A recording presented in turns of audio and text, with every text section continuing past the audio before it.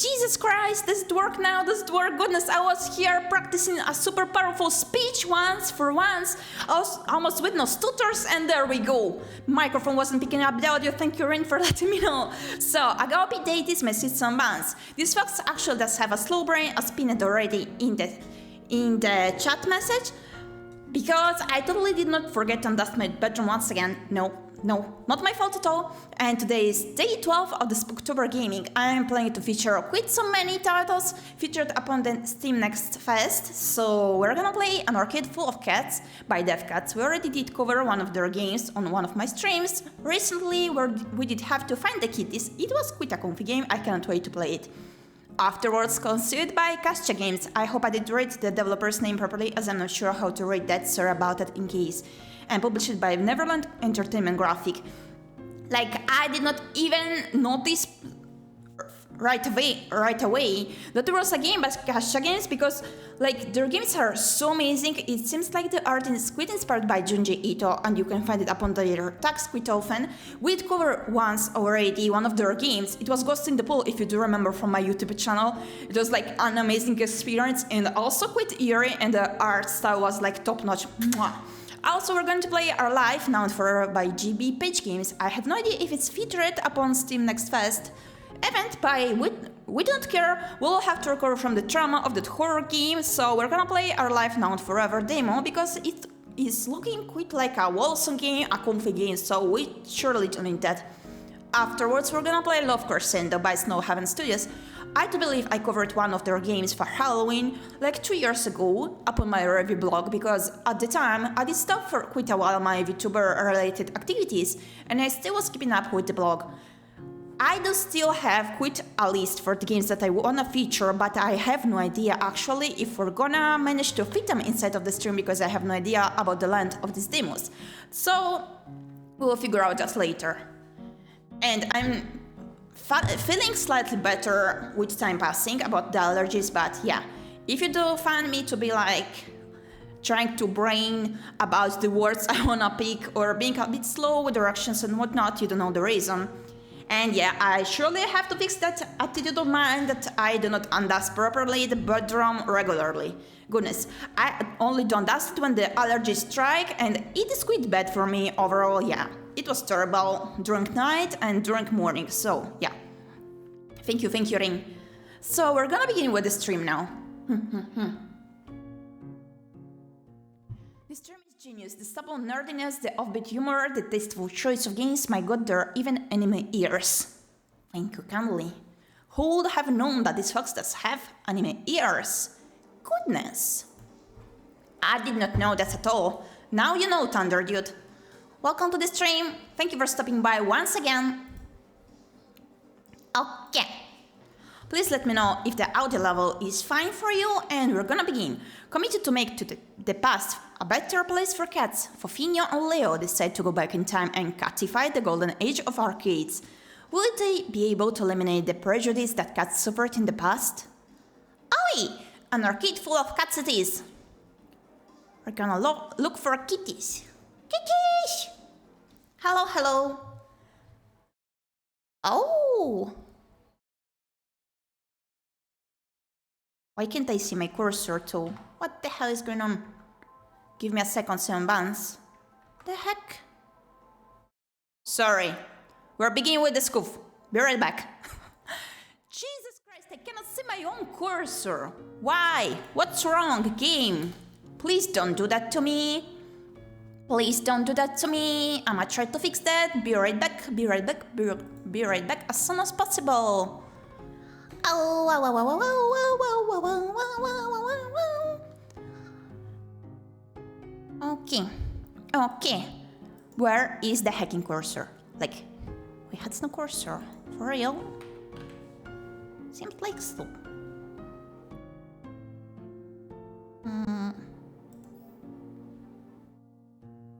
But like, that did not happen before. The hell? How am I supposed to play if I don't see my cursor? For real?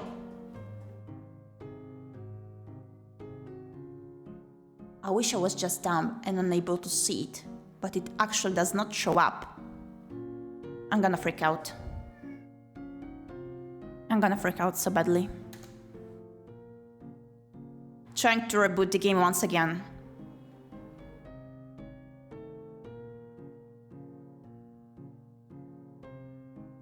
Like, at times it does show up, other times it doesn't. Like, why?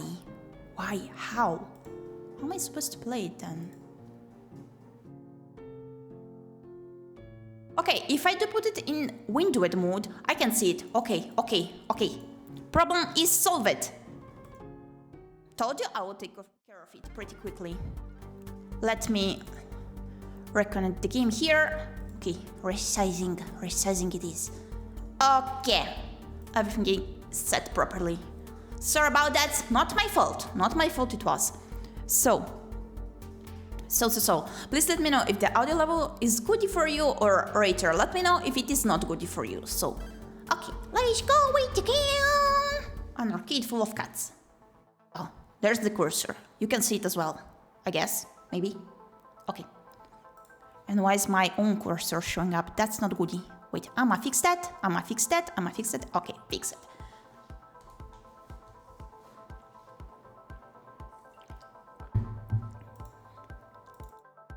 Sorry about that. I'm a bit dumb today once again. So, arcade it is. Meow! Hi there, human. I'm not human, I'm a fox goddess. We managed to captivate this arcade, but we have more work to do, and we're out of energy for our journey. Can you help us get a new battery? Mayhaps. Fofinho, it was.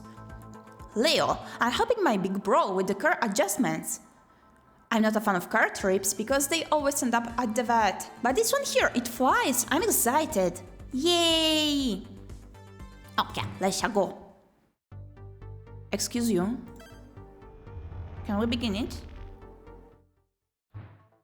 Oh, okay, just like this. Okay, now we are supposed to find the kitties. Does it count as one cat?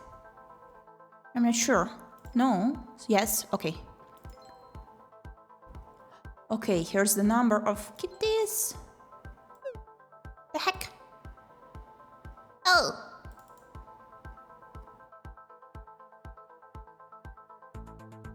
Oh, yeah, there's a pizza. These are not kitties. There are some bears, bear plushies.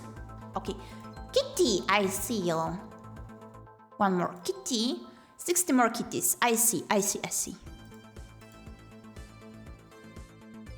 Pretty sure this is the Mary mushroom, is it not? Oh, oui. Zelda cat? Is it? This art is so pretty. Different from the other games with hidden cats because they're usually hidden around the cities, if I recall properly. I really like the setting of this one. A tad different overall. So, 48 more cats. Will I be able to spot them or not? We're gonna see.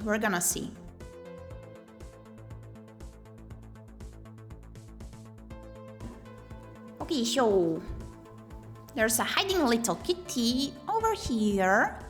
Another kitty. One more kitty. Ooh, that's a kitty too.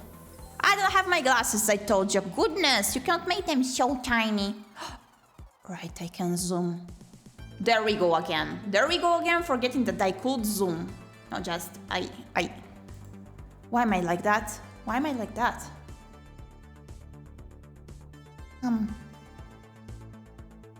Okay, I can zoom in, and I forgot, as always. Oh, kitty, there's a kitty cat.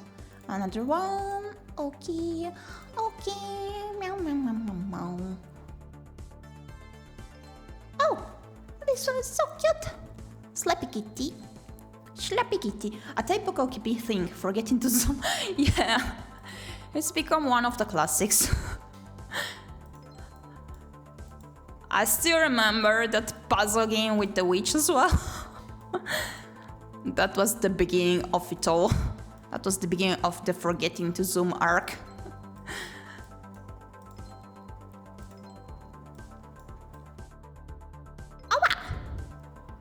traveler. Perfector. Oh, that's a cat as well. So cute. Cat on the arm of the t-shirt. T-shirt? T-shirt? What? Where's the t-shirt? I swear I did not see. Oh, oh. Ah, okay, thank you.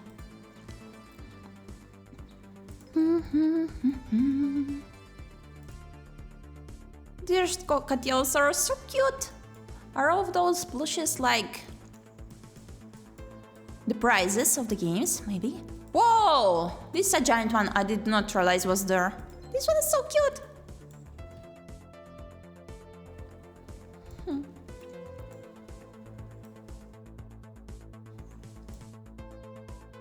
Kitty! The kitty's playing video games. One more. Okay.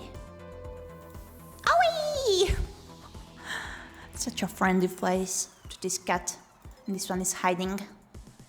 Cat in a box near the arcade machine. I think this one, right? Oh! There are so many. No? No. Oh, the box. The box. What? What the hell? That was so cute. Oh, okay. Thank you. Oh, Slappy Kitty. Slappy Kitty. Under one. Game cat color it is.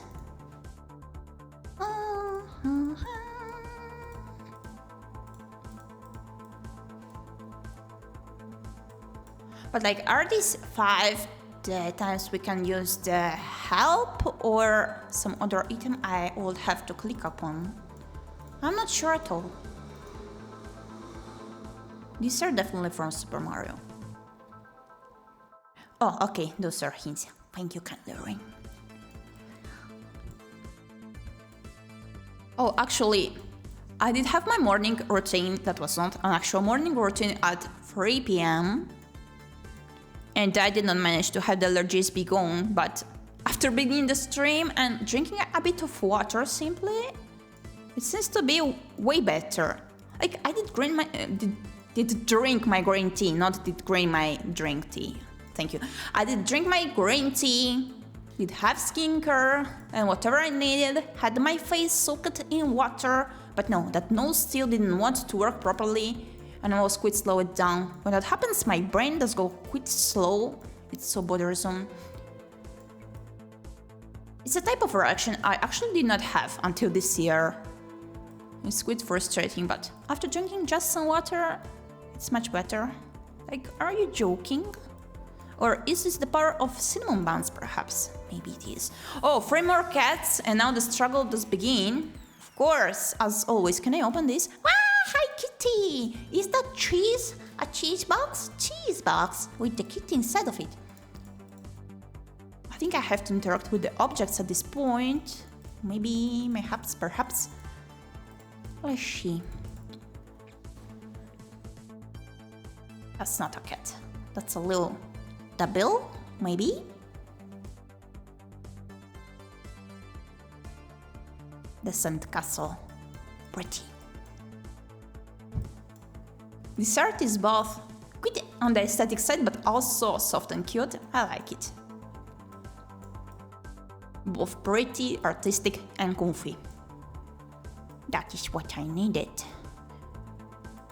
If that's the cat, okay, that's not the cat. Oh, the cat is playing actually. Looks like Baba totally. I will eventually put a frequently asked questions section under my stream so that the newcomers won't be wondering who is Baba I keep mentioning, because so far I keep mentioning him, the fat cattle, friend VTuber, on all of my streams.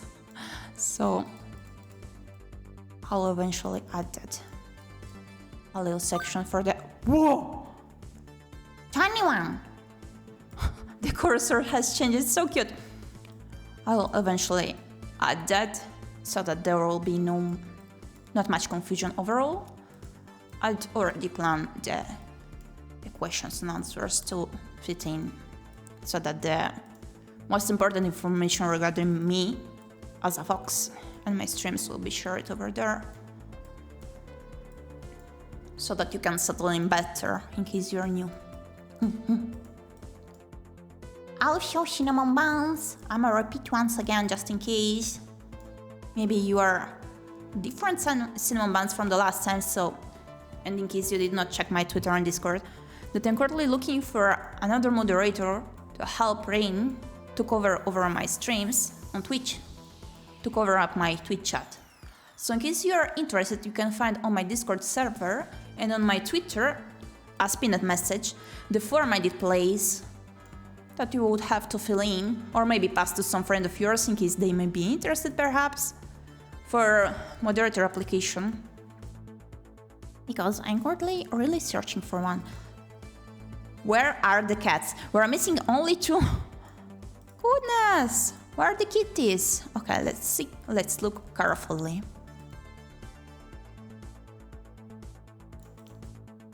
Goodness. Goodness. I don't know what buttons to press from the items in case I have to do that. Pizza! I'm craving for pizza. Goodness. Didn't have one. A good pizza from a pizzeria for quite a while.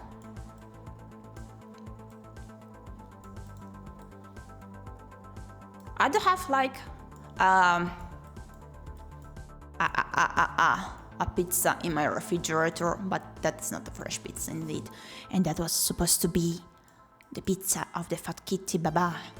Like, I already ate all of his potato chips last time, and also his chocolate with coconut. Yeah, I'm eating up all of the stuff he's buying for himself, poor kitty. But he also told me that he is totally fine with it, if that's me. That was so sweet. But, the more you know. I'm planning to get quite some snacks for him, because he's the snack cat here, for Halloween as a surprise for him. So, poor Baba, yeah. Comes back home exhausted from work and his snacks are eaten. Baby! But yeah, I'm gonna fill a whole bag of snacks for him for Halloween, because I'm trying to be careful for my diet and of himself, and then kind of monitoring what we both are eating. I'm allowing him to get more snacks than myself, because I'm not that much of a sweet tooth fox. Just at times, you know, when it comes to Baba's snacks. Yeah. It's just an exceptional case, I guess. But yeah, I wanna make him that gift. He'll be the happiest kitty. He already did tell me which giant chocolate at Lidl he wanted. One time I told him, please write it down, for just secret purposes, you know. And I did not tell him that he'll actually get it. Whoop, whoop, whoop. I do not see any cats. But what is this Baba? Baba the cat? Is this his room or something? How am I supposed to deal with this? I see nothing. I see nothing else. If you do see any of these 2 cats cinnamon buns, feel free to let me know. Because I'm struggling. Oh, one of them! Yay! The power of cinnamon buns braining. Thank you kindly. Thank you kindly. Oh! Thank you! Oh, are we sure those are the hints too? This. Excuse you, what? What? What the hell? What are the 4 of those? I don't get it. So I did not finish it. Ooh. What the hell does that mean?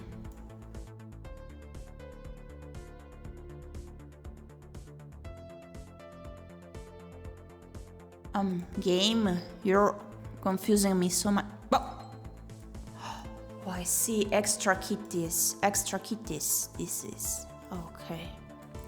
Like, how? Ooh. We need 3 more.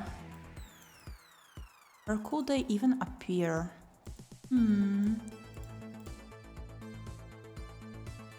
I might try clicking here and there and see if they do appear. I guess.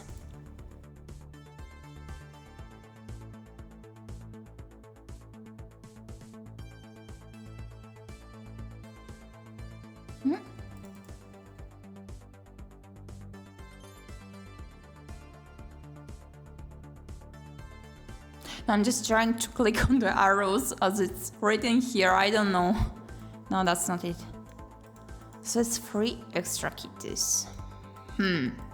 Difficult. Difficult.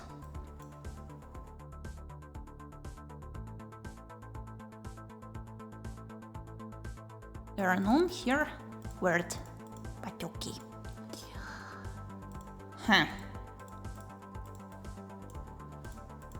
How am I supposed to find them? And I'm craving pizza so much.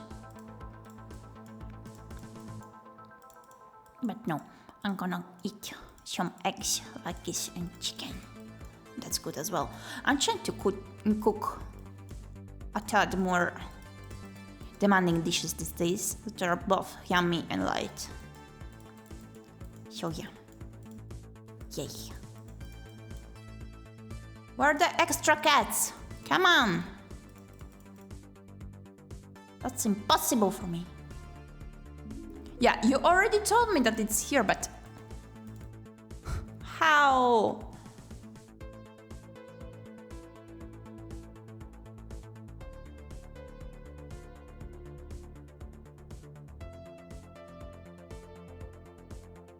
What's supposed to be here? Like, how do I make it appear?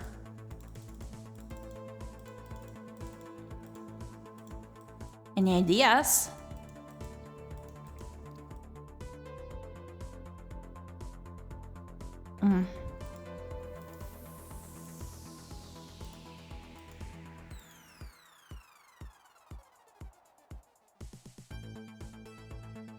Goodness.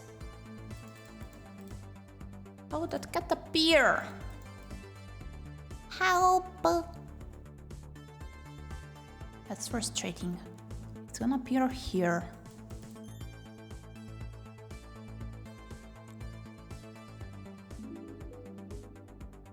Yay, game, you already told me it's supposed to be here, but you're not helping. Maybe actually these arrows are for something. Like...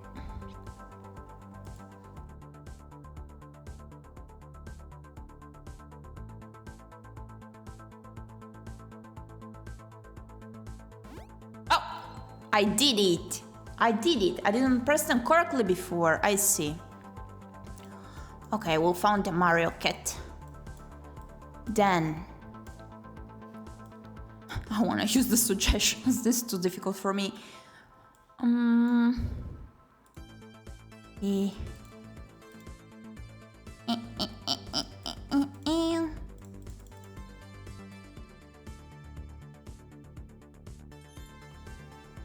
Please, game, help me! Excuse you? Where? I did not see a thing! I used up my suggestion, but I did not see a thing.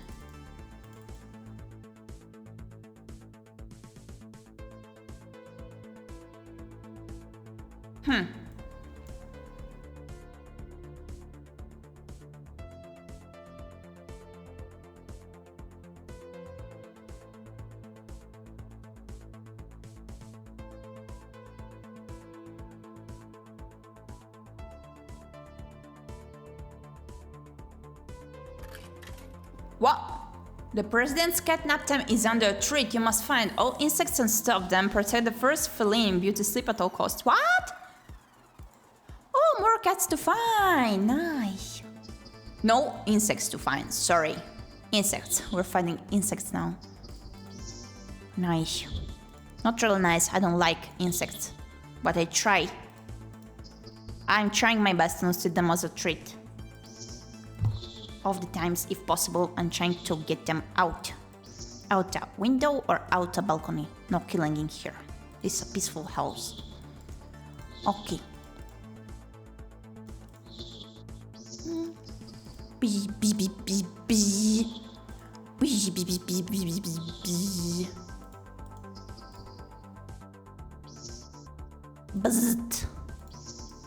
Bzzzt. So many. Some big boys there. Wow.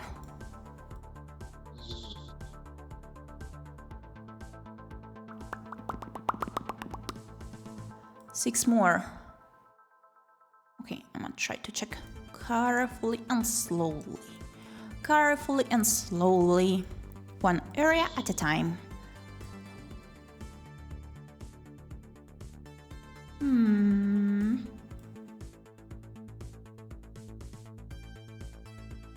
Kitty.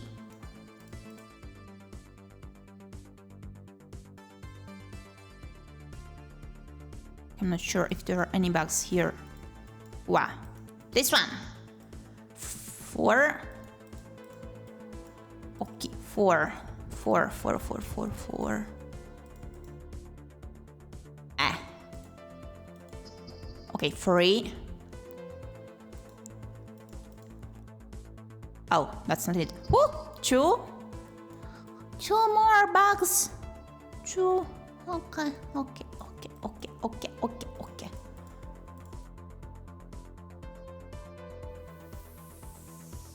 Difficult.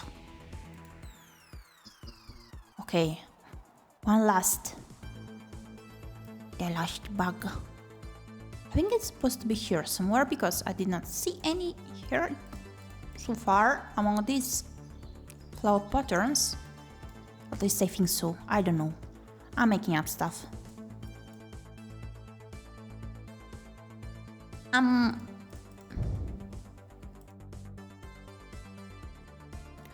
One last bug.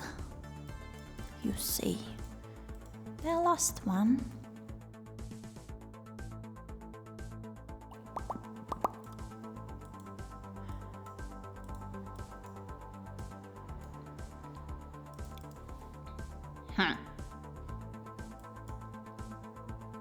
This one? No, okay. Excuse you. I do not see a thing. I do not see any bug. This one? No, it's not a bug. How annoying. I thought that will be the last one. Suffering. Let's see. Let's see.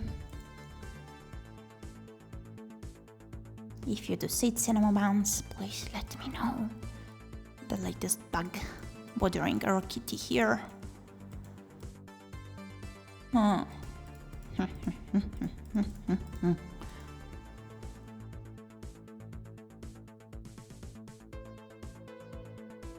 do wonder how come I do not see it.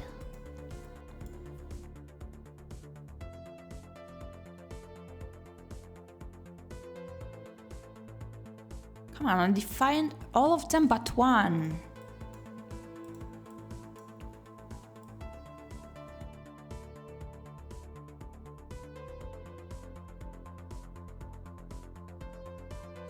I don't really want to check the solutions. That will be a bit dissatisfying. But if we're not gonna make any progress, that's gonna be it.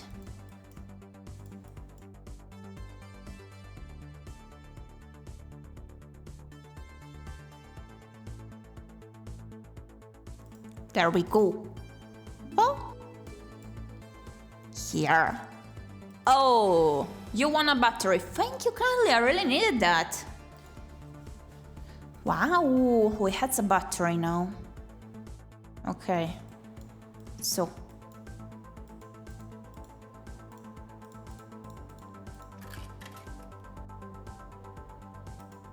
Okay, this is the insect section.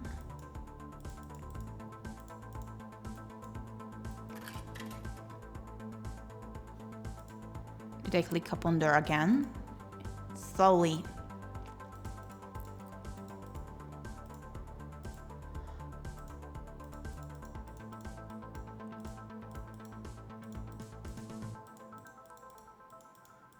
No more in-game games? I see. Excuse you, where? Hello! I did not understand. I did not understand at all. The cat sounds, I didn't notice that. Okay.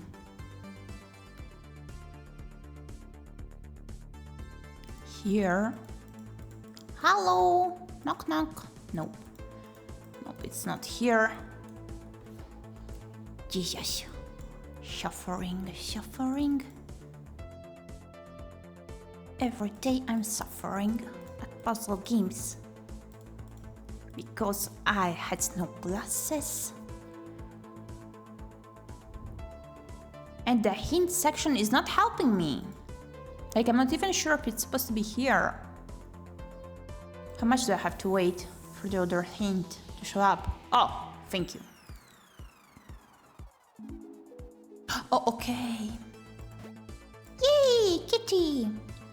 One last to say.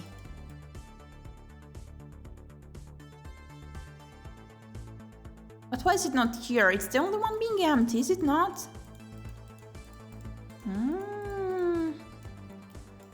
Oh my.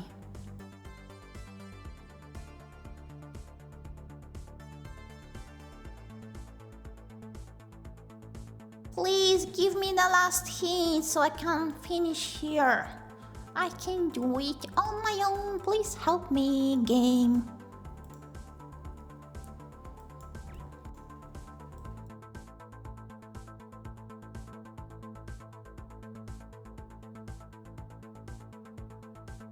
By the way, I'm gonna try to keep this stream on longish side, I think. Oh. Huh?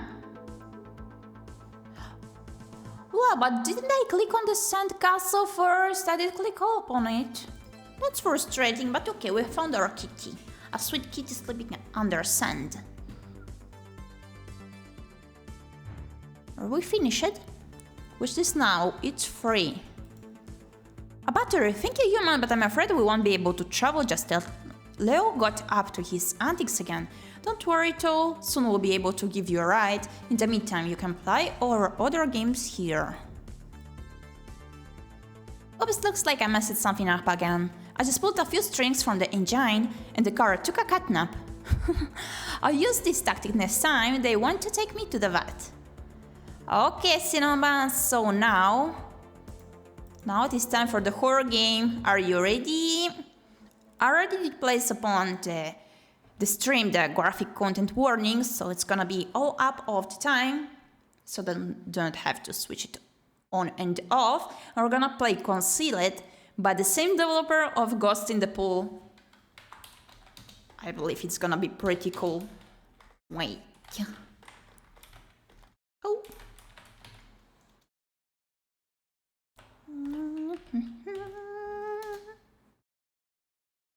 Okay. Oh. Okay, let me just link it to the stream. Please. Please. Hello. Okay. Okay. There we go. Once again. I have to adjust the window size.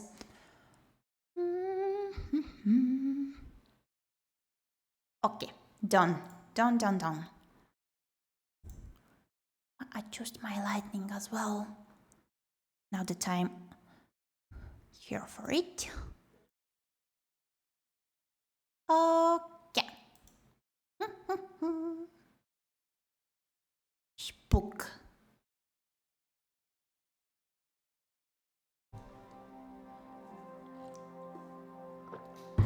Wait to be ready for some spook indeed. I forgot to enable the audio. Did I actually disable it for the cat game or we all experience lives. Most days are plain, while some days are more memorable than the others. We've been there, we saw figures with our eyes, heard voices with our ears, experienced things by ourselves, but no one sees through life's disguise. Please let me know if the game's audio is okay or too high. Time flies and life goes on. Our paths, whether glorious or dark, will eventually all be washed away into the water of time. The only truth is, it once was true. Were there many typos, or is that me? At that very moment, on that very day, in that very year of the very timeline, it's still manifesting.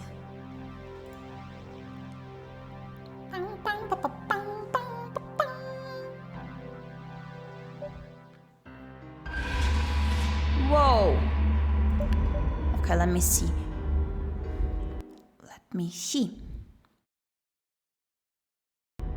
I don't want the game to proceed by itself. Okay, manual. Wow. Demon speaking characters. Okay, all is goodie. Please let me know if in case I have to fix the audio, right? The art is so cool already. Let's begin.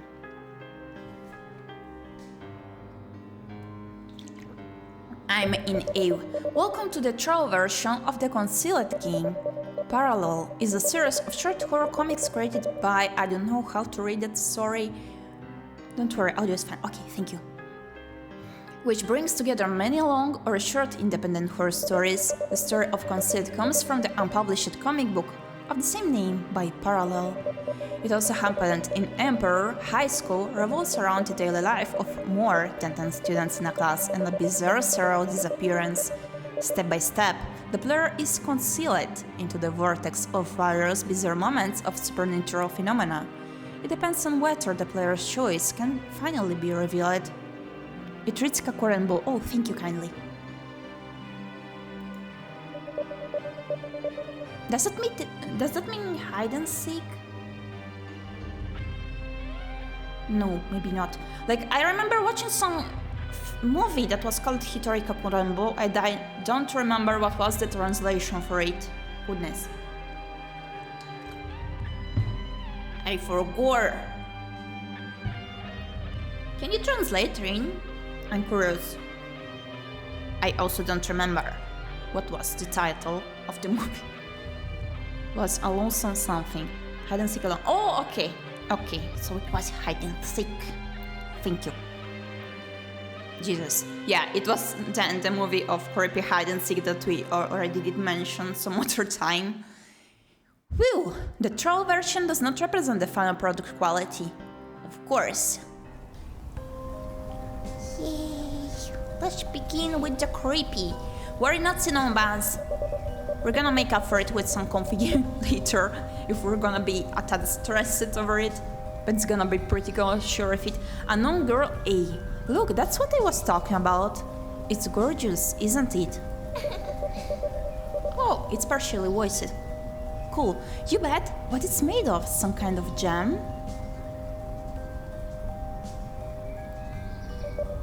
It's hibiscus stone, carved in the shape of a rose. It's really beautiful, isn't it? Well, the face of this girl over here reminds me of Nakamura from Aku no Hana, actually. From the anime, not from the manga too. So many memories. Even the hair, I would say. I wouldn't even dare wearing it. I can bear the possibility of losing it. Oh, OMG! Whoa! We stepped into something. Who the heck removed the manhole cover? Quickly pull your feet out of the mud. Oh, what's that sticky black thing? I'm on it. Oh, disgusting. And your shoe. Leave it to me.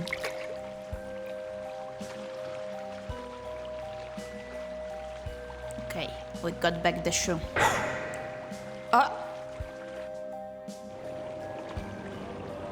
Is that... Whoa! Whoa, whoa, whoa, whoa, whoa, whoa, whoa. Whoa-y. There we go. I really love the art style of this game. Wee-woo. Huh? That uniform, it belongs to the same high school that reported the missing kids, right? Yes, cases. Plural. Oh. Oh my goodness. Are these the true girls? Will this be the one who disappeared before? Maybe the rest of them were killed as well, just like this one. Like, I don't get if these are the true girls or the thing that did get her shoe. Maybe, you never know. Remember the kids we cracked last year? The female postgraduate student was abducted and trafficked for more than a decade. Few people had any left hope for her.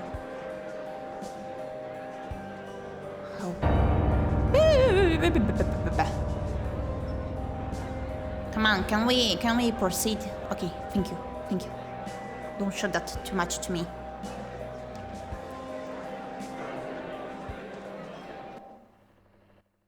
So.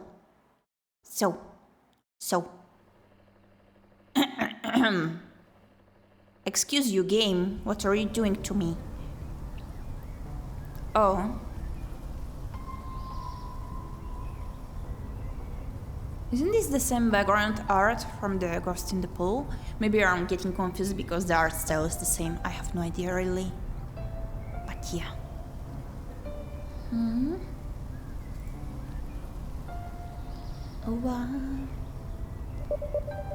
A corner where the sunshine can never get to.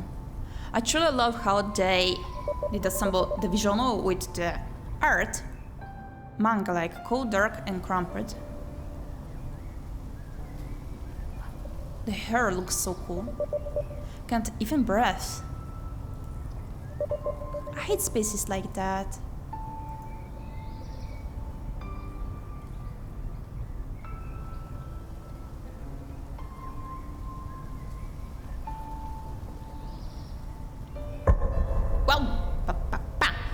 May 11th. Beginning. Yikes, just the title has managed to scare me. And don't you dare using the metal pipe to redeem cinnamon buns. School classroom. ᴄᴏᴍᴍᴜ. I hope I read that more or less properly. Sorry, I'm thrown out by today's schedule. Finally some break time in the afternoon. She's so pretty in here.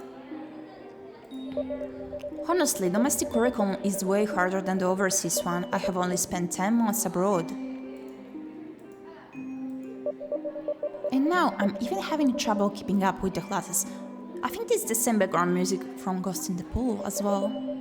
Oh, and the night self-study session, which is probably unique here. I'm grade 11 now, so it's still free of choice, but I was told it's mandatory for every grade 12 students, which is horrifying.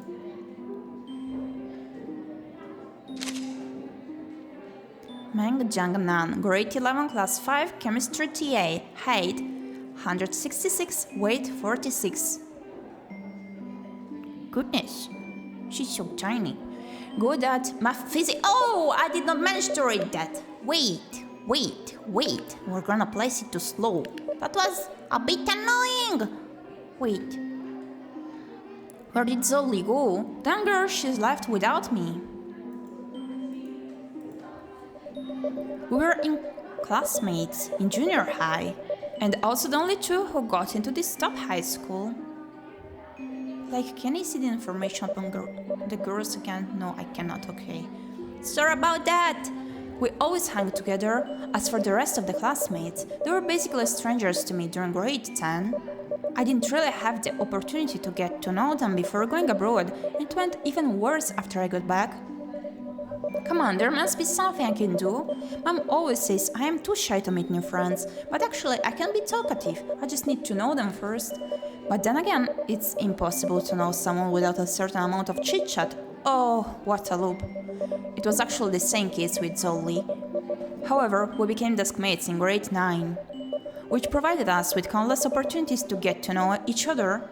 In fact, she was even more introverted than I am. Well, after all, Mom was right, I need to fight with my shy nature. Just try to make some small talks. Maybe I'll end up with having a few more friends, who knows? Okay. Is this the point and click part? Oh. Huh? Move the cursor to click on the interactable object. Hanky? I have no idea how to read Asian names, Cinnamons. Please don't judge me. In case you are wishing to correct me, feel free to do so.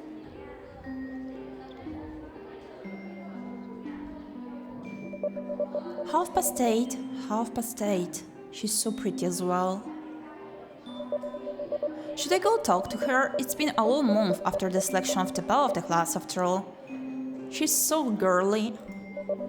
No way she's still mad at me. Besides, there's no point to be mad at me. I'm not the judge anyway. In fact, it would be better if she won the title from me, like I would give a damn. I would rather let her win.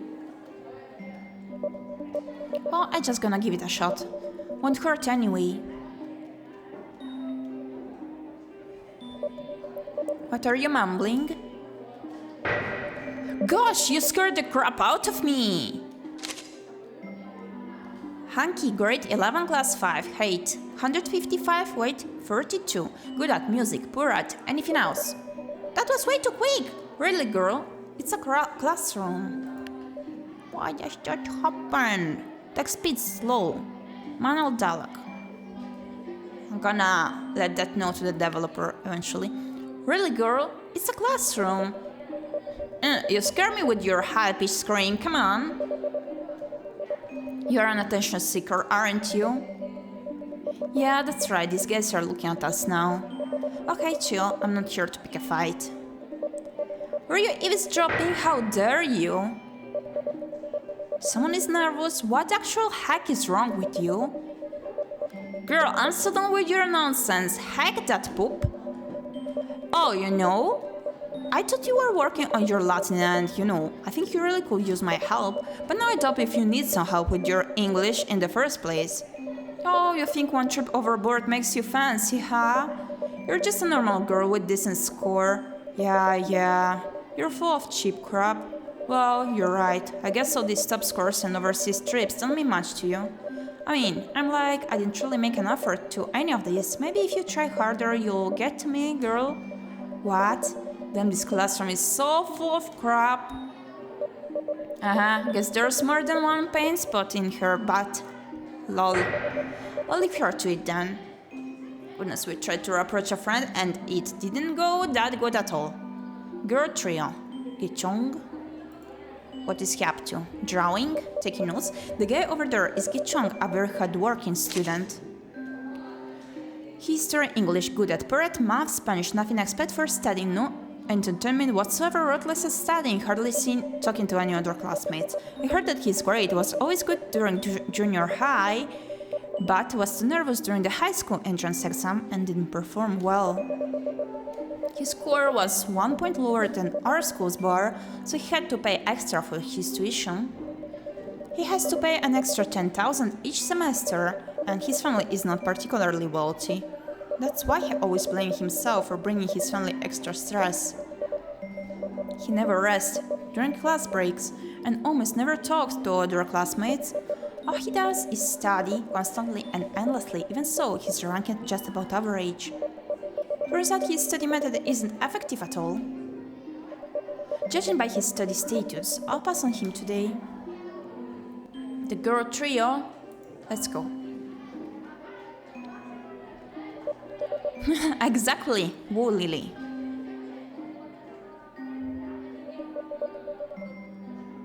Oh, this one, the one on the right, looks so cool. But it seems to be like the unpopular girl trio, isn't it? Hi, isn't that Changnan?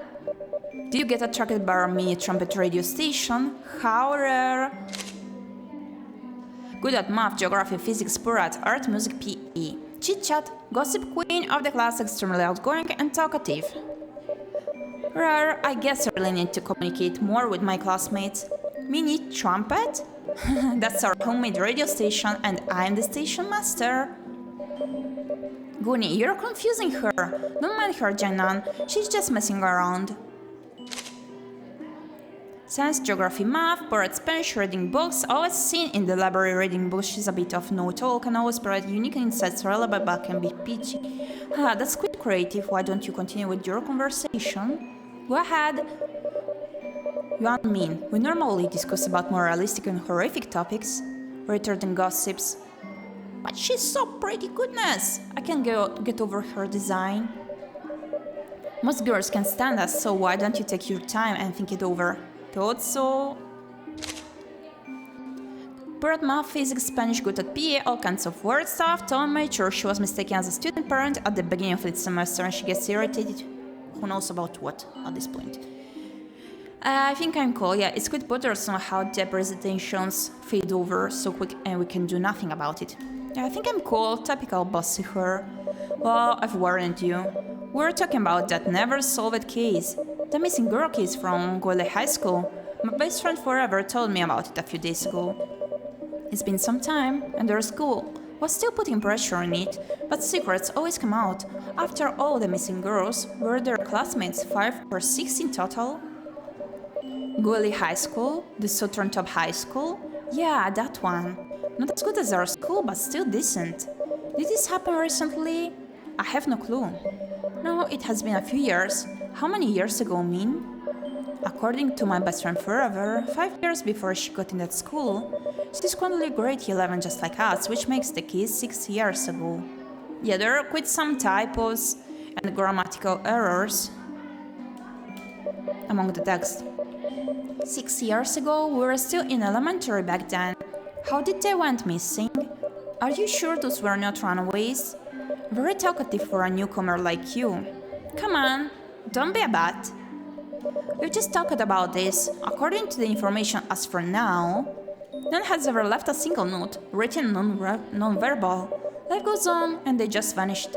They were not from the same class, nor were they at the same age. In short, they don't share anything in common. Not bad. Well, when the same case happened to a same school repetitively, that was abnormal. Did they went missing at the same time? No, like Min said. The whole thing went on and off for a little more than half a year, I'm guessing 7 or 8 months maybe. Some of the isolated cases were not reported immediately. And considering the whole case was just words of mouth, we need to put a question mark on the authenticity. However, there are parents who choose to transfer their kids without having a word with a school authority.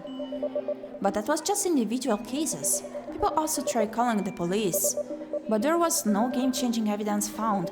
In short, even if the police station has someone in hand, we would have no idea about it, since the case is still unsolved. There's no clue, at least nothing we know of, and the case is still far from being cracked. Young girls, would they be kidnapped? Captured and sold into the mountains as wives? More like sex slave and reproduction machine. That's quite unvarnished of her. That it raised people's awareness, the police force did crush the decent amount of criminal gangs related to women and children abduction. Ew. That's crazy. However, they found no trace of the missing girls, so this might actually lead to something valid if they kept digging. Are you sure the victims had no connection at all? Yeah. Except they were all female? Not really, you see. They were from grade 10 to 12. Police to top students, and their hobbies don't overlap whatsoever. I don't expect these kind of things to happen in these days. I mean, after all, with the advanced modern investigation tests, it should be rather hard to commit a perfect crime. Aren't there surveillance cameras everywhere? Cameras have blind spots, and many smaller roads don't have them. Plus, the incident was 6 years ago, even main streets rarely have surveillance back then. Yes and no, there are still piles of unsolved cases. The news just doesn't talk about them. I agree, news is always reported in a selective manner. It must have been hard for the parents. You bet. Imagine your kid dead without a body. Wow, mean words! That face expression too. Stop saying body. You just gave me a nightmare with that word yesterday. You guys talk about this every day? Nah, it's just her deep, dark fantasy. She likes to talk about bodies, you know, the process of the king. Yikes. She'd go very detailed on the change of stages on a daily basis, with very scientifically precise words. That just grosses me out. Makes me wanna puke every time I think of it. Those are actual science, you gotta be rational. You be you mean, I can't believe you're actually into these things. I mean, you're a girl after all. Well, you know me. Okay, corpses. I'm not particularly afraid of this, to be honest. But I'm afraid of someone's gonna throw up if we don't change the topic. Let me put an end to this. Okay. Let's see whom we can interact with. Or is this the exit? We're gonna see. Okay, we can move the camera. Okay. Chatting male students. Fangirl duo. Yang. Let's see. Hello. What's your business? Poor at math, PhD, Mr. Spanish, good at biology, English, food, cute stuff, collecting shiny accessories, lives in a very wealthy family that's a famous... Okay. Hi, do you wanna hang out? No, thanks. What are you reading? A book. Wow, looks like she wants no business with me whatsoever. Better not waste my time on her. Okie dokie.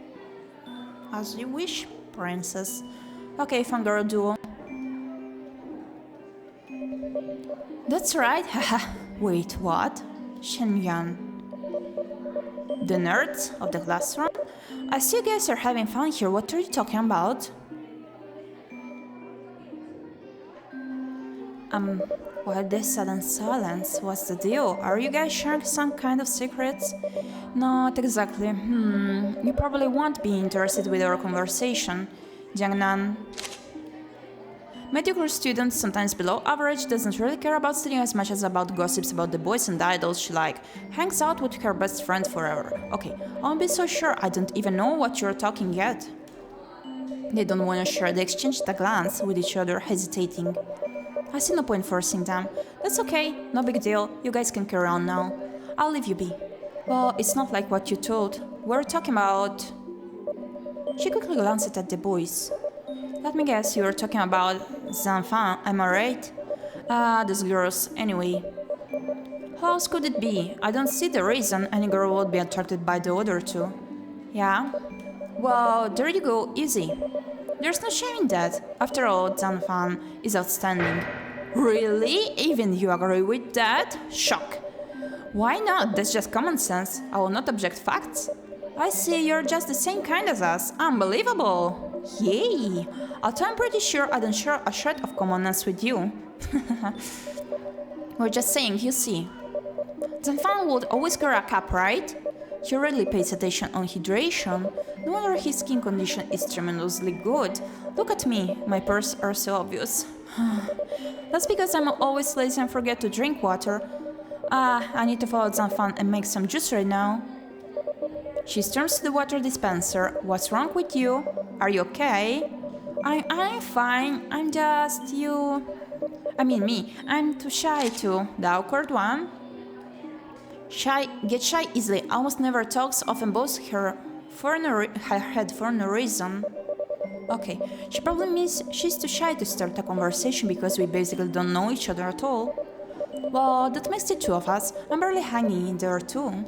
Well, if we keep doing this, we'll get familiar with each other quite soon. Oh, don't forget to smile. That's space for the tea. Oh no. Mom says I have a serious resting face.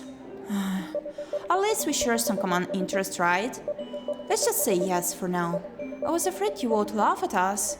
After all these things are just boring hallucination. What hallucination? You'll find out later. Let's put it this way. We like to daydream. Well, I daydream a lot too, especially during physics classes. Mr. Lang is basically a hypnotizing machine. But wait, how can you sleep in class and get top scores at the same time? Because I studied and I practiced it at home. That's awesome, I'm just incapable of this. Same case with Zanfan. All I did was fangirling in private, but I have zero courage to even greet him. I'm truly useless in all aspects. Why would you want to greet him? Why would you want to interact with him in the real world? Oh my goodness, we could do fine just gazing him from afar. Actually, I think Zanfan is a nice person, and he was just sitting right there. You can really just walk over and join the conversation. No way! There's nothing for us to say among so many boys. In that case, I would be too shy to even raise my head. And you are now eater. It's just a simple conversation, come on, no big deal. We're classmates. It's just that we're too mediocre. This sounds pretty awkward, but also quite creepy, I would say. To me personally. We're not like you, you're excellent. Why would a small talk have anything to do with that? Nonsense, you guys are being too modest. You're both cute. Am I being too hypocritical? How about I ask him to join us? No way! Please don't, Jangnan! Okay, fine, I was joking. Okay now, come out, I won't call for him. Did I just mess everything up again? I was just trying to help too. OMG, they were about to cry him out.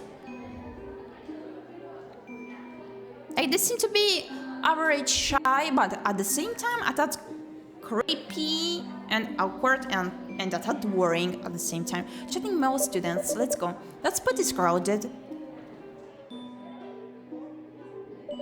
He was transferred to this class about the same time as me. Ah, it is the one. Transferred from other city to class 5. Very cute, low-key, and easygoing. Seems to have some health condition and takes leaves a lot. Girls went all nuts when they first saw him. There's even more heat on him now, but he is one of the cool kids, I'll give him that. He got full marks on many subjects, and he was also first place in last month's exam. I'm only ranked the third place. Seems I need to invest more time on the subjects I'm not good at. It seems they're talking about some sort of card game. Magic? The gathering? Definitely not my field of interest, and it only makes me more nervous talking with boys. Girls then. Are we done too? Aren't we? Okay, we're done with the point and click section. Okay. The classroom's air is really making me sick. I'd better go for a walk with Zolli. Wait, where is her?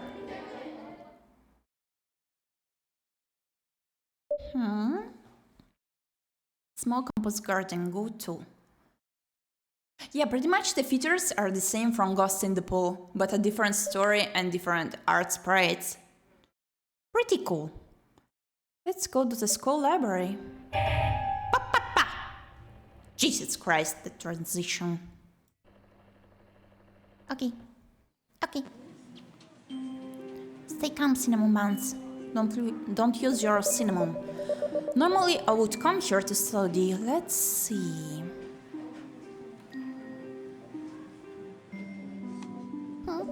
Okay, Zolli is not here today. She studies harder than I do. I'll give her that, but her score is still struggling. Whoa! Yo, Jangnan, are you here for studying? Yeah, why? I just saw you chatting with the rest of the class. Why leave so soon? It's too hot in the classroom, and the library is much cooler. Yes, the library is air-conditioned. I told you you're too fit to be afraid of the hat. Well, guys all do. Wait, why am I flushed? Probably because I've never talked to him. This is so awkward. I need to say something. Or maybe he's not human. He's Coop. Is that a moth? They've mentioned it before. It's pretty. What is the pattern on it? Butterfly moth bee. It's a moth. What a big moth! Nice! Most people will think it's a butterfly. The difference is quite big. Yes, so I can see that. You like that design too? Quite unique. Is there really a moth that looks like this, or is it just artistic expression? There is one really similar. It is based on the Spanish moon moth. The wings are born like Tiffany's colorful lampshades. Incredible, isn't it? What is Tiffany, a brand? The circle on the back represents the moon, right? It would be. After all, moths are nocturnal creatures. It can also be expressed as light, starlight, or the little spark of the night. Some people derive it from the saying, a single spark can start a huge blaze, but the light actually symbolizes the blaze. But the designer himself didn't say anything, so there's no official explanation. Blaze, it also makes sense, like a moth to a flame. Round-shaped fire seems to be uncommon too. The concepts are all abstract. It would be vulgar to just put a flame pattern. True, that wouldn't look good. Everyone has their own opinion, it doesn't matter what other people are saying. I see what you mean. I'll buy you one if you like it. Huh? What is this? Gentle manliness. Thanks, but it's too... OMG, my cheeks are blushing, he's looking right at me. I mean, I don't drink a lot of water. You can't be serious, he must be just genuinely playing nice. Don't take it personal, he's just a nice guy. Oh, and generous, of course. By the way, you know, I'm looking for Zully. Have you seen her? I just came from the classroom, didn't see her. I see, I'll look around then, bye. I bet it's got something to do with you, my guy. You're quite sussy. Gee, he's finally gone. Why would I be that nervous though? Probably because I've never talked to him, and also the fact that he is a guy. No. There's something else behind it. I trust nothing. Oh. Such a pretty scenery. What's going on? Nameless guy. Did I just mispronounce it again as gay? Help! Send help! Let's blame the allergy, okay? Nameless guy A. No, it was because guy A, I was keeping it in mind and I merged them and they became gay. Sorry, my tongue slipped. Nameless guy A. What are you waiting? Give it to me. Huh? Threatening? Nameless guy B. Here, then you promised me. I can let him know about that thing. Why is it less? I really don't have any more. That's all I've got. Money? That person of yours looks pretty good. Isn't it a nice brand? That pen, not person. Give it to me. No, this is from my dad for my English. Fine. You must not tell. Shush. Huh? I can hear the rest. His voice is too low. Is he being threatened? So humble. I can see the boy behind the tree, but the voice sounds familiar. Who is it? Those things can happen in elite schools too. Guess it takes all sorts to make the world.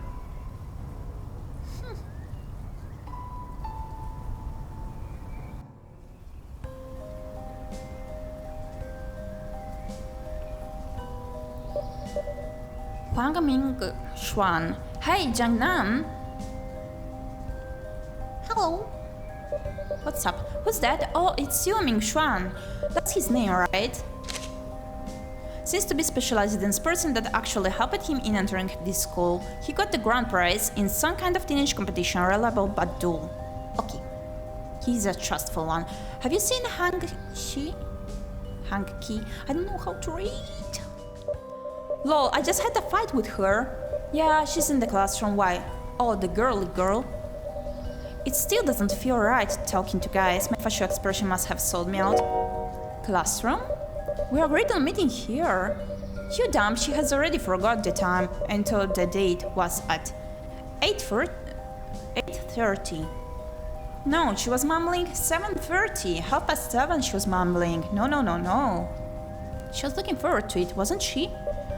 That sheep must have dated someone else at night. You boys are just so hacking blind to see through her. Maybe she forgot about our deal. Well, not my case to judge. Hey, what's that pretty box in your hand? It's shiny. Don't forget to smile. Oh, that, no big deal. What brand does she want? Oh, it's Pearly. Nice brand. You know it? Great. I don't know many girly things. Help me out. Sure. I know Hanky, anything pricey will do. But of course Ming-Xuan's is too careless to check the size. Exotic jewelries are often bigger in size. And with the bold design, there's no way her slim waist can hold it on. It fits me better. Is that a Sri Lanka moonstone? My favorite kind. The appearance of the original gemstone is wild. Wow, it looks better with the sunlight hitting through. Lavish purple appears in the opalescent aqua, and there is some gold mixed in the purple. There is a logo and a serial number on the inside of the bracelet, so luxurious. But it seems like we are not taking the innocent or neutral part here. We're a bit mischievous as well. Oh my. But yeah, pretty much like the ghost in the pool visual after all.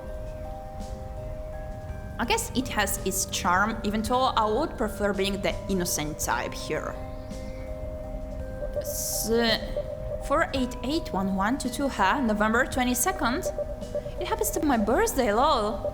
Looks good, you have a keen eye. Those kinds of colored gems are very popular recently. The meaning behind it is also good, she'll definitely like it. Really? Nice, I'm not really the one who pick it. I just saw her studying Spanish. Maybe that's why she forgot about your date. Now go find her. Alright, the teacher called her out yesterday. She might just got to be busy studying. Thanks, Mang. Yeah, the English is not the best here so far. He left in a hurry with red roses in hand.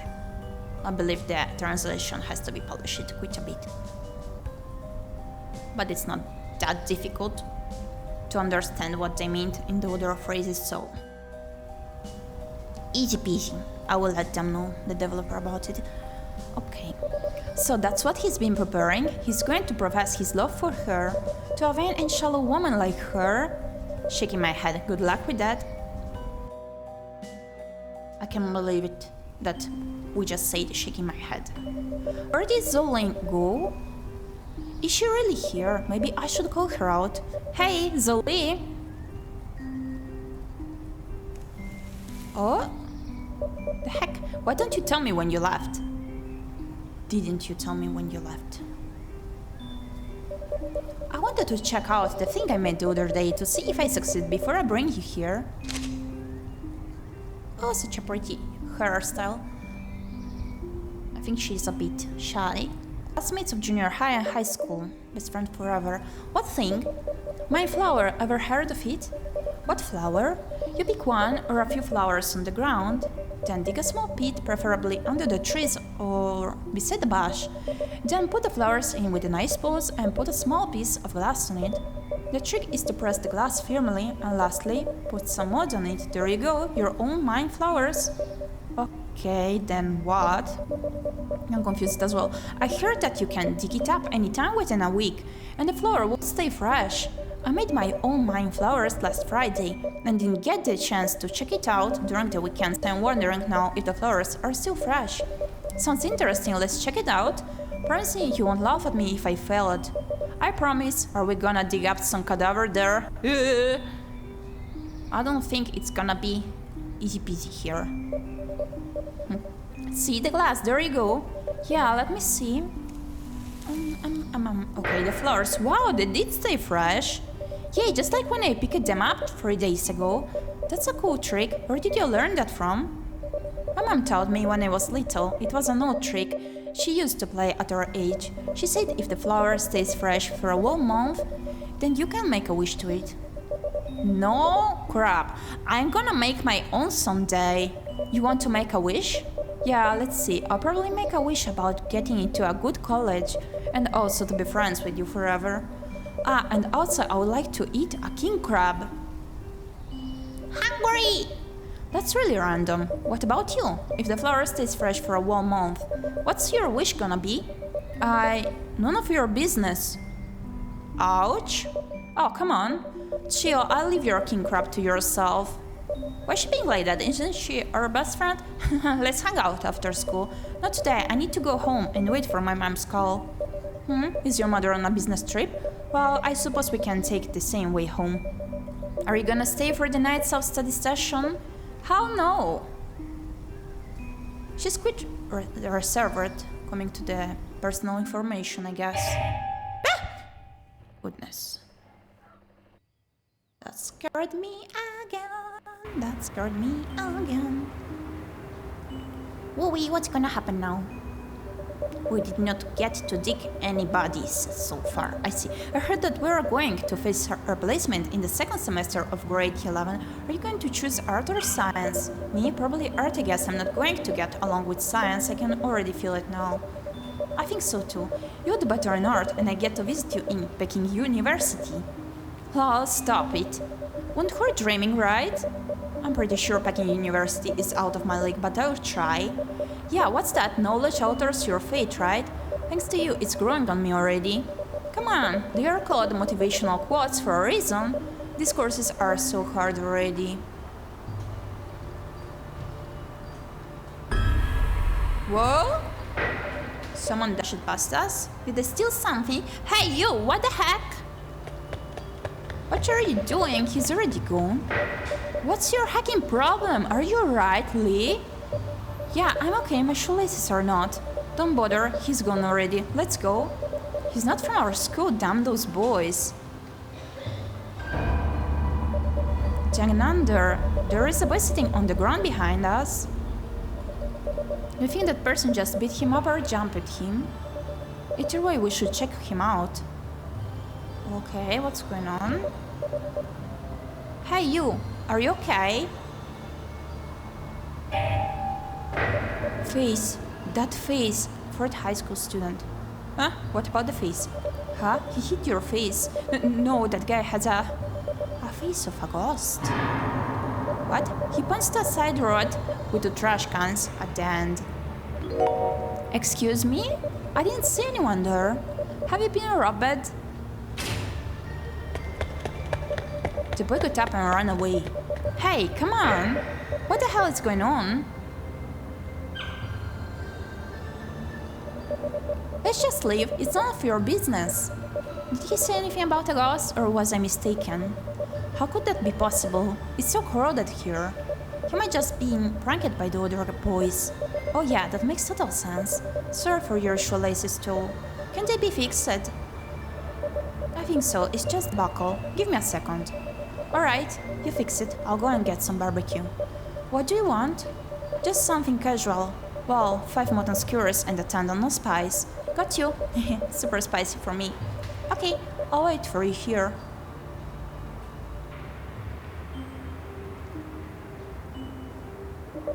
A few minutes later.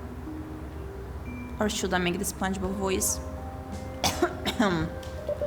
Here you go. What's taking you so long? Well, you know, it's so fresh you grill it, and there are still people in line. You know, they're very popular. I feel like it's been almost an hour. Come on, you are not even keeping track of the time? You're just bored of being alone, that's all. Sounds about right. Wow, look at that. We've got some tendon today. What about my favorite kidney? What's up with the fuzz? The skewer guy didn't give you any discount? What? No. Of course he did. We're his regulars after all. Just eat it. And what about your shoes? Oh good, let's go.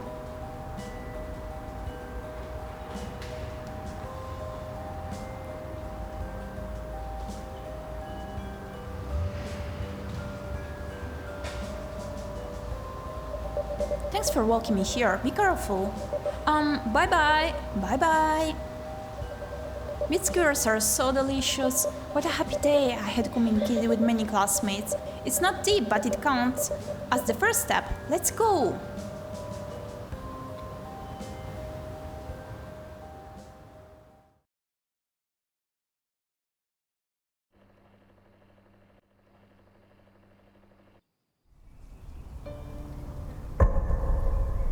May 17th, lost.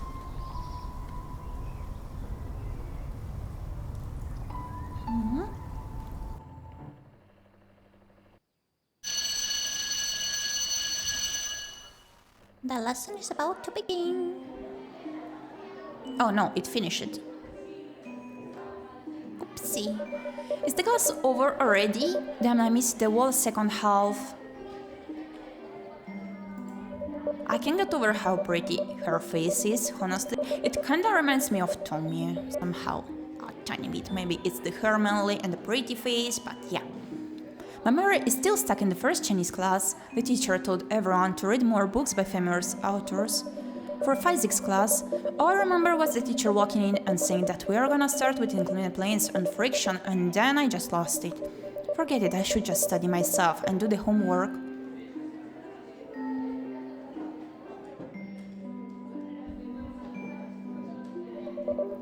Jiannan, just in time, can you help me with a problem? Just call me Jiannan. Which problem is it? Phew, finally I'm less nervous when talking to him. This one, how to calculate the volume of the solid geometry. Let me see. Okay, first you do this. And that. Is he looking at the girl? Understood. He looks to the front of the classroom, thoughtfully. Hey, Huang Mingshuan. Sorry about that, Did your physics teacher make you sleepy? Me too, doesn't matter how energetic I was. As soon as he starts his lecture, I fall asleep in less than 10 minutes. I've given up on him already. Now I just teach myself. Indeed, his class is quite hypnotic. But, did you notice that he hasn't been to class for quite a few days? Oh? What? Oh, yeah, I suppose so. I didn't really pay attention. What's the matter? Didn't she always take leaves during the days? Yes, but it's a bit weird this time. A bit what? He doesn't seem to be willing to talk. Never mind, they were obviously more than classmates, I understand. Thank you for helping me out today. I'll take another look later. Sure thing, ask me anytime. I'm pretty good at general science subjects. Just don't ask me about liberal arts.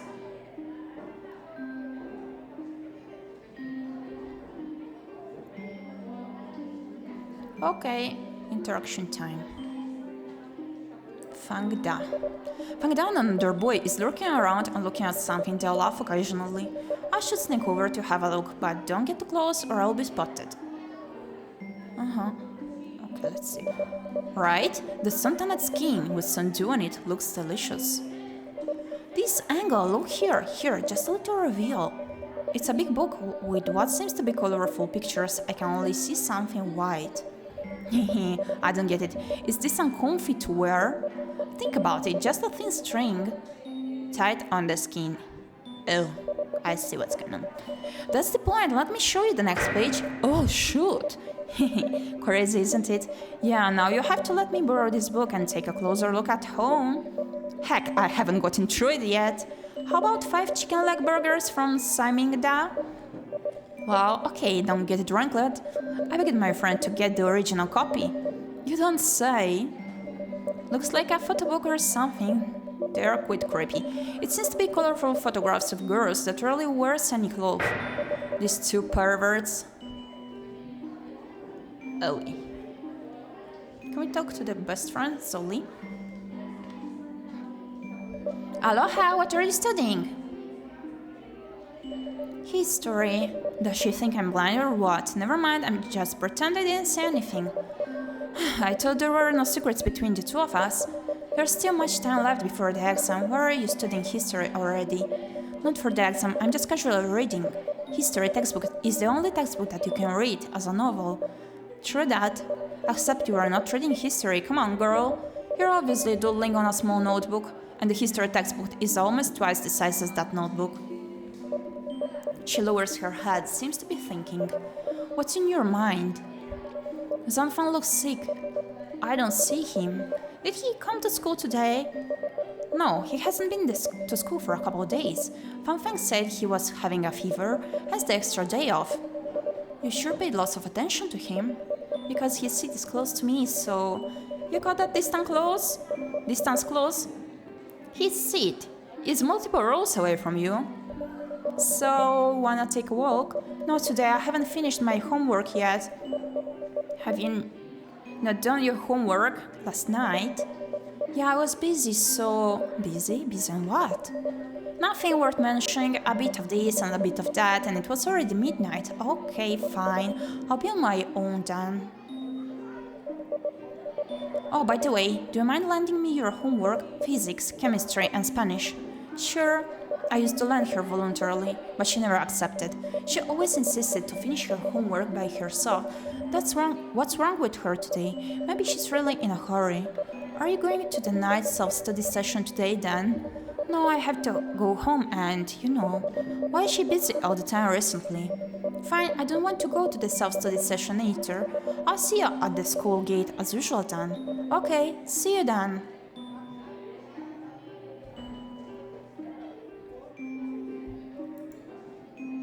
Let's see...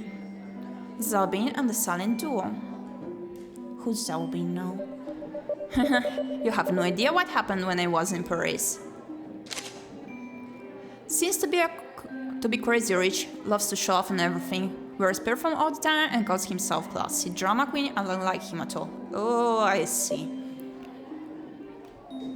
Zhang Chunyan.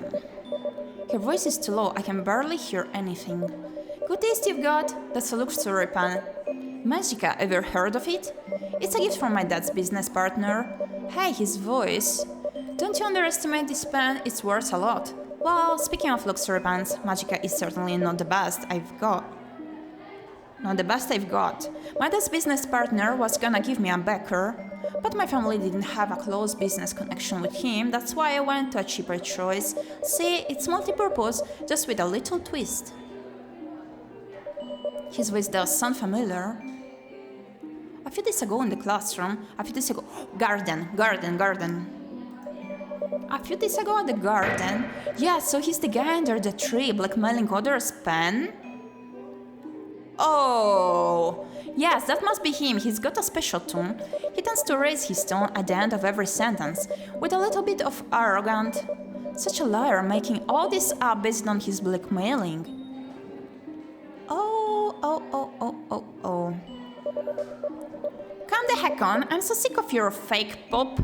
Why is lying to your classmates so addictive to you, huh? You low-born peasants will never understand a high-born lord's life like me. How pathetic. High-born my fat butthole. You expect us to never know? Your politician dad and headmaster mom, all fake. Also your raised in France pop, that's fake too. Yes, who's a low-born now? Huh? Bro, and you believed in that words? How foolish. You're only saying this because she's not here today. Huh? Is he talking about Hanky? Speaking of her, I'm going to call her straight to her face if she makes it here today. If not, I'm gonna talk some real poop of what she did. Shut your dumb mouth, man. You have got to talk poop on her. Save yourself some time, put on less perfume. Your hacking gross me out. Let's call it quality lifestyle. Poor... And let me tell you what's past is past. She's not gonna fool me anymore. Your disgusting trick won't work on us anymore, even if you put her out of the equation. As the old saying goes, comparisons are odious. To hell with it, you're right, lol. He's a real highborn. Who am I to talk poop about him?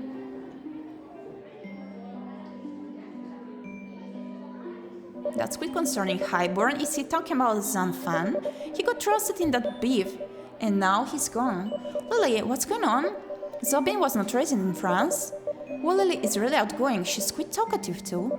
I can barely find the awkwardness when talking to her already. You didn't know? He lied to all of us. He used to tell everybody about his lifestyle, but now he's saying... now he's been exposed. Exposed? How? Well, that was all Hanky's credit, but also, he himself should be the one to blame. I'll tell you what, don't just take him as a normal high school student, he is somewhat a gangster. One thing he enjoys doing is to collect people's secrets and then blackmail them. He probably succeeded every time, but not this time. Recently he tried to fool Hanky but failed and was beat up by her boyfriend. Hanky later found out the truth that he has never been abroad. As for his dad, he's still in prison and her mom does some small business earning just the amount of money that feeds them both. There's no high school social status, parents, not at all. He's such a vile, glorious guy. OMG. He probably got the goods on her. You bet.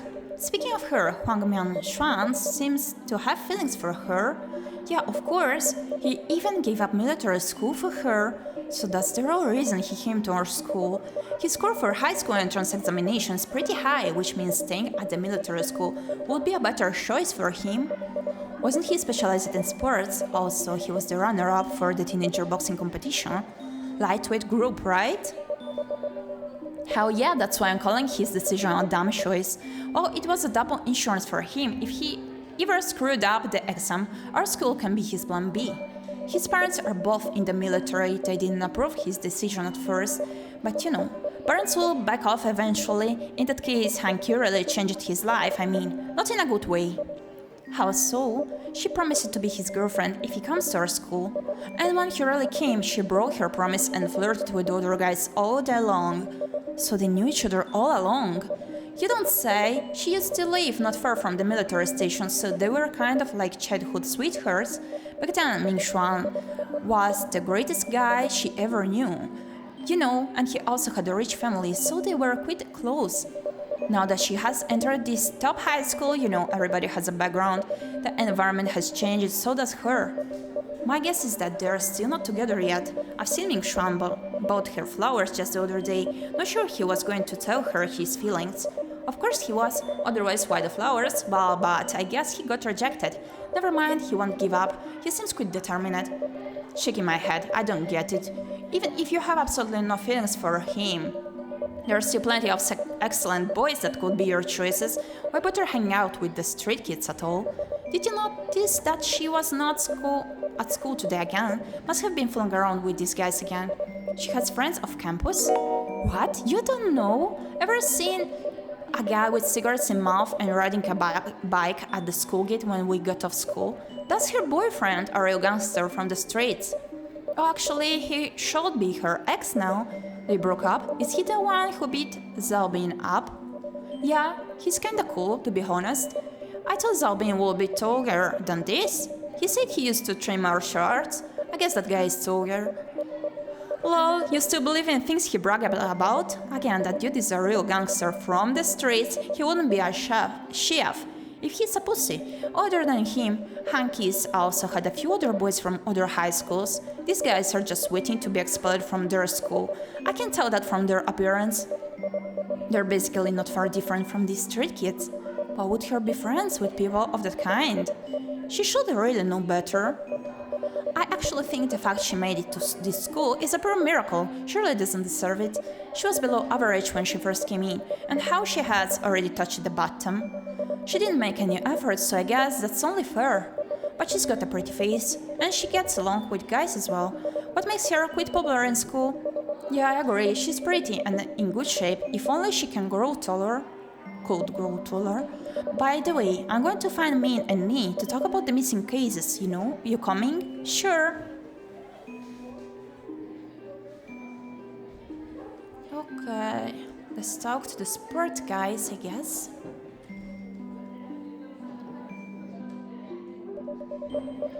Zhang Shan. Helong goaled twice in one game, or we would lose to the first high school for sure. They're talking about the friendly match we had with the first high school. I remember we won by 4-3. It was a close match. Yeah, that's how Boss Fan made his name. Did you pay attention to the third high school's cheerleading squad? There's a really pretty girl among them. Boss Fan? I guess it's her class monitor Fan Fang. That's a swag nickname too. Which one? I find all of them beautiful. So much better than our school. Smart girls are really pretty. You're by no means good looking yourself, yet still dreaming about pretty girls all day.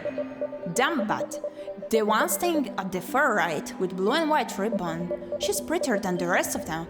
Her skin tone is so light, like she's walking straight from a Japanese comic. Oh yeah, I know who you were talking about. What a pity. Why, she's got a boyfriend already? You don't know yet? She dropped out. What? Why? Is it because she wanted to transfer to a better school? Where did she go? No idea, I don't think she went through all the paperwork. She just left.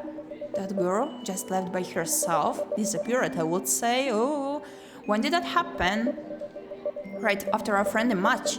I heard that from a soccer friend. There's no details, but it's the third high school, you know. There are no comparison to us. Why don't you tell me earlier? How am I supposed to tell you that you have How am I supposed to do that you have feelings for her? Okay, fine. My bad, bro. Next time, I'll let you know as soon as I hear anything from her. You better promise. So there are rebellious girls in the 4th high school too. She's almost the same as Hanki. Playing the runway card without taking into... Oh my goodness! Hi Aryu, thank you kindly for the raid. Thank you, thank you. How did your stream go? Did you draw more chibis or were you drawing something else? Let me make you a shout out real quick. Thank you for the raid. Welcome raiders.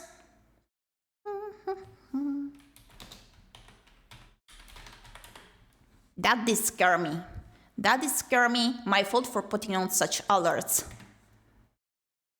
Okay, there we go. Cinnamon Buns. Be sure to check their channel out because Ari does have quite some quality art style indeed. She's always working super hard on it. And yeah, the art is top notch really. And also the chat is super friendly, a super friendly environment it is. She recently got gifted a microphone, so no longer a mute VTuber, I guess, PNG tuber, that is, sorry about it. Hello, we drew a loft, did you? Did you manage to finish it? Did you post it somewhere so I can check it out later, perhaps? Please take care of yourself, get some snacks, get some food, get some rest, get something to drink, whatever you may be needing to get comfy. Oh, you're so cute. Thank you. And welcome raiders, I'm Gyepi. This is my alt model and I still have to debut with it even though I'm using it for streaming. It is a tad altered for the Halloween Spooktober gaming, so these are not my canon colors. So far, this is not my hair color. I'm a vampire now, I'm not a fox anymore. And I still have to reveal my lore. My first lore of my first model is basically that I'm a fox goddess who decided to start living among humans to spread happiness and joy and help them by close distance instead by just observing them and from afar. And I also am a reviewer, but my blog is currently on hiatus. I mainly do play storage games in 2D, I cannot play 3D games due to a migraine issue. I really do love visual novels, RPG horror maker games, and whatnot. Puzzle games, but we usually get stuck upon them because my brain cell usually does melt or is no longer done overall, and also what I was gonna say, I forgot, goodness I forgot. Thank you for the follow, thank you kindly for the follow, Munya. Welcome, you're a cinnamon bun now. So, I'm going to get ready to go dinner out. Oh, have a nice dinner. Enjoy. Your mother I love. Thank you kindly. Thank you for the follow. Welcome, Alozingi. Welcome. Thank you for the lurk. Enjoy. Get some rest, get some nice dinner. Okay, as I was mentioning. Goodness, this alerts. Thank you. Thank you kindly. And yeah, overall I'm planning to debut as soon as possible once I can afford to get all the other items that I need for it because I want to have a proper one and I'll reveal my lore and other thingies. Yeah, actually there are some emotes that are currently a work in progress, so I'm gonna add more. And yeah, I tend to switch abruptly from comfy and cute games to horror, pretty violent games, but it's mainly storage ones. So yeah, that's it, I guess, maybe, mayhaps. Okay, we're playing today demos from Steam Next Fest event. We're checking out many demos and I switch also between scary games. It's mainly visual novels today, by the way. And we do switch from scary games to comfy games so that we don't get too traumatized and overwhelmed by them, I guess. We're playing a game where someone did disappear so far. A game set in a school with a creepy setting overall. The developer does take inspiration from Junji Ito, I believe. I really love their art style, it's super cool. I already did cover one of their games, which is called Ghost in the Pool, and I really enjoyed it. So this is the demo of the upcoming game. Welcome Alozingi, welcome Stella of a Crow, welcome Munya, hi, how are you doing today? I need to go for a walk now. We're trying to low-key investigate what's going on. Because in first story here, there were two girls that did come upon a dead body that grabbed their shoe because we stepped on a grate that did fall down. And the leg of a girl did fall down and the shoe was grabbed by that corpse. And now here there is a charismatic guy in our classroom that everyone is phoning about. and our ex-best friend that is now angry at us due to reasons because we are mainly succeeding as I believe, and she is not up with it at all. She seems to have disappeared suddenly.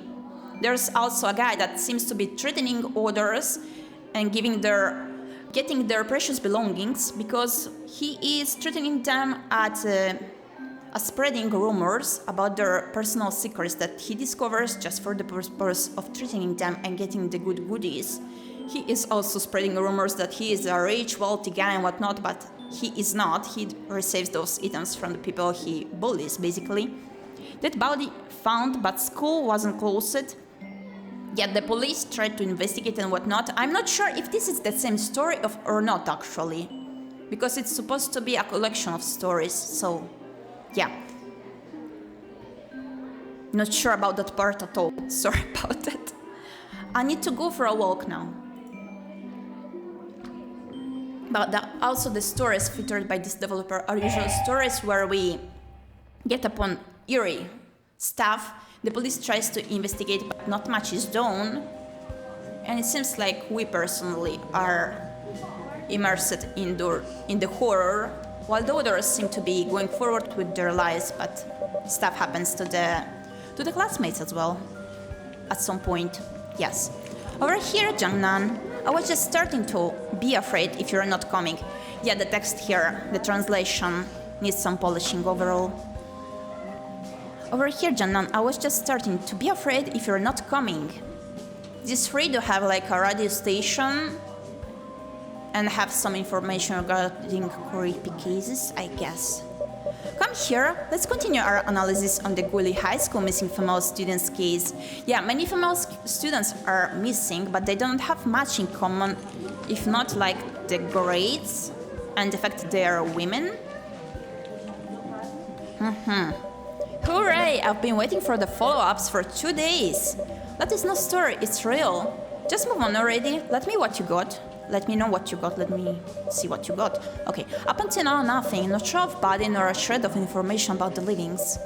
If they were human trafficked, there should at least be 1 or 2 girls lucky enough to run off and call the police or home. Or obviously maybe none of them was lucky enough. I read similar reports, the victim sweat mad. She should have been stuck at that village forever if the villagers didn't call the police. That's so sad, Alexa played Despacito. How did they take her? Kidnap or scam? Scams, in most of the cases, kidnapping in public is highly unlikely. However, nobody had any clue towards the modus operandi. Probably because there was no witness nor surveillance camera footage. My gut feeling tells me they were not abducted. Why? She's got a boyfriend already? If it's really a series of abduction cases targeted on female students from top high schools, that will be a mission impossible. Also, how should I put this properly? I feel like there were far worse things happening to them. Not again, is your sixth sense awaking? I'm serious, I had this really uncomfortable feeling. Oh, I remember you mentioned one of the girls was found missing especially late. Which is because her parents all worked in other cities and they didn't contact each other often. While the other grade 12 girl you mentioned, she lived with her grandma and her grandma was recently dead. Woo! When the missing case happened, oh my goodness, her missing report was actually filed by her friend. So where is this going?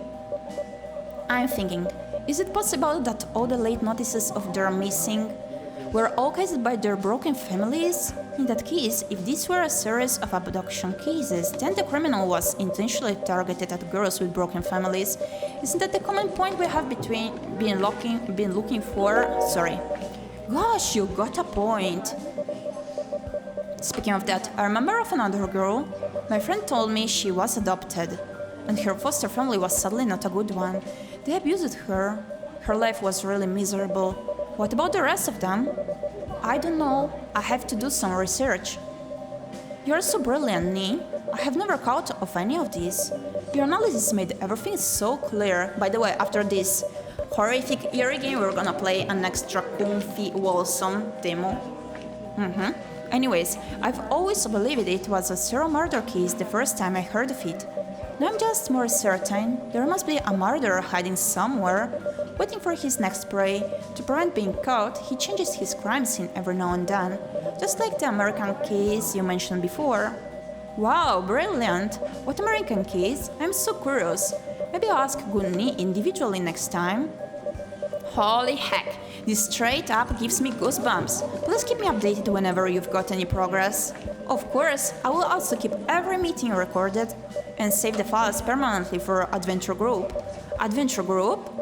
Oh yes, you guys are the mini trumpet radio station. No, that was Wally's idea. We have nothing to do with that. Sounds so dumb. What are you going to call it? I haven't think of one yet. Haven't thought of one yet. What about Super Research Group? No way, that would make us sound like Chunibu.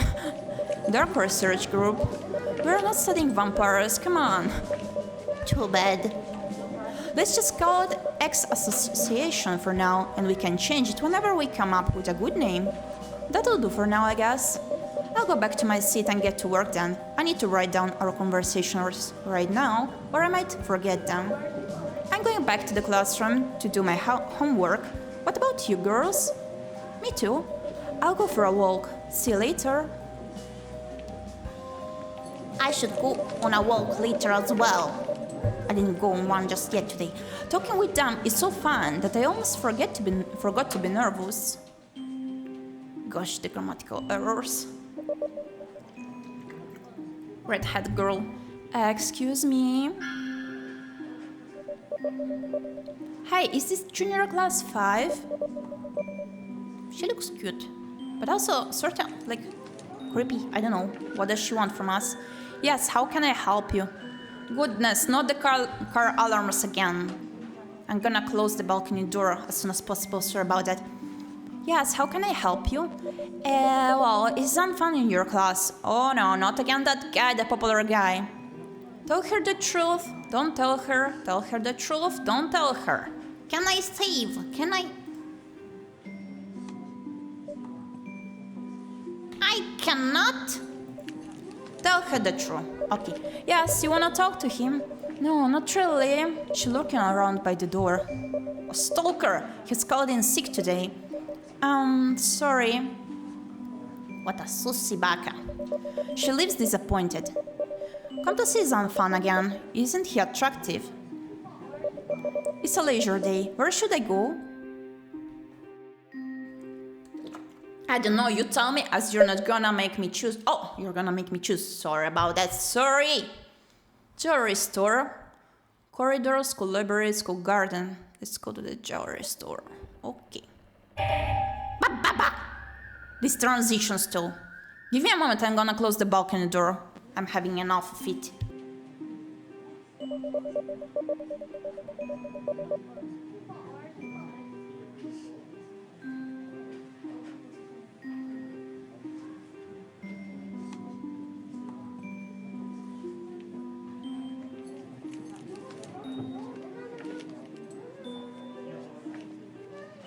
The fox is back.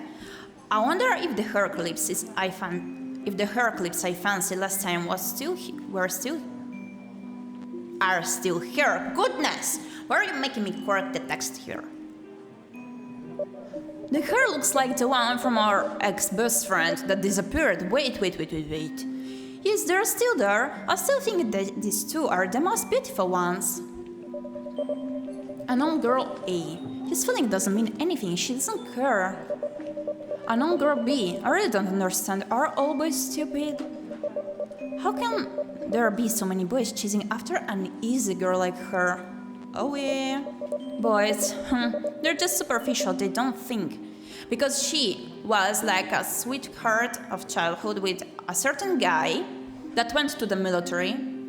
He was smart and whatnot, had a career, but then she told him, she promised that she would be engaged with him in a relationship if he were to go to her same school that was a bit lower quality than the future he got so far. He gave up on his future, he moved to the school here, and she broke the promise. It seems like she is goofing with many odd guys, like gangsters, guys outside from the school. And then she just disappeared from school also. Boys, they're just superficial, they don't think. What about now? He didn't come back to you after being rejected by her, did he? Damn, yeah. He's so short, I have no interest. And I at first thought there was just rumors that she was like that. I don't know. She looked fine to me. Apparently, but she's not, I guess. His head's got blue hair, his life's got like a blooper. That doesn't even want him, why would I? I heard that he offered a lot of presents. I told you he's stupid, she doesn't date him but takes all the gifts. He thought that means he has a chance. She ignores him, and he thought it was because he didn't give her enough gifts. He buys more. Say that you're not gonna date them, then don't accept their gifts. I don't get it. What a cheap... So cheap that she will take anything she can get. It's disgusting. I've heard from people in your class that she went out with someone outside of her school and has dozens of condoms in her backpack. Ew, disgusting. How could a person like this go to the same school as us? Not anymore. I've heard that she ran away with someone. Ran away with someone outside of her school? They aren't talking about Hanky, are they? You never know. If they got bored and dumped her, she may just come back. She'll probably get expelled for attendance by then. Be right back, Cinnamon Buns. Just 1 second, once again, sorry.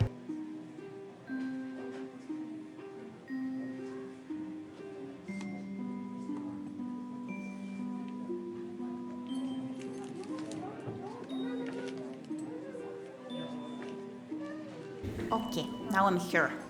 In case my voice did echo a bit, it should be better now. I opened the door. She'll probably get expelled for attendance by then. That'd be nice. I heard that her mom is also... What's become too low to her clearly. What a family! Stop, I still wanna eat tonight.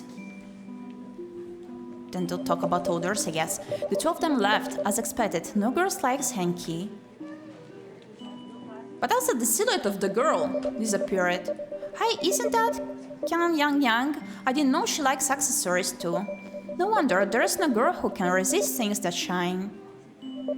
I wonder what has she bought. Someone is packing it up for her. Better avoid him to avoid awkwardness. No need to try and make friends with her when all she gives is the cold shoulder.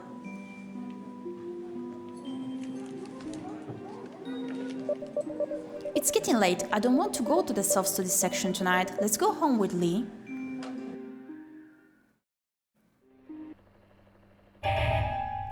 Stop it with this transition, freaks me out.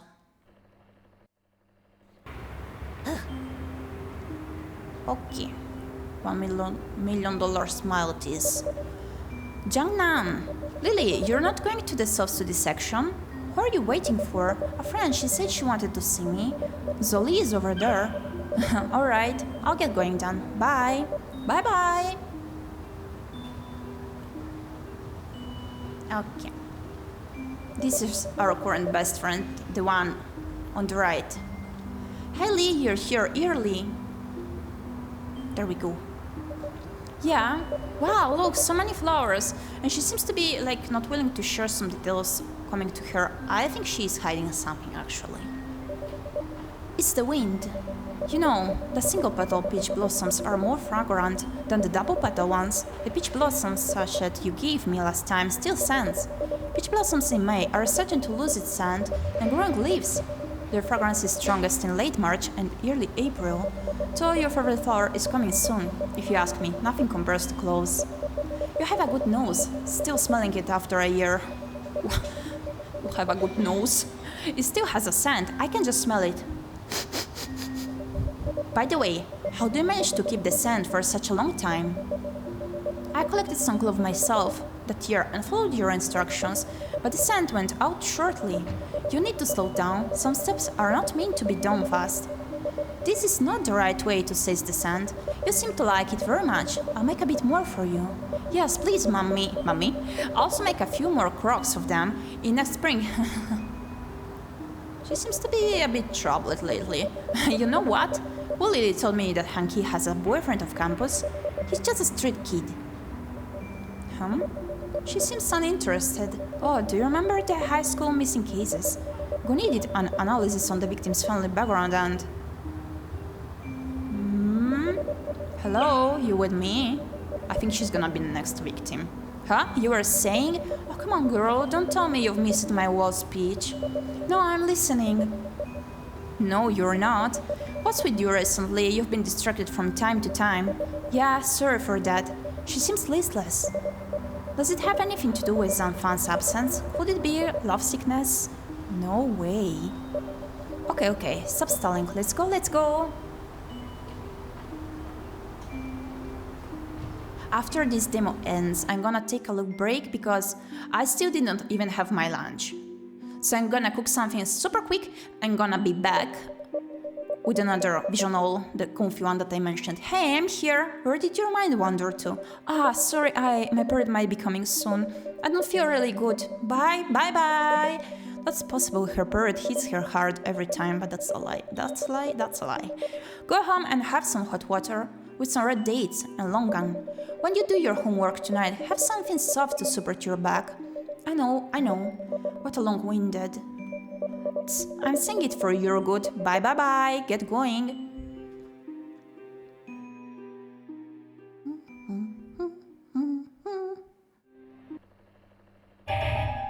There we go. May 17th, night. Home.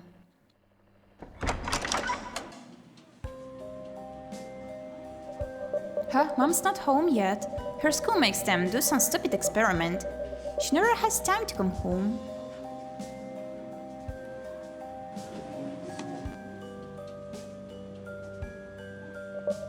I do some study then.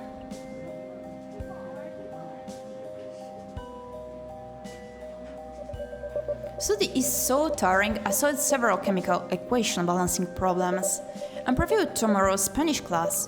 Now I need to calm my brain and go to sleep. Slappy slap.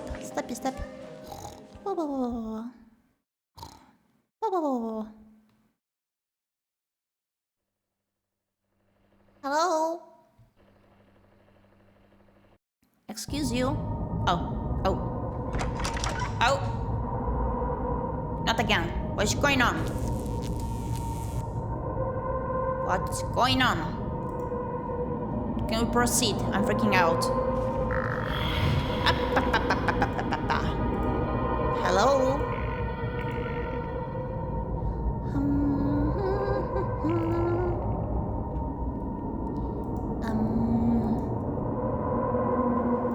I really love this manga-like panels. So cool. But what's going on? Who this? Who is that? No. Don't look at me. Don't look at me. One day... Yeah, okay, one day what though? Game. Glitching. Let's see. I finally did that one. Something I've always wanted to do.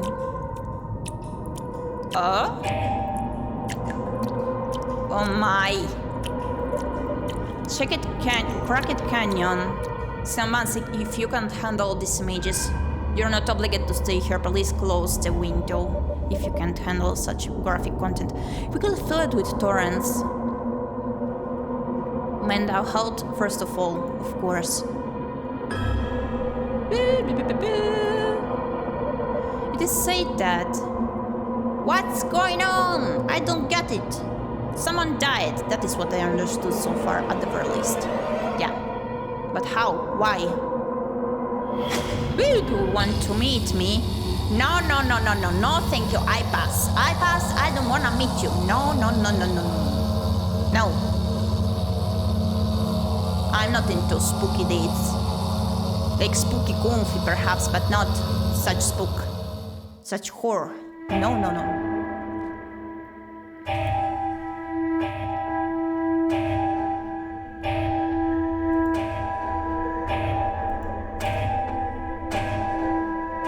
What the hell? Yeah, I cannot wait for the full release so that we can discover the whole story. This sounds quite intriguing. I hope it will feel a bit less confusing too once it's out. Wishlist on cinnamon buns. The game's called Concealed. And also the developer does have another horror game, which is called Ghost in the Pool. It's quite cool. I did play it already. Yes. So, I'm gonna have a little break now of like, I'm gonna try to wrap up it as quickly as possible, right? I'm gonna get some food and then I'm gonna be back with a comfier title, promise. Be right back. See you later.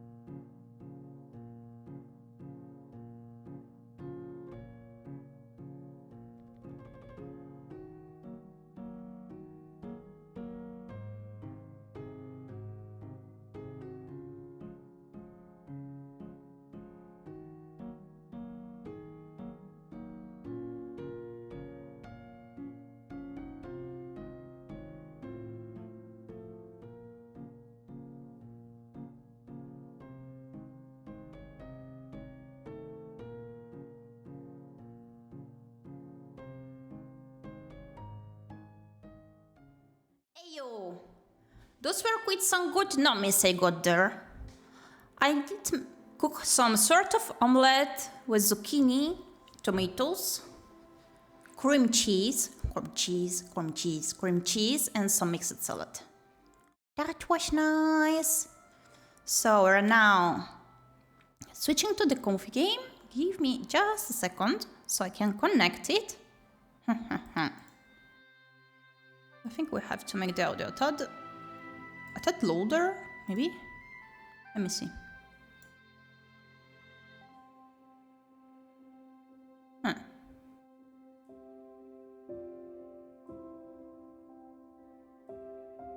Maybe something like this.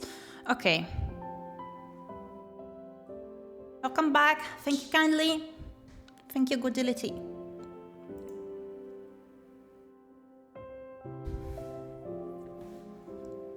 So.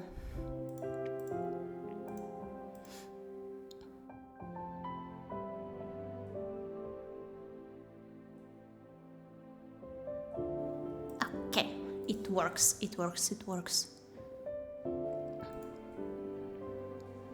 Okay. We're gonna play this comfy game that Carbon actually reminded me of by linking it to me via DMs. I'm not sure if it's featured for the next fest demos, but yeah, this is a comfy demo game, a comfy visual novelty that is upcoming, and I've had on my wishlist for quite a while. I did not even realize there was a demo of it. So we're gonna play this one to ease us our brain cells a bit. After all that horror that we had to face in the previous visual novel. Whoa, that's me. It's a you, Carbon side. Woohoo! Okay, now we can begin the game. The game preferences. Let me check. What is a friendly font?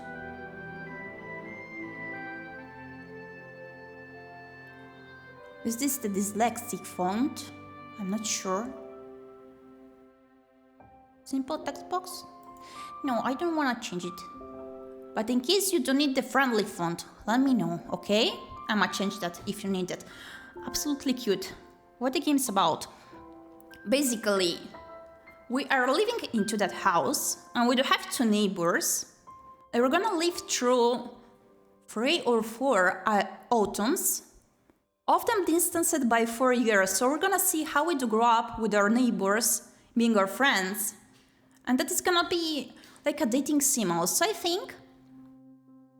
A visual novel, a dating sim. Something like that, yes. It looks adorable, honestly. As I understand it, this is the full game. They're doing a Kickstarter for the new DLCs. Full game? The demo? Really? Are you sure?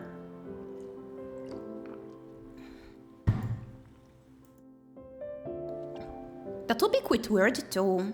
Like the DLCs usually are separated. Well, we're gonna see that. Not 100% true. Oh, okay, I see. We're gonna discover that. So, let's go. Tutorial. Ooh, I need a tutorial to play visual novel. Oh my goodness. Welcome to the Our Life Now and Forever intro demo. This is a preview that includes the first few scenes of the game's prologue. Okay. Expansions and improvements to the game will come out as the time goes on. For example, the finished version will have partial voice acting. Neato. This initial demo doesn't have any voiced lines. When the game is complete, the entire story will be playable from start to end for free. For free? For free? Goodness! However, optional paid DLCs will be available to add in even more scenes. That's sweet. I see. They're making quite a gift to us, making this game for free. The very start is a brief tutorial that will be skippable in future playthroughs. It will help you get acquainted with all the many ways your choices can impact how the game plays. Yeah, it was stated that the choices have a heavy impact on the story. Indeed. At any time you can press the pref button on the left side, this one, of the game screen to open the settings page and make the experience better suited for you. Yeah, they have another Our Life game that is also for free. Oh, I see. You can change the text size, font style, sound volume levels, Turn the light animation elements on or off, and other general options. I don't know if they're standalone games too, or if they're connected, but like, what do you mean another Alive game that is also for free? Because they're stating once the full version released, it's gonna be free. Is there another version of this game? The story of our life, now and forever, spans 12 years, with the character you play as beginning as a 10-year-old child and ending as a 22-year-old adult. Whoa! In between those points are two other stages of life, 14-year-old adolescence and 18-year-old young adulthood. These time periods are referred to as steps 1 to 4. This demo only contains scenes from childhood. Oh, I see. So the good part, they're gonna keep it for later. I see. You'll be able to determine almost everything about the playable character. Name, appearance, personality, pronouns, skills, weakness, how they act, what they feel, and more. Not another version of spread game, but still similar. I think it's about other characters, but in the same world. But like, it won't have the same title, I guess. Yeah? Let me check. I'm curious. Oh, yeah. That one, Our Life Beginnings and Always. And this one is Our Life Now and Forever. Oh, right. I still did not play that free one. Yeah. And they did say that this game, once released fully, it's gonna be free as well. Oh, I see. So they're the developer of those games, Lake of Voices and ⴰᴍᴜ Droplets. I was planning to play them and cover them. I did not think they were all the same developer. I did not know. Disinformed fox it was. Now I am informed. Big brain cell that explodes. But yeah, informed. Yeah, I saw. Thank you for letting me know. You'll be able to determine almost everything about the playable character. Oh, I did read through this already. And all those details can change as you grow up over the course of the game. However, they won't be forgotten. Who you are and who you were is remembered by the game. Scary. And the characters you meet, choices you picked in step 1 can still be referenced all the way in step 4. It builds together. Well, I am the same person, I guess, so yeah, that just does make sense. The goal of her life is to let you truly live your own unique life in the quiet mountain town of Golden Grove. But there are also two lead characters who will grow up alongside your own MC, Tamarak Bauman and Kulin, the two neighbors. You have the option of being their friend, pursuing one romantically, just having them simply be people you know, letting your connection change over time, and so on. Your relationship is customizable and progresses at whatever rate you want it to, if you want it to. Though there are a couple limits to what you can do. You can date them both or break up with one after officially getting together. If you've had a lead become your romantic partner, that's permanent. Hehe, no breaking up. Tamarak is a little girl, pronouns she, her when you met her, and she always identifies as a woman. Q begins the story as a little boy, he, him, but questions their gender as the years go by. Q will ultimately come out as gender fluid he, they. Neato. Our Life Now and Forever doesn't include the option to romance a strictly male-identifying character, but we do have another game. Oh, okay. Our Life Beginnings and Always. Promotion time it is, if that's your preference. There will be other characters to interact with and befriend besides Tamarak and Q, though those two are the main focal points. How well you get along with other kids, your teachers, your mom, and so on is still your control. With those basics mentioned, the tutorial will move on to a new screen now to explain another major gameplay element. Cinnamon buns, I do apologize, I'm gonna get absent because my head is spinning for some reason. I'll be right back once I figure out what it is. I do apologize, really. Be right back.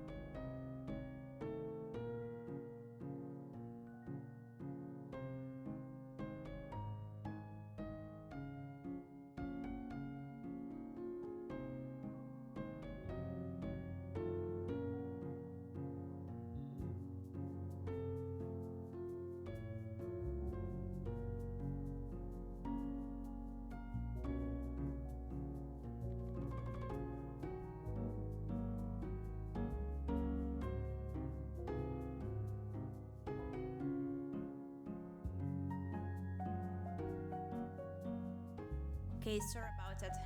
I think it is simply a tad too hot in here, maybe. Okay, I'm back. With those basics mentioned, the tutorial will move on to a new screen now to explain another major gameplay event. I didn't want to skip like that. Wait, I went backwards, actually.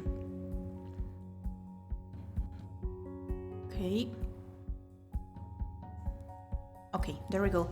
Ooh, the first thing you'll do in our life now and forever is design the appearance and basic details of your character. You'll be able to select a first name, last name, and add a nickname too. You can also give your MC their general size, choose their dominant hand, and so on. The sex gender of the MC is customizable as well, that'll be addressed more later. The remaining parts of this section are all the many ways you can edit the appearance of your character. A cute dress-up doll icon is included to give an idea of what your playable character is like. You can change every aspect of the doll, from the shape of the head and eyes, to the hairstyle, to the coloring of each element, to what they wear. So cute! Such a cute feature. Love it. Wait, maybe I did not enable the audio of the game. No, okay, it is there. Okay, it is there. Sorry. The customization can be extra unique by having the hair and/or eyes be two different colors, tweaking the exact tint of the colors, flipping the direction of different elements, and more. There's even one special tint that allows you to exactly match the hair and/or eye color of your biological mom in the story. That's so awesome. Or you can stick to preset options if you're happy with them or want to get through the customization faster. You can even randomize the MC and go with what chance gives. What you choose will be referenced in the script, and the icon image you put together will appear on the text box when your character speaks, unless you turn that element off. The game has a first-person perspective, so you don't see your MC standing alongside the non-playable characters in the normal character sprite style. This first round of designing will set some important basics like eye color and skin tone. That will never change for the rest of the story, but almost everything else can be altered eventually. You'll get the option to use the screen to recustomize your MC significantly at the start of each new step. You'll be able to change your first name, nickname, pronouns, hairstyle, whatever, add scars, etc. if you want. But I did state this already, but not the scars. Well, okay. Alongside with the major customization section at the start of steps, multiple times during each step you'll also be able to alter just the clothes of your MC. Sounds fair enough. If you want your MC's outfit to be simple for exploring outside and nicer, when they go to school you'll be able to do that, and new decoration options such as facial piercings will become available once your character has gotten older. Cool! That's everything for this initial screen. Yeah, it was beginning to be a tad heavy on me with all of the text descriptions and whatnot, so we'll let you begin finally! More tutorial sections will pop up as you reach new gameplay features. Thank you so much for playing, we hope you have fun. Thanks to you, dear developers. This type? Oh, okay. Wait, first things first. I wanna make short hair so that now I can see what I'm doing with the face. That is how I work on it, usually. Okay, like this, or like this, or like this. Chubby bunny.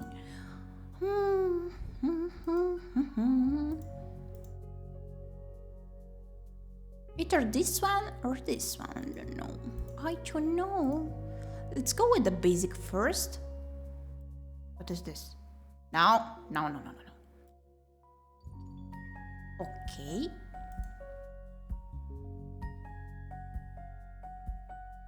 The eyes. Let's move on to the eyes. Pretty. Oh, matches more me, I guess.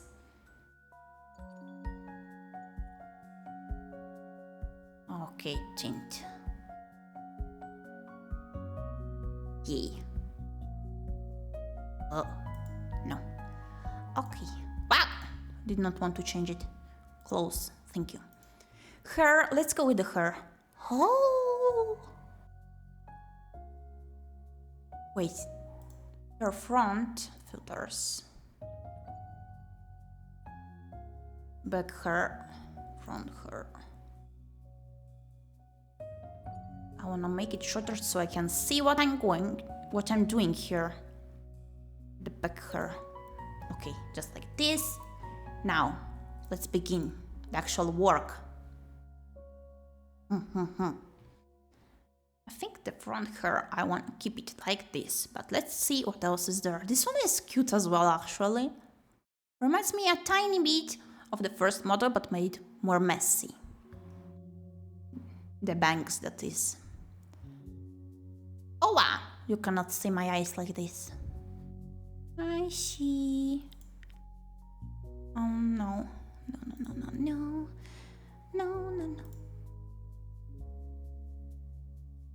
So many hairstyles, they all look amazing, honestly. I love them. Pretty cool stuff. We cannot see the eyes here. That's a lot of hair. More than Gyepi does have. So let's go with the straight bangs. The palette. I think it does work pretty well, this one, but no, let's go with this one. Wait, pink? So pretty! My! It does add quite some color to the character. But yeah, I'm gonna go with my color, or maybe I'm gonna change it, I don't know. Let's see for now. Let's do the main work so that we can see how to proceed.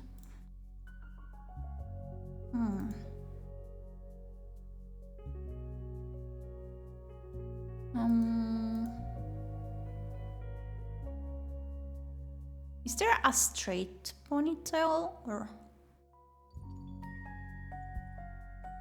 This one is pretty cool, but I'm gonna go with this one. Yeah, I'm gonna go with that one. We are done with her. Yasu. Accessories, neck accessories. Under layers. Are you making it look like the actual Gyepi, or is the fox in human disguise? I'm not sure what I'm doing so far. I tried to match the eyes and the hair to mine, but we're gonna see how it goes. I don't have like a real clear idea right now.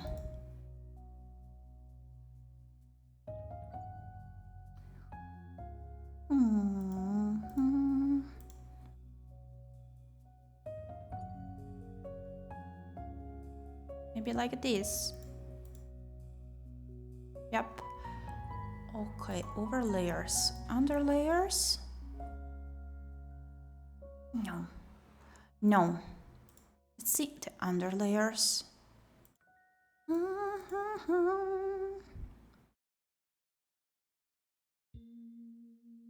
Cottagecore Gyepi it is. Let's see.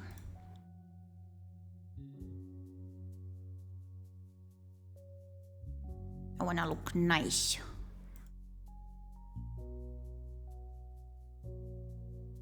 Let me see.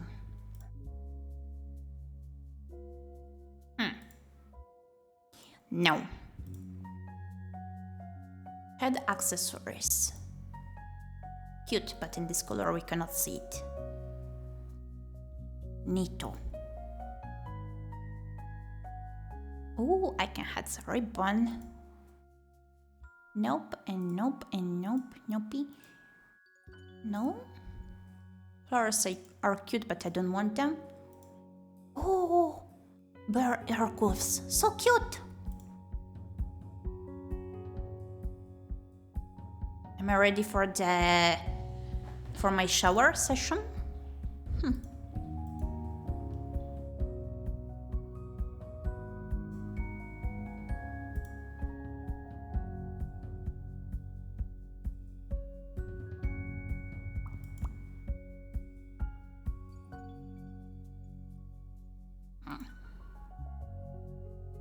Maybe let's go with this color. Oh my goodness.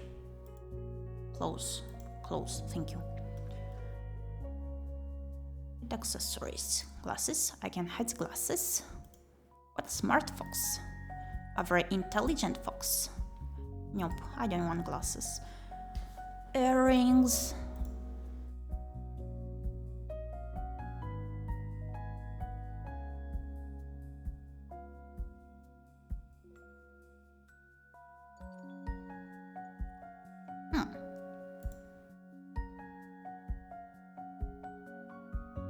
I can't really decide here.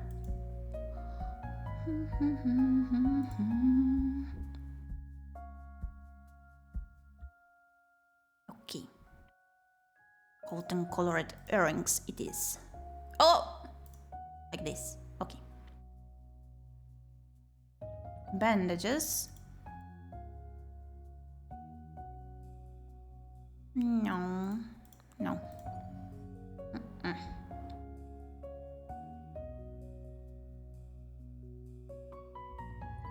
I'm gonna go with this one. What if I make it blue? Pink? No.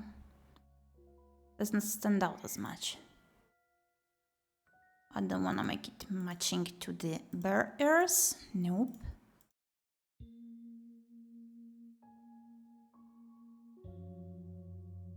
Maybe we can change a bit.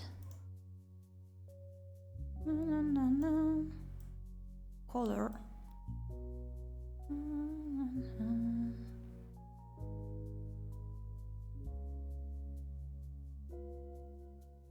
Oh. Something like this. Less saturation.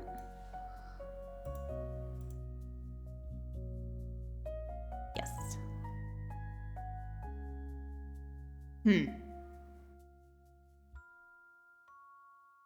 I'm not sure about this, but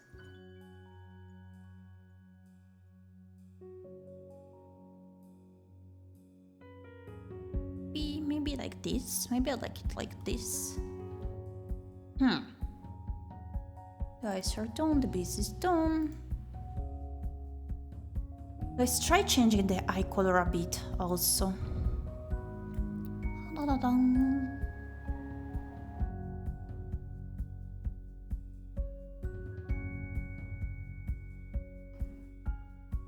Okay.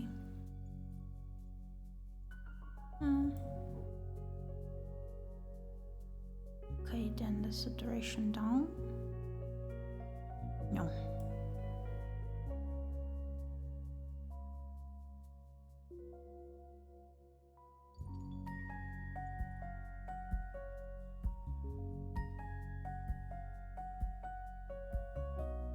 I like it better now.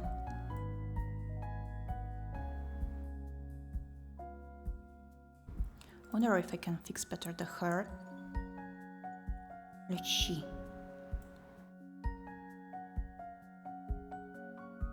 Oh.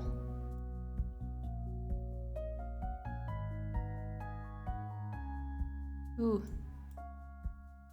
No. Okay. But I wanna actually change the hairstyle, I think. We can figure it out, Cinnamon Buns. We can do it.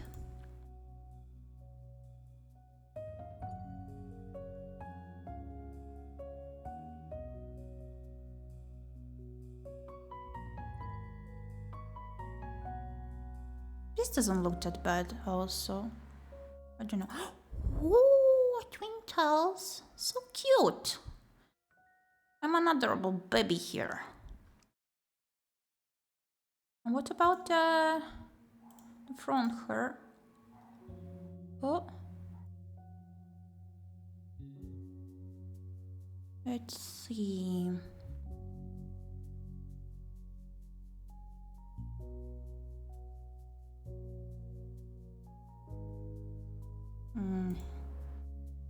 No. Yeah, I think I'm just gonna go with the straight bangs, indeed. It was not this one, though. It was not this one. Which one was it? Here. I think.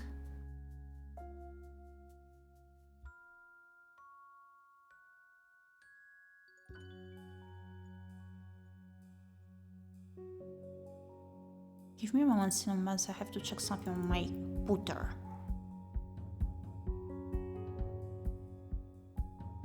Okay, all is good because it gave me an error suddenly. Well, let's see. If I'm not a little cutie pie. It's me, and I'm adorbs. Wanna tweak with this color also a bit, a tiny bit. Maybe I like it like this. No, no more lightness. Ooh.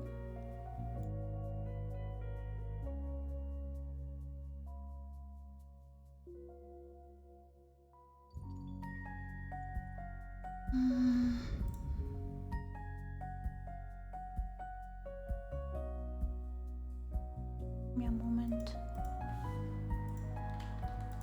Actually, it seems like my computer is going a bit bonkers. Okay, the issue should be fixed now.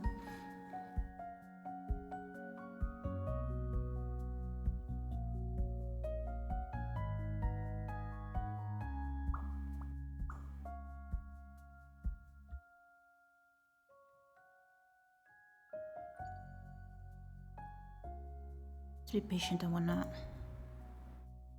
move some files super quick, promise.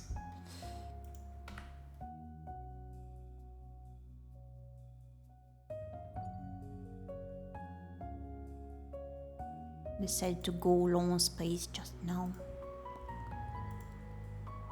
My bad for not actually checking, but still. I thought it was pretty much enough. It's like it was not.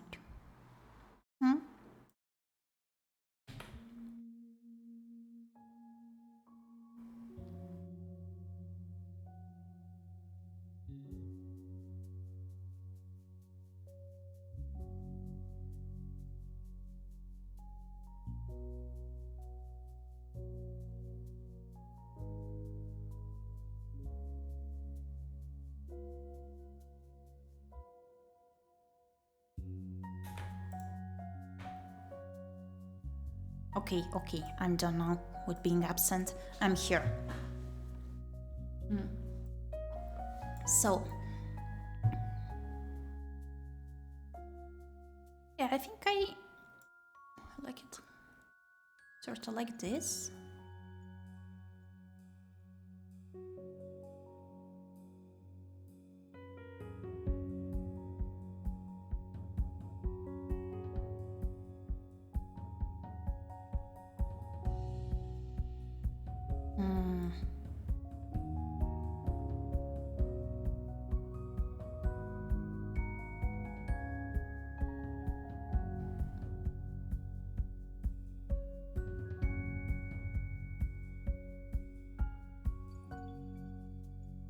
I'm gonna go with this tone.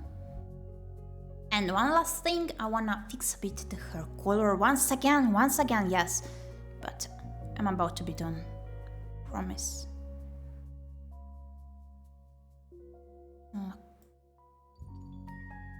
Okay, no. We need to add the light to make it less bright. For war.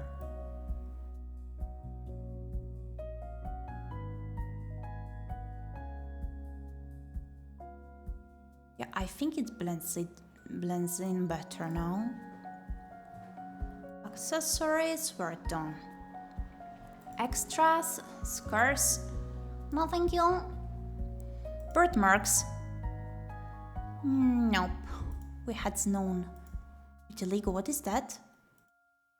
Oh, I see. No, we don't have any. Moles, Gyepi doesn't have any. Odor. Freckles, so pretty. Acne. I love freckles. But I'm not gonna add them. Choose background, okay. This one. Hello. Why doesn't it work? Okay. Choose expression. Eyebrows. I think they are fine. Mouth. Oh.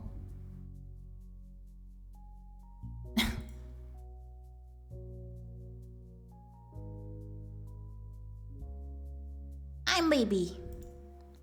Eyes. No.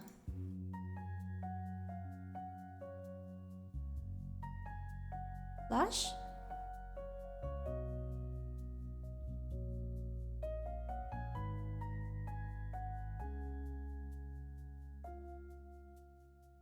No, okay, no blush. A description, nope. View. Step 1, character title. Enter a descriptive paragraph here. Wow. Okay. Name. Oh, I'm not Frankie second. Who's that? Gyepi. Hi, it is. Title. Your VTuber. No, your Fox VTuber. Like neighbor. Okay. Hello, it's me, the comfy chaotic fox who enjoys indulging into visual novels. Give me a pizza. Okay. Space for character art? Does that mean? They like it like this. Well, it's fine. It's fine, it's fine. Okay. Wait, what did I do all of that for, too? Okay. Not Frankie Pie. Who's Frankie Pie? That's not my familiar. Oh, nickname. I don't know. Let's put in gap. And then hand, right hand. Yes. I wanna be... Oh, I cannot be a little more than average. Okay. But type small, medium, large. I'll be tiny. But I do wonder, will I be able to choose the body type later? Oh my. Oh, I'm gonna go with small. I wonder if the MC ever will be in the picture or if they're just going to be a sprite down in the corner. You mean on CGs? An actual big picture, yeah? Because there will be no sprite among the other sprites while interacting. But yeah, it would be pretty cool if it could be featured upon CGs. Ah yes, the persona Gyepi takes on when infiltrating the earth. Frank the normal human being. Nothing suspicious going on here. No. Hello from the tutorial again. No, I did not miss you at all. Now you get to customize the identity of your MC. Like the MC's appearance, you can make this aspect of your character as personalized as you want or not. Make use of the more specific elements. Determining the gender the MC was assigned at birth. What pronouns they use. If they use multiple pronouns, adding in your own custom pronoun, selecting which gender terms they're comfortable with, and such can all be up to you. Going full LGBTQ+ here. Okay. You can also change everything except your assigned gender at birth at the start of every new step. Oh, if you want to begin with one type of identity and then have your MC go through a transition once they're older, that's completely doable. Pretty cool. Oh, the amount of detail on the characteristics, yeah. But what annoys me more is the tutorial that prevents me from keeping up with my customization. I like customizing stuff, but tutorial, please go away. Feel free to select whatever feels the most comfortable at this stage of the story. I select you shutting up, tutorial-san. Custom multiple pretty, please. No, go away. What the? Not like this. Don't go away like that. Okay. Manually change pronouns, allow random pronoun selection, per line, allow random pronoun selection. No.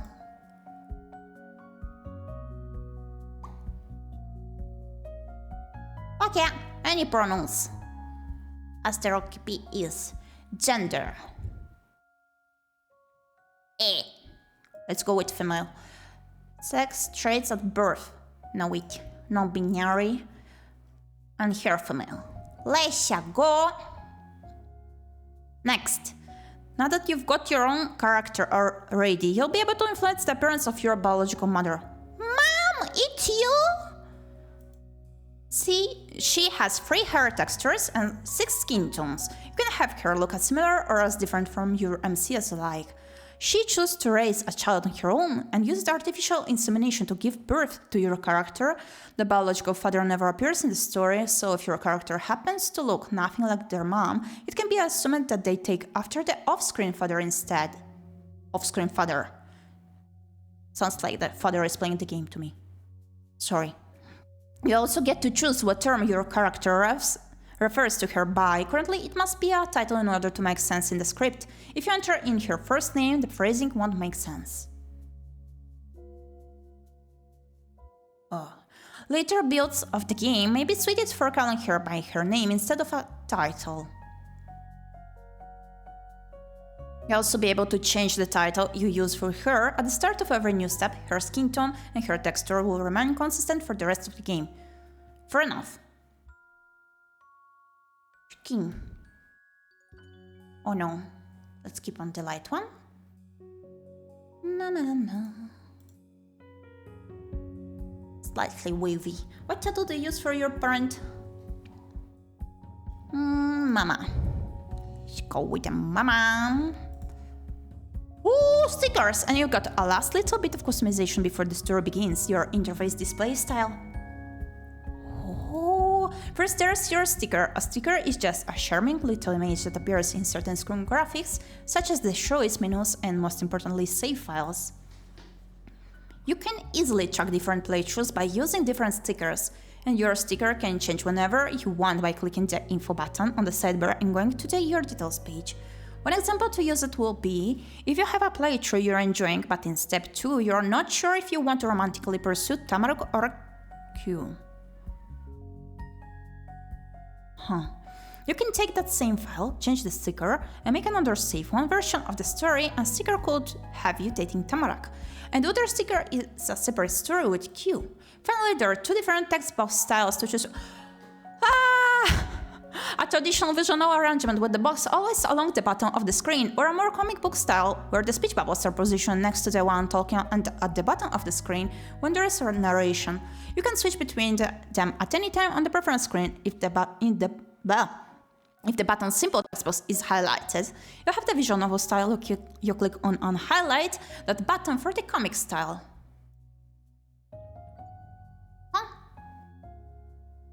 Okay, comic style it is. By default, both text box styles will have the icons to show who's speaking. Those can be turned on or off through your preference settings as well. Thank you for leading me to the beginning tutorial. Go away!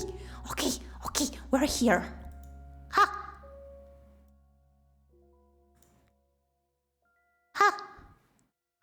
Gem! I want more than one sticker too.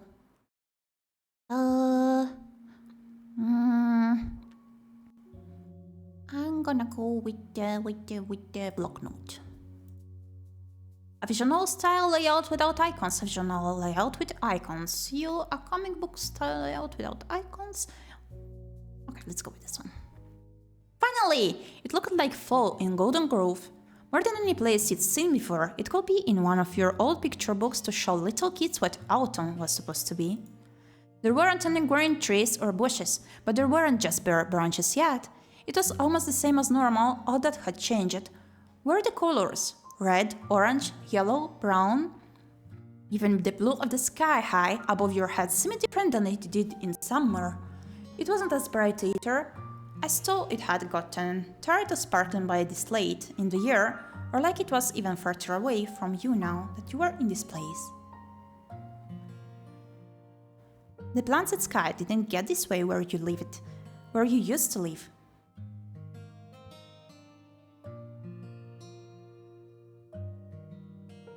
Your thoughts continued to jump around while you stood there in the big circle of street at the end of the road.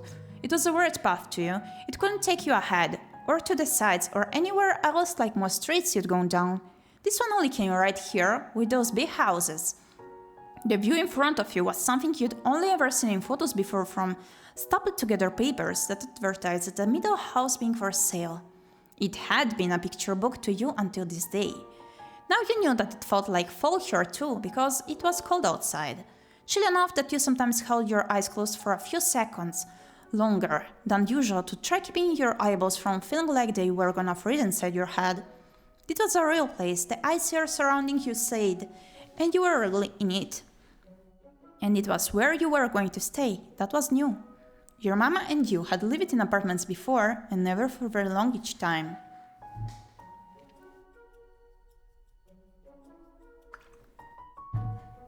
As much as I do love customizing, I'm glad we did not get to customize the house and all of that tutorial still being like blah blah blah blah blah blah blah. That was until she'd gotten a big job in this not that big town and both a big house. You wouldn't be going anywhere else for a long time. Now, in that moment you couldn't imagine being there forever, but that's just the way it was. The old town house at the very end of the long, round road was now your house, standing tall with two others by its sides. Those buildings were homes too, with their own people living inside, and those people in those ancient houses were going to be your neighbors. Like, the narration is so comfy and laid back. I love it. Choice. It seemed okay to you, and there wasn't much you thought about it. You felt kind of mixed up inside. It all made you so sad. You were super excited about everything happening. You felt scared. You were mad. This would really be something you thought. Last one. Nothing was gonna be boring anymore. And it was even better because you'd be doing this with your mama, and it was good that part was nice, since your mama was no fun. Oh, let's go with the first one. You'd have so much fun together. Mama, Gyepi, come on over and take a look. Oh, that was your mama's voice. You hadn't noticed that she'd gotten so far. You wasted no time catching up in order to run out with her. Off the cul-de-sac road and cutting across lines of grass and sidewalk, you reached the picket fence your mama had called from. The gate was unlocked. Unlike the other houses, in front of yours was a tiny, grey-stoned walkway that led up to a couple little steps, and those steps led to the door. That's so adorable. You walked along the private path, making sure each foot landed squarely on a rock and not on one of the dirt cracks in between, until you arrived at the end of the line. The floor is lava but with the dirt. Then you hopped up the tiny stairs to join your mama. And there your mama was, standing at the edge of the porch, arms folded and waiting. She must have been moving around before, because the shiny opal earrings she had on were twisting from side to side a little bit.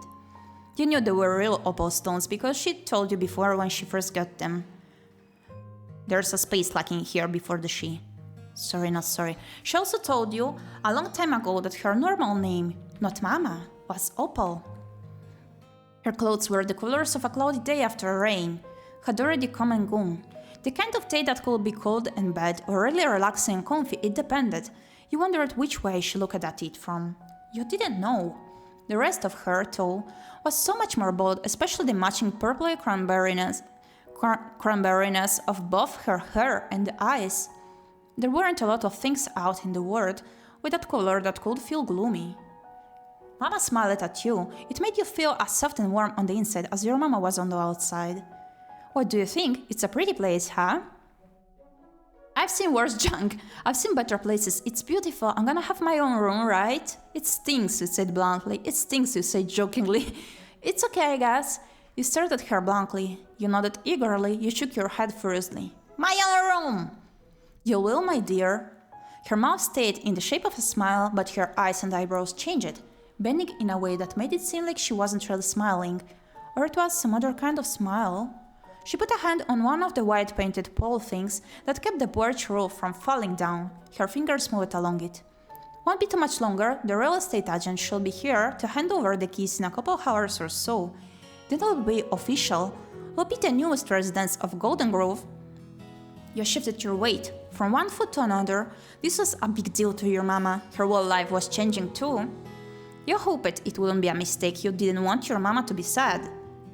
Well, you've seen the yard and the outside. You don't have to wait here the entire time. How about you go look around the rest of the neighborhood? She bent down, placing her hands on her knees in order to speak directly to you on the same level. It's a safe town, especially in this area. You'll be able to play freely out here.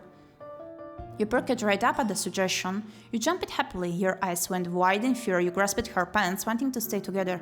You huffed unhappily, you frowned at her. So many different reactions. I really love this. You merely shrugged. You covered your face with your hands, not wanting to go. You turned your face away from her in defiance. Jumped happily. Mama went back to her normal way of standing with her head up high and arms folded. That's the spirit. Enjoy yourself. Just don't stray into any other streets today. Yes, Mama, that's not fair. I won't, promise. You didn't care about rules, but you kept that to yourself. You gave a thumbs up. You grumbled about the restriction. Thumbs up. Thank you, I trust you. With that, you flipped it around, bounded down the steps, and went back towards the sidewalk, ready to explore. Step 1. Prologue.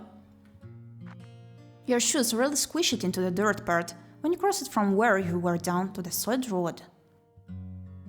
Cinnamon buns.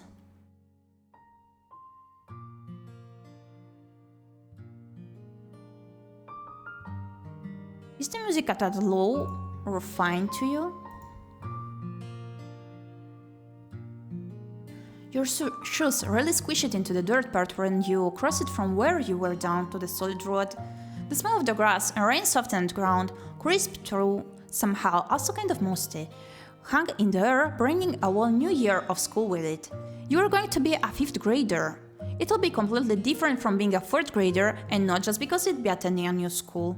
You'd be in the highest grade of the place. Maybe that was why your mama was so sure you could do this by yourself. You were growing up. It felt good knowing there was more and more out there that you'd be able to explore on your own. Then, before you took one more step, there was a faint tap against your shoulder. It was barely stronger than the wind, but it was definitely something, and it was completely out of nowhere. Huh? You wondered who was that? What was that? You jumped straight in the air, out of shock. Both your fists went up defensively, you screamed. You rubbed your shoulder, feeling annoyed at whatever it was. It was a ghost, you deduced. You screamed, let's go. It was loud. Rapidly, you ping-ponged your gaze from left to right, trying to get a glimpse of the poking perpetrator. No one was there. The neighborhood was empty except for you. Is one of the neighbors playing pranks on us? You would have settled on it being a mystery forever if you had noticed there was a thing left behind from the encounter. Sitting there in between the muddy brown blades of grass was something new. Oh! A plane made of paper. A paper airplane, it is. Who would throw this at a stranger, and why would they disappear after doing it? As you considered those questions, your gaze shifted back towards the right, the side of the street where the tap came from. Whoever sent this to you had to have gone that way. You crouched down to grab it while keeping a lookout to make sure nothing else snuck up onto you. The paper didn't feel the same crackly way most normal paper did. It was thicker somehow, almost like a piece of cloth. It was cottony. That was the only part that stood out. The page was a tan color with dark brown lines. Not white and blue, or white and black, or something regular. Is it recycled paper? More questions to add to the confusion. Where would paper like that have come from? You turned the paper airplane around in your hands and squinted your eyes keenly. There were pencil markings on the underside. The paper had scribbles, or maybe even letters. That was enough of a sign to undo the shape someone had put together. You pulled at the flaps of the plane and flattened it out between your palms as best as you could. It was true, the paper airplane had a message. Well, maybe. We did not know how to read? In 5th grade? There were some words on it, but not a lot, and they were on different lines from each other. You read over each tiny part from top to bottom. Hello, oh okay, so we can read. Go out, hide out, and the corner in the bottom corner, and then in the bottom corner was Gyepi. It's me! Your name, it had been addressed to you personally. There was no mistake that you were the one meant to get that plane. You scrunched up your face, a person wrote stuff on a piece of paper, turned it into a paper airplane, threw it at another person, and the message they sent was that? This was too weird for you, this was so cool. This was a mystery worth solving, this was stupid, this scared you, this was something. A mystery, it is. Maybe the words were a code you had to break. You had to tell your mama right now you were going to get to the bottom of this. You were done exploring, it was time to go back to that house. You just wanted to get back to looking around. You were going to get to the bottom of this, okay. Someone or something had to have sent this to you. You weren't going to stop until you found out who and why. Past the parts where the light shone through, the clouds, and the parts where it got darker, you began your investigation by heading in the same direction the paper had hit you from. The half circle of houses was out of sight by the time the normal sidewalk ended, and it really ended. Instead of connecting to another street with homes or stores, there was the car road behind you and a bunch of trees and playing around in front. Going down the road would have to bring you to the rest of the town eventually, but you were sure that will be straying too far like your mama warned against. That was okay, you had other options. Bending in between the dark trunks and bright leaves were two lines stamped out through the grass. They went in opposite directions. It was a crossroads. One led more towards where the neighborhood was, but back further right on the edge of where the forest started. The other went completely into the trees, a walking path for the people who lived here. You stood there at the start of this turning point in the woods. In your life, feet poised to move over the staring ticket floor. The scenery is so pretty. You knew exactly which one you wanted, but you didn't know where you were going. You knew.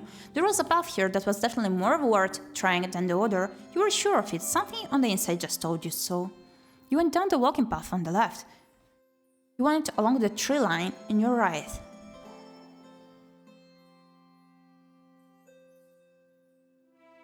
Let's go to the walking path. And your quest continued.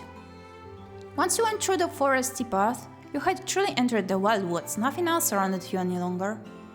Nature spread across the land, with the narrow dirt line and fence being the only sign anyone had walked in this spot before you. People were only visitors here. Golden and red leaves gently rustled against each other in thick clumps, with each tree's branches flowing into the others nearby. It was enough to keep the sky and sun out almost completely, but the leaves burned bright with the light basking over them from above. The foot-made passage continued to twist around, higher into the mountainside, farther than you could see. You were amazed. It was sort of nice.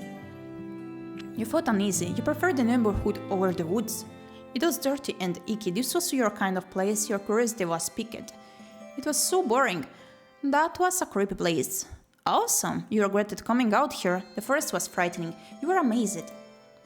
With your wide, wondrous gaze thrown every which way, you let yourself flow deeper into the thicket. What? The sound effects startled me. I'm gonna make them slightly down with the sound. What the hell? The quiet bubble that existed here in the forest, away from the town, popped from a sudden, unnatural clatter. You stopped. It was a whooshing, tumbling, and stirring up of the leaves, like something had crashed into them. You knew for sure that wasn't the wind. It had to have been an animal or a person, and it came from right over there. You decided to just take a peek. You wandered through the bushes to find the source of the sound. You picked up a stick to throw that away, just to see something happened. Wandered through the bushes. You pulled up your socks and began to make your way off the path and through the overgrowth. It was harder to keep your footing on the slanted, untrimmed ground.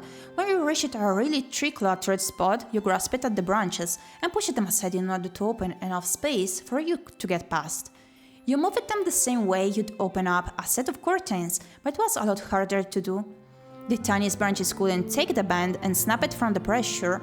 You could feel the splintery ends of the plants scratch a little at your face and clothes. It wasn't as smooth of an entrance as you'd hoped it would be. On the other side of that tree line was still the woods, but kind of an empty part. There was a lot of open ground with no trees or bushes growing, and a ton of leaves that were gathered into piles. Past that clearing, the trees were back, and even more closely pressed together than they were by the path. It was mysterious, there was nowhere easy to go, and nothing seemed out of place to you until... No, I wanted to go for the water one, but it's fine. Conf. Oops. Can I hide the text to get a screenshot? Oh, I can.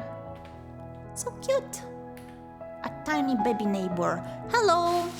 There was a shout, and a new whirlwind of leaves rushing through the air. From underneath one of the piles was a kid. Who was this person? That's all you thought. You couldn't look away from their eyes. They were really red. They had sparkly hair. You noticed that you liked the scarf they had on. There were leaves stuck in their hair and clothes. That was the prettiest person you'd ever seen. Sparkly hair. You stared at them, and they looked right back at you, so everything they'd thrown into the air gently drifted back down.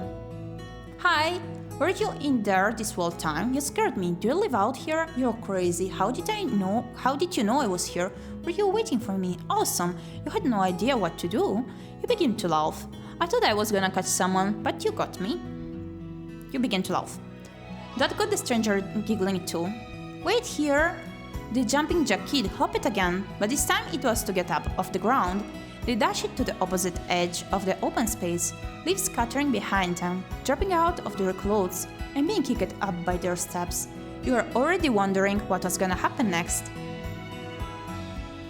From behind one of the tall, crooked trees, the kid began throwing sticks and other plant pieces around. They were uncovering a hidden treasure, a big brown bag. They had to use both hands to lift the pouch and get it over their head. The thick strap pulled tight under the strain of the weight attached to it. The line of their mouth looked just as strained.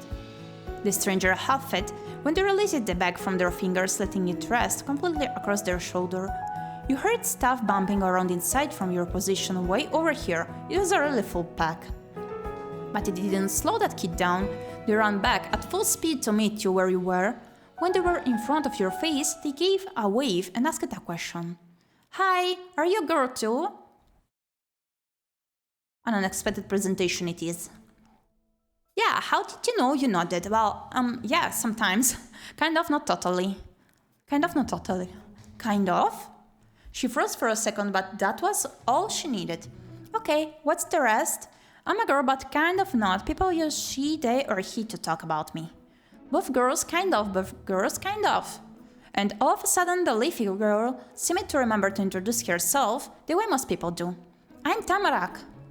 Alright, that sounds nice. Really? Tamarak is a weird name. Cool, Tamarak. What does that mean? Tamarak, that's a tree. Wait, isn't that a normal word and not a name? You simply nodded. What does that mean? A tamarak is a kind of tree. I like it a lot. So, what's your name? My name is Gyepi. It's Gyepi. Nice to meet you. Wow, hi Gyepi. She greeted you with a finger-spread wave of her hand, as sweetly as if you'd always known each other and she'd done it 100 times. Do you like it? Your name? Yeah, I don't know, no, sometimes little, it's alright I guess. I like my nickname more. You nodded in agreement. You shook your head against that. You shook it vaguely.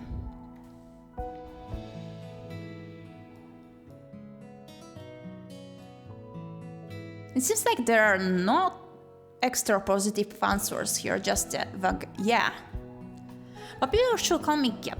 Only my mama uses my name, but people sometimes call me Gyep, except my mama, but my friends always call me Gyep. That's not true, but my friends sometimes call me Gyep. Okay. Oh, alright. Your headband is nice. Oh! So they can comment onto the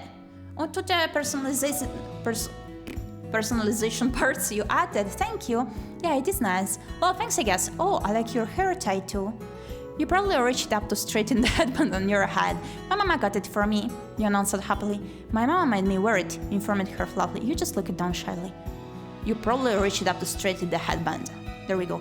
Why are you here? Where did you come from? Are you visiting? She piled on one question after the other, letting them bubble out like her laughter. I'm not some kind of tourist. My mama and me moved into this town. Tamara gasped, her large eyes opening even wider. They were full of sparkles. Me too, I'm new too. I moved to live with my Omi and Oppa. They have a house here and I'm gonna be there now. Are those your parents' names, Omi and Oppa?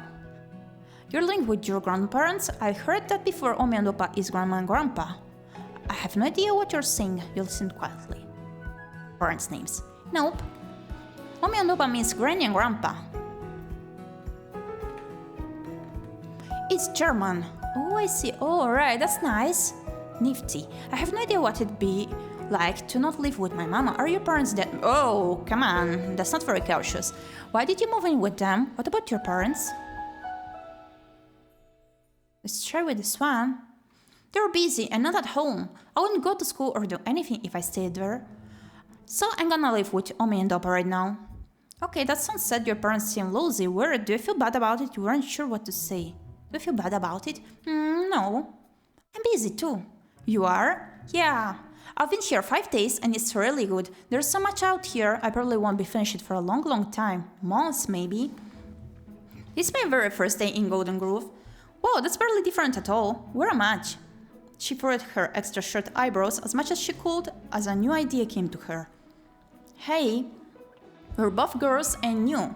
What if we're the same age too? I'm 10. I'm 10 too, you're 10, so am I. We are the same. Do you even care? You know that, yes. You held up all 10 fingers. You kept quiet. Held up all 10 fingers. Hooray! Same age forever. Oh, I hope we won't have it forever too. Happily, Tamara held onto the worn strap of her big bag and bounced it up and down in place. She's so bubbly and cheerful. You decided that this was the perfect time to talk to her about what you were doing. Hey, I got hit with a paper airplane a little while ago. Was that you? Ah, yeah, you got it. Yes, I got it. It's right here. Whoa! She flung her arms up over her head in celebration, knocking her bag out to the side. It made a thump noise when it swung back against her. My aim is good. You blinked at her in disbelief. You done it. You found the mystery person who made that strange paper airplane message. She was entertaining, you thought. You rubbed at your eyes exhaustedly. She was loud. It made you nervous.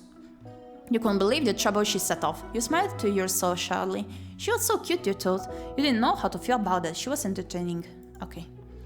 Thanks for sending me. How did you know my name? That plane was really cool. Why would you do that? Yeah, it is. Your throw was perfect. How come you sent me a note instead of just talking to me? What was that message even supposed to mean? You smiled quietly but with satisfaction. How did you know my name? You told me. No, before that. I didn't know it before that. What is that supposed to mean? You told you knew what disbelief was a second ago, but hearing that made you feel it in ways you never had before. The stunned look on your face got Tamara to add more. The paper I used wasn't mine. It was litter in the woods. I picked it up and put it in my bag cause I couldn't leave it there on the ground. Then when I saw you standing in the road, I just had the idea. I could do something fun with that garbage by making it a paper airplane for you. So you didn't write anything on it? Yeah, I didn't. Oh. Okay, oh. Indeed, yep. That was all she said. Tamara couldn't tell you anything more. The person who wrote that strange message for you was still a mystery. You hadn't found them even after meeting the paper airplane person. You shrugged and accepted it. You were thrilled that the mystery had deepened. Let's go with this one. This was so much more exciting than you had thought. You started thinking more and more about this, making plans in your head. Tamara could tell something was going on with you. Gyepi, what did the paper say? Was it funny? Do you think random stuff is funny? It was short, and all the parts were on different lines. The words were hello, go out, hide out, Gyepi pie. What? So weird, who would write that? I know, that's what I was thinking. It's strange. She took a big hop closer to you, a smile growing across her face as she landed. You should keep going, and I'll come too. That paper isn't very old. It would have gotten wet or eaten by bugs if it was out there in the forest for a while. We could track them down and ask them what they were doing. Okay, you can come. I was gonna ask that. Well, alright, if you really want to. Yeah, I could use more eyes for looking. Thanks, I would have been scared to go alone. This is something I need to do on my own. Sorry, I'm going by myself. No way, you have to stay here. You're not in agreement. You shook your head no. Straight on my own. Your excitement puffed out completely. Oh, I made them sad.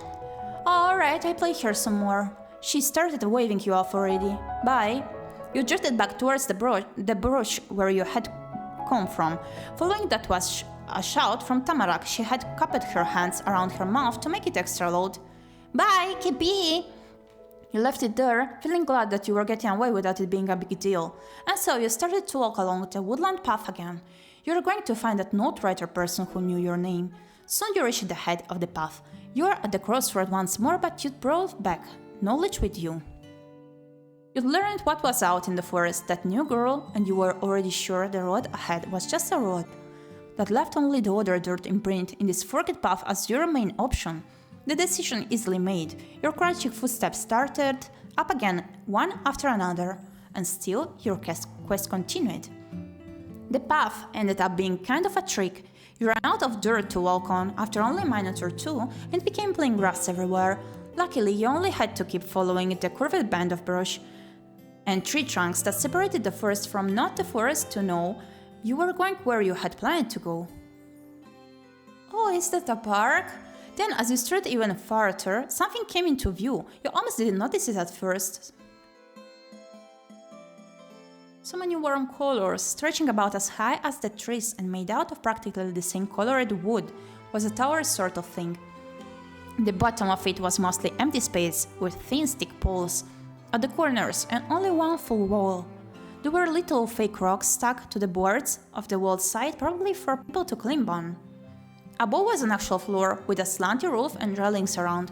Some ropes dangled off it in multiple places.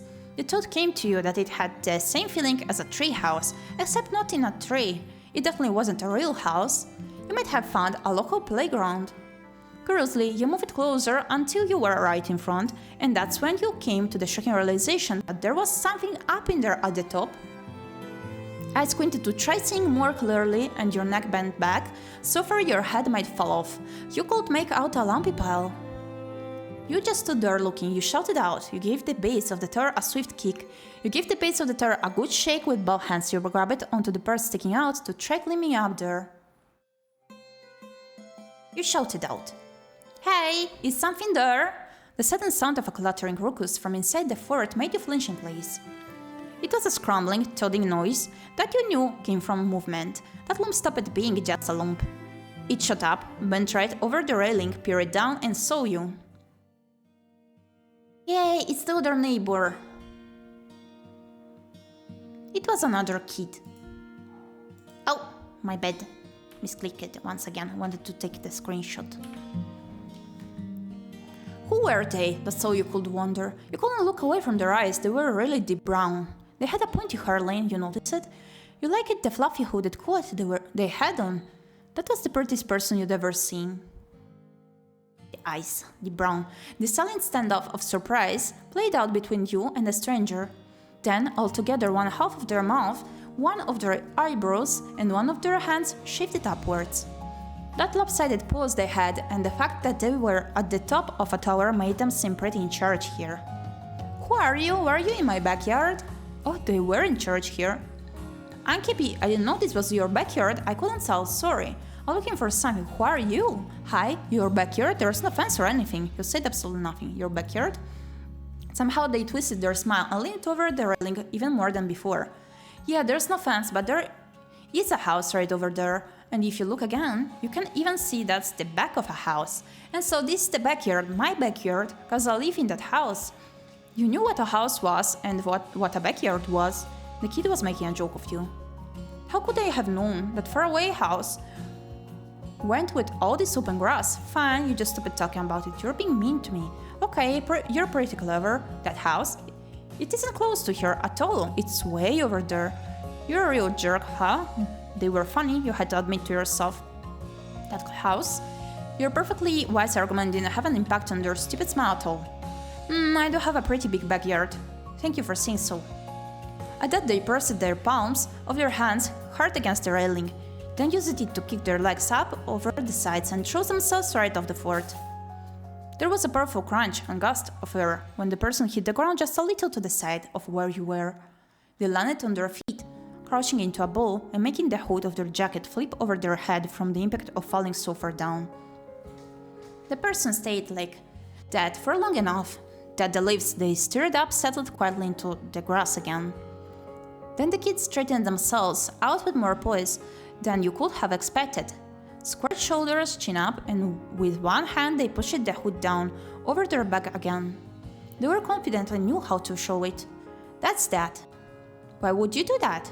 That was so cool, that seems dangerous, that was so dumb to do. Could I try jumping off there? You could have crushed me, you were left speechless, it was impressive, you were left speechless, it was crazy. That was so cool. Yeah, it was. They took hold of the open sides of their jacket and flapped them out, shaking off bits of sticks and whatever other stuff that got on it when they collided with the dirt. Anyway, they shifted their head around to get their hair back over their shoulders, the way it was before, and then jabbed a finger into their own chest. I'm Mr. Q-Lin. Q-I-U-N-L-I-N. It means... Both of Q's arms spread out openly, gesturing to the wide world all around. Autumn! Nice to meet you. What's your name? My name's Gyepi and Gyepi. Nope. But shouldn't they you come after the Q? Oh, you're not a mister, you're a kid. Why did you say the word like that? My name's Gyepi. Let's keep it simple. Great, but what's your whole name, Gyepi? He was persistent enough that you gave him your name in the end. I'm Gyepi and I use MX, Miss and Mister. He said the same thing that you just did. But while it made sense to you, Q was confused. It was like you had been talking backwards to him. How did your doctor figure that out? Did they have extra degrees? I figured it out myself. I'm not sure you shouldn't ask that. My doctor didn't know I had to say what it was myself when I could. It's just a bunch of weird stuff people make up. You didn't answer that. My doctor didn't know. Really, you did that? You thought what the doctors and adults said wasn't right and told everybody? Yeah, I did. After first gasping, a grin spread out across his whole face. You got stuff figured out, and you're just a kid like I am. That's right, I'm smart. I don't know if I've got everything figured out forever. You looked away, not knowing what to say. Maybe it'd be different later, thanks, it's not that big a deal. Different later? It could change. Yeah, maybe. I'm impressed by your wisdom, MX, Miss and Mr. Gyepi. Oh, but I've got a nickname that my friends sometimes call me Gep. I regret so much putting in that nickname. Cool, I've got a nickname too. It's Autumn cause, like I said, that's what my name is. You can use it if you wanna. Alright. Wait, and also, how old are you? We seem pretty similar to me. I'm 10, that's none of your business. 10 whole years, double digits. Let's go. Q slapped his fingerless gloved hands against the front of his chest to show just how taken aback he was. Wow, so am I. Nobody else close by was exactly 10 before, but now there's you. And you're gonna grow up someday, and I'm gonna grow up too, but that's never gonna stop us from being the same age. Cool. Yeah, this is great. More 10-year-olds were better than less. But the talk you were having ended with a clear clap from Q to bring it to a close. Now that we're people who know each other, I still wanna hear what you were doing. I've lived my whole life in this town, in this neighborhood, in that house, and I've never seen you anywhere. There's gonna be something going on. Well, you reached it right into your pocket and presented the mystery paper to Q, wanting your own explanation, but before you even said anything about it, Q whizzed with a tight grimace. He looked as stiff as the wood tower behind him, just like that. He stammered and babbled, and pointed his finger all around the space that was sort of in front of you, until the word finally came to him.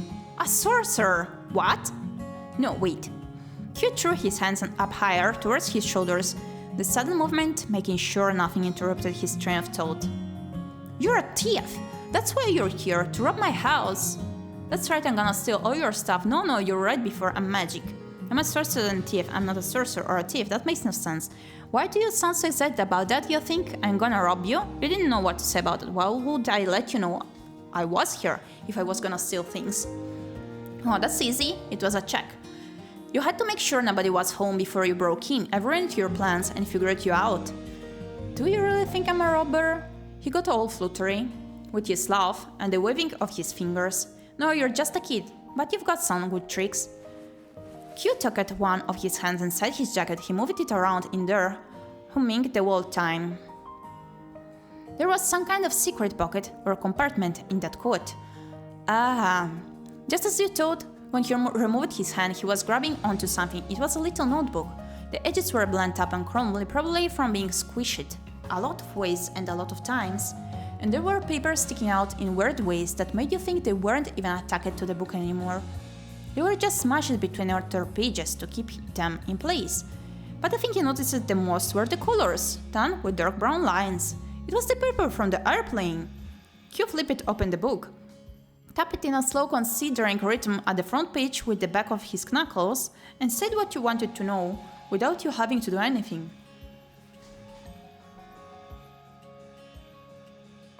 That's my special paper with my notes on it. But it's not in my notebook. It was in your pocket.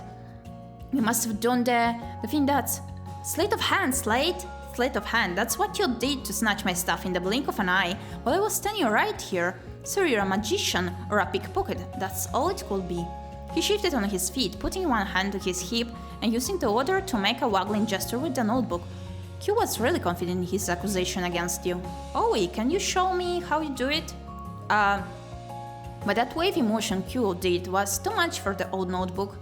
It bent in half upwards and downwards with the momentum of its owner's arm. So the papers slid out. They drifted to the ground lightly, the same way leaves fell from trees. You started to write at them, sitting there freely like that. Q didn't.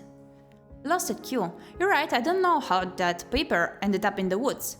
You're being sarcastic, maybe you just lost the paper and that's how Tamarak found it.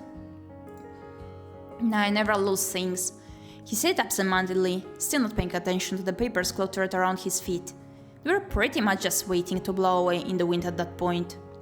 There are papers on the ground right now, you know? I think you might want to look down. Q's eyes widened. He lifted the notebook over his head and twisted his feet outwards more to fully clear his view of the grass below. Finally, he spotted the missing pages. Whoa, thanks! In the middle of talking, he dropped to his knees to scoop up the loose papers. It only took a second for each one to be gathered. He leaned off his knees onto his butt and made a little oof sound. From there, he got his feet against the ground while pushing up with his hands, still clutching the paper so he could stand again. With that successful rescue mission done, Q delicately flipped through the notebook, inserting the loose papers along the way between different pages. He went all the way to the end. Then Q's complete book was pressed shut once more. Hey, that really helped, Gyepi. A beaming smile directed right into your face almost had you covering your eyes, but before that happened, he looked away. Q twisted to the side to better rummage inside the hidden pocket of his jacket. He made super sure that the entire stack of papers made it back safely this time. You heard a sigh for relief. In an even, swooping move, Q tilted his head back over his shoulder to reveal his face again. The bright expression from before was completely gone. He had that smirk again. So, did you see that? I don't lose anything. Are you kidding? You lose stuff all the time, you just find it again sometimes. You broke into laughter. This time I'm gonna tell you about it. Your cheeks got hot from embarrassment. Laughter. Let's go. That was not at all how you'd expected him to reply, but it was amazing. You had to slouch forward to hold your stomach because it was that funny. Q's fun with your reaction came out as a set of sneakers. His cheeky mood drifted away once those were done. Q twisted to the side to better rummage inside the hidden pocket of his jacket. He made sure that the notebook made it back to its normal spot. When he tilted his face back towards you, he was quiet and thoughtful. This is very mysterious. My paper vanished, and a brand new kid appeared in my backyard, out of nowhere. I don't get it. Q, I'm your neighbor now. I moved into the middle house on the street. Oh, the new neighbors, that's right, that's you. It makes so much sense. Then Q shook his head side to side, flopping dark brown strands of hair around and trying to sort out his thoughts. But if you're just my new neighbor, not a thief or sorcerer, how'd you know that was my paper? I didn't know, not for sure. What, you were showing my notes off to everyone you saw in the world? Yeah, that was kind of the idea. Huh? You knew it would be a long story, so you took in a huge breath. I got here today with my mama, she's waiting for the real estate agent, so I had to go spend time doing something. I went down to the road and a paper airplane hit me in the shoulder and nobody was there. Q nodded along, probably not getting everything you were talking about, but curious enough to just keep listening. I picked it up and opened the plane and saw the stuff written on it. I thought the person throwing the plane was trying to give me a message. I went looking for whoever did it and found them. You did? It was a girl named Tamarak. She saw the paper on the ground, picked it up and later made it a paper airplane to surprise me for fun. He put his hands on his hips as he told her about the info he learned from you. It was all random stuff for fun? I guess so, but if you're the one who wrote that, how did you know my name? That was on the note. And what were those other words supposed to mean? Hello, go out, hide out, Gyepi pie? It doesn't make sense. Oh! Q cracked a smile and flicked out his arms to start his own explanation. That's just stuff I was gonna do. Counting 1, 2, 3 on his fingers, Q listed off each part of the letter simply. Hello, say hi to the people around. Go out, visit the town or another neighborhood or whatever. Hideout means go to my hideout. He stopped the countdown to pat the sturdy wooden wall behind him with pride. Right here. Fine, I get it now. Wow, I like your hideout. That's so stupid you said sharply. That's so stupid you said amused. Your hideout is in your own backyard. If that's a hideout, why would you tell me it's a hideout? Where else would it be? Anywhere but there? Nah, I live here. Ah, right, yeah. For your name being there, my mom and dad told me. They talked about how people were moving in next door and how there was gonna be a kid my age, and that her name was Gyepi Pie. It was cool to me, so I wrote it down. That way I wouldn't forget. They even took out and read that page aloud to make sure it'd be something I remember. It looks like I forgot after all. Oh, forgot. I don't know why you're confident when you get everything wrong. You're such a scatterbrain. Oh, you're such a scatterbrain, you said fondly. I can't believe you forgot who I was after your parents told you everything. You quietly accepted his answer. Thanks for trying to remember anyway. You're welcome, I remember this time, definitely. But that's pretty crazy with the paper airplane. It's really impressive you put the whole thing together on your own. He was right, you had been able to discover the whole story. It felt good, you were proud of yourself. It went better than you thought, but this means you did lose that page out there somehow. So what was that about never losing things, Q? Tamarak found your paper on the ground. With wrinkled brows, Q shifted his hands up to the side of his head, so he could instead tug at the front strands of his hair, pulling them out fully straight. Oh, I don't know how it's possible. Maybe the Tamarak girl is a sorcerer or a thief after all. He was so funny, he was adorable, you covered your eyes at the ridiculousness, you sighed, you smirked widely, you just ignored it, you felt tired. He was adorable. Q finished his pose, straightening up and putting his hands solidly on his hips. He was back to being in control. You know, there's nobody out there who's perfect. I accept my mistake and I'm sorry to you, Forrest, for messing up the place. That's really nice of you to say, Q. Thanks. But you realized suddenly how late it must have gotten. Your mama would start to worry soon, that wasn't good. Your turning thoughts were put on pause when Q suddenly changed the subject. Hey Gyepi, I'll walk you around back to the front. What a gentleman. I wanna hang out more. Alright, yeah, it'll be fun, really, sure. That'll be good, I don't want to go alone. Sorry, I wanna be myself, no, I should stay here, you're not in agreement. Okay, that will be good. You relaxed your stance, accepting that this was really over now. Let's go. And you started to walk together to yellow-wet fall grass to get to the neighborhood again. But you weren't going to be alone there. Q came alongside you with even casual steps. You were returning to that house. Your new neighborhood had become even more orange-toned by the time you finally returned to it. The far-off sound slowly sank away behind the tallest mountains and forced to sleep for the night.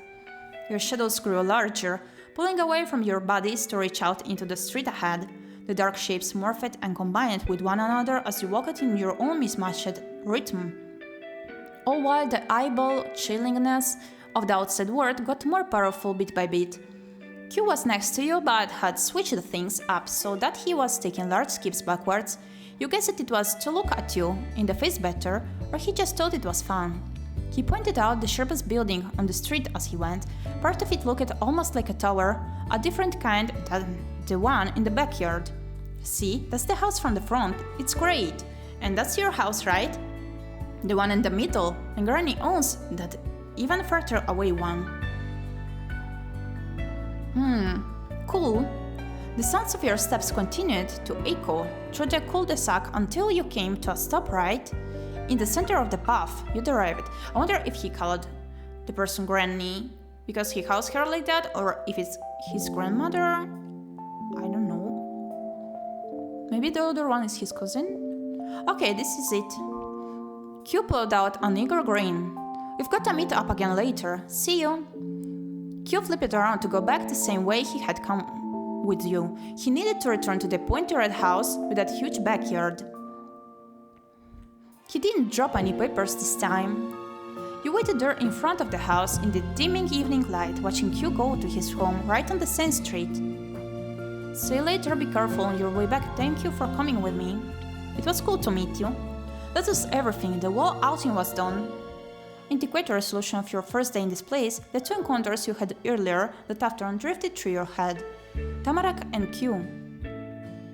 Now you're at the stage where you'll get to set your dynamic with Tamarak and with Q. Our life now and forever has a specific way of constructing the personalized relationship you have with the two neighbors you grow up with. It's called dynamics. This encompasses how your character and that character feel about one another and how they generally interact with each other. It doesn't determine if your character is shy or confident or sociable or unsociable. That's done through the phrasing actions you pick in normal choices.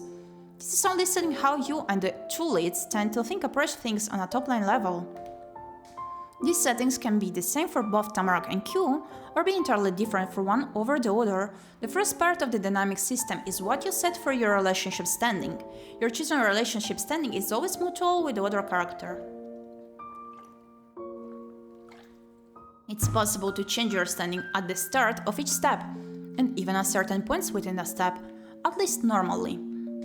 There are some settings that can be changed once you pick them. The 5 main options for your relationship standing are neighbors, friends, family, crushes, and beloveds. Neighbors means there's someone you know and it's nothing more meaningful than that. Whether it's still amicable or completely cold or even hostile is up to you. Friends means that you're friends. While on this standing, it's possible to go even deeper and have them be your very best friend. But that's not set on the dynamic screen, it's a normal choice. Family means that you truly love them and will always keep them in your life in a fully platonic way. You can choose to love someone this deeply until later steps, once you've known them longer. You also won't be able to change this setting to anything else once you've picked it. It's completely certain and unwavering. You can bring both Tamarak and Q into your proverbial family. Crushes means that you and them have crushes on each other. While on this standing, you can keep your feelings a secret and act as though you're only friends' best friends, or it can be known that you're romantically interested. Later in the game, you can also officially go steady with Tamarak or Q. If you begin dating one of them, your setting of the dynamic screen will change to partners instead of crushes. It's possible to be crushing on Tamarak and Q at the same time, and for most of the game you can only get into an actual romantic relationship with one. In step 4, a polyamorous relationship can be pursued if you want. The way that will work is that Q and Tamarak will be in a committed platonic relationship with each other and can be in a committed platonic or romantic relationship with the MC. Q and Tamarak won't be romantically involved with each other regardless of the choices the MC makes. Oh, I see. If you do date one or both, you can break up with them. The partner status can go away once you get it. It's possible to change simply crushes to one of the other options if you want to. Beloveds means that you truly love them and will always keep them in your life in a clearly romantic way. You can choose to love someone this deeply until later steps once you've known them longer. You also won't be able to change this setting to anything else once you've picked it. It's completely certain and unwavering. Like crushes, the romantic feelings can be known a secret, or you can be official partners. If you're at this setting, you also unlock the possibility of getting engaged and changing your relationship status to fiancés. There's no requirement to get married or even date. What you do or don't do with your feelings of love is up to you. The leads will respect your set boundaries. If you're beloved and make choices where you're hoping to get married but haven't asked it yourself, your partner can be the one to propose instead. The MC will accept that proposal by default because the game believes they want that. You can convince your partner to think marriage is a good idea and then reject them when they pursue it. That's part 1 of dynamics. The second part is expression elements. This is how you and the other character generally interact with the other. Like relationship standing, expression elements are determined separately for Tamarak and for Q. It doesn't have to be the same for both, but expression elements don't have to be mutual between your character and Tamarak Q. They have their own ways of conveying themselves, and your character gets to have theirs. Expression elements are broken down further into 3 matters with 3 choices per matter. Matter 1, deferring, team working, contesting. Matter 2, praising, unassuming, teasing. Matter 3, doting, accepting, admiring. For matter 1, you can use it to determine if your character is a follower or goes with the flow using deferring, a collaborator or compromiser using team working, or tries to be the leader or decision maker whether the other person actually wants to follow them or not, using contesting.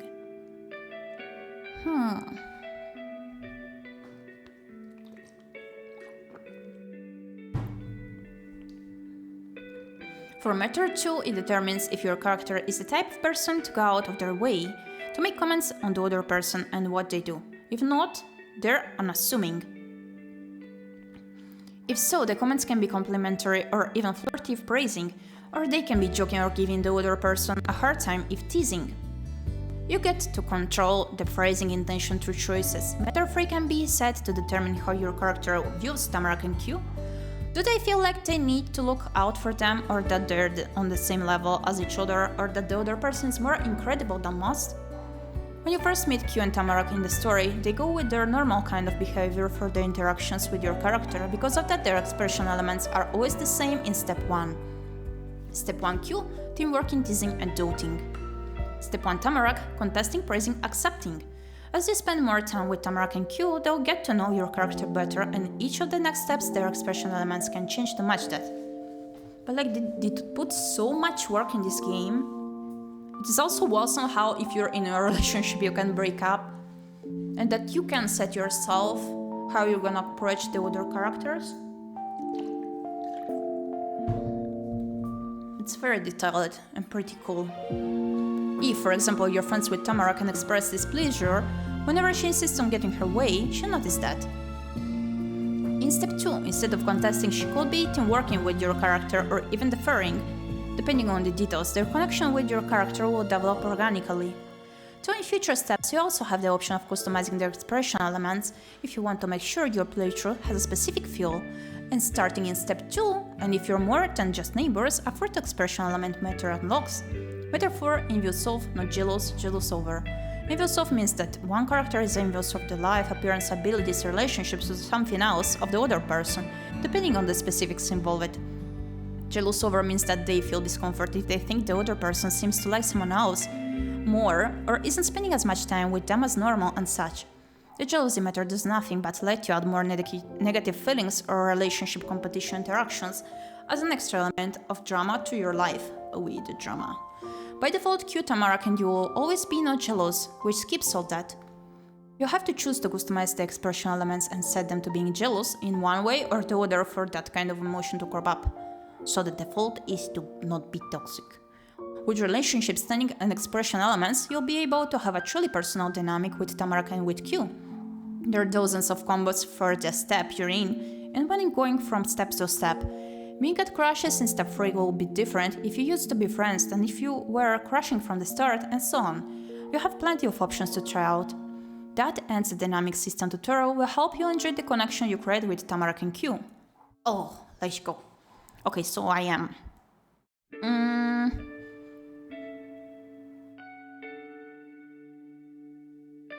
Team working.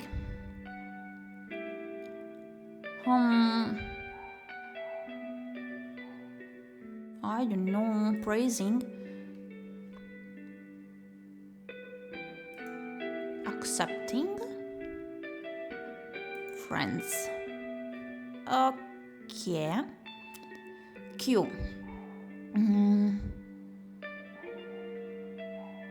Deferring,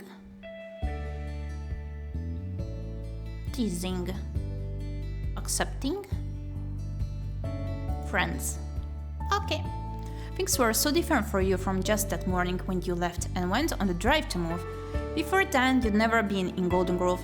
You'd seen it only in pictures and hadn't known anybody who was a local there. But here you were, a person who lived in the town and was friends with the neighbors on both sides of your house who also lived here. Were you friends? You thought so. Gyepi, is that you? Your mama called from over the fence. Coming! You bounded forward and passed through the gate. Mama had left the porch and was there to meet you. Thank you for coming back. I'm sure you were having an exciting time out there. It was great. You squeezed her legs, tread at what happened. No, you belong to her, live to be back. I met people, mama, kids my age. You're never gonna believe what happened. Okay. I bet, but I look forward to hearing about it. From strand to strand. We've got the key to the house. The agent finally arrived about 20 minutes ago. He's gone now, but I haven't picked it yet. The both of us should be here for this. It's your house too. That's so sweet. Yeah, this is our house now. Absolutely. Come on. Mama turned to go and slipped the key out from her sweater pocket. She gestured with the other hand for you to follow. Your mama led the way as you went back up the stairs. The key fit perfectly into the hole on the door, and Mama smiled at the sound of an unlocking click. Carefully, she leaned forward with her shoulder, giving it a nudge. Unsure if the best option for the ancient door was extra force or extra restraint, the house opened with a creak. Air came out through the front like it was exhaling. Mama let out a breath at the same time. Over here, Gyepi. There's space for you to get a little closer. You can see inside here. You scooched towards your mama's side in the doorframe. It was then that you noticed that there was a mat at the front. It had a light color and a kinda hard but fluffy texture. The sort of mat that get dirty looking right away when it was used, but it was still clean and nice. It hadn't been worn down at all like the rest of the building. This part of the house wasn't just an old thing left behind by other people who didn't need it or want it anymore. Someone must have put it there for this happening, for your mama and you moving in. Written across the top it said, "Welcome home." Oh my, that's so wholesome. Mama softly tapped the top of your shoulder, bringing you back into the moment. She kept the hand there, leading you ahead with her. The two of you walked through the door. Everything in there was still. The wind was blocked, but it was practically as cold inside as it was out of the house. Mama shifted forward cautiously, feeling around for a light switch. Got it. A dim light from the ceiling sparkled on in an instant, and there in front of you was an old-fashioned living room. The house had furniture that came along with it, but it wasn't set. The pieces were mismatched, each chair, table, and bookshelf in a different color. They were covered in transparent sheets of plastic and in dust. The room had a real fireplace made out of brick. In the back you could see a staircase going up to another floor. Beautiful, it's even better than the photos, so much potential inside these walls. You're amazed it could fit in a storybook. You were so disappointed it blew your old apartment out of the water. It was the worst house in the world. No! It could work once you had your stuff out. You thought it was okay. The house was definitely haunted. You were amazed.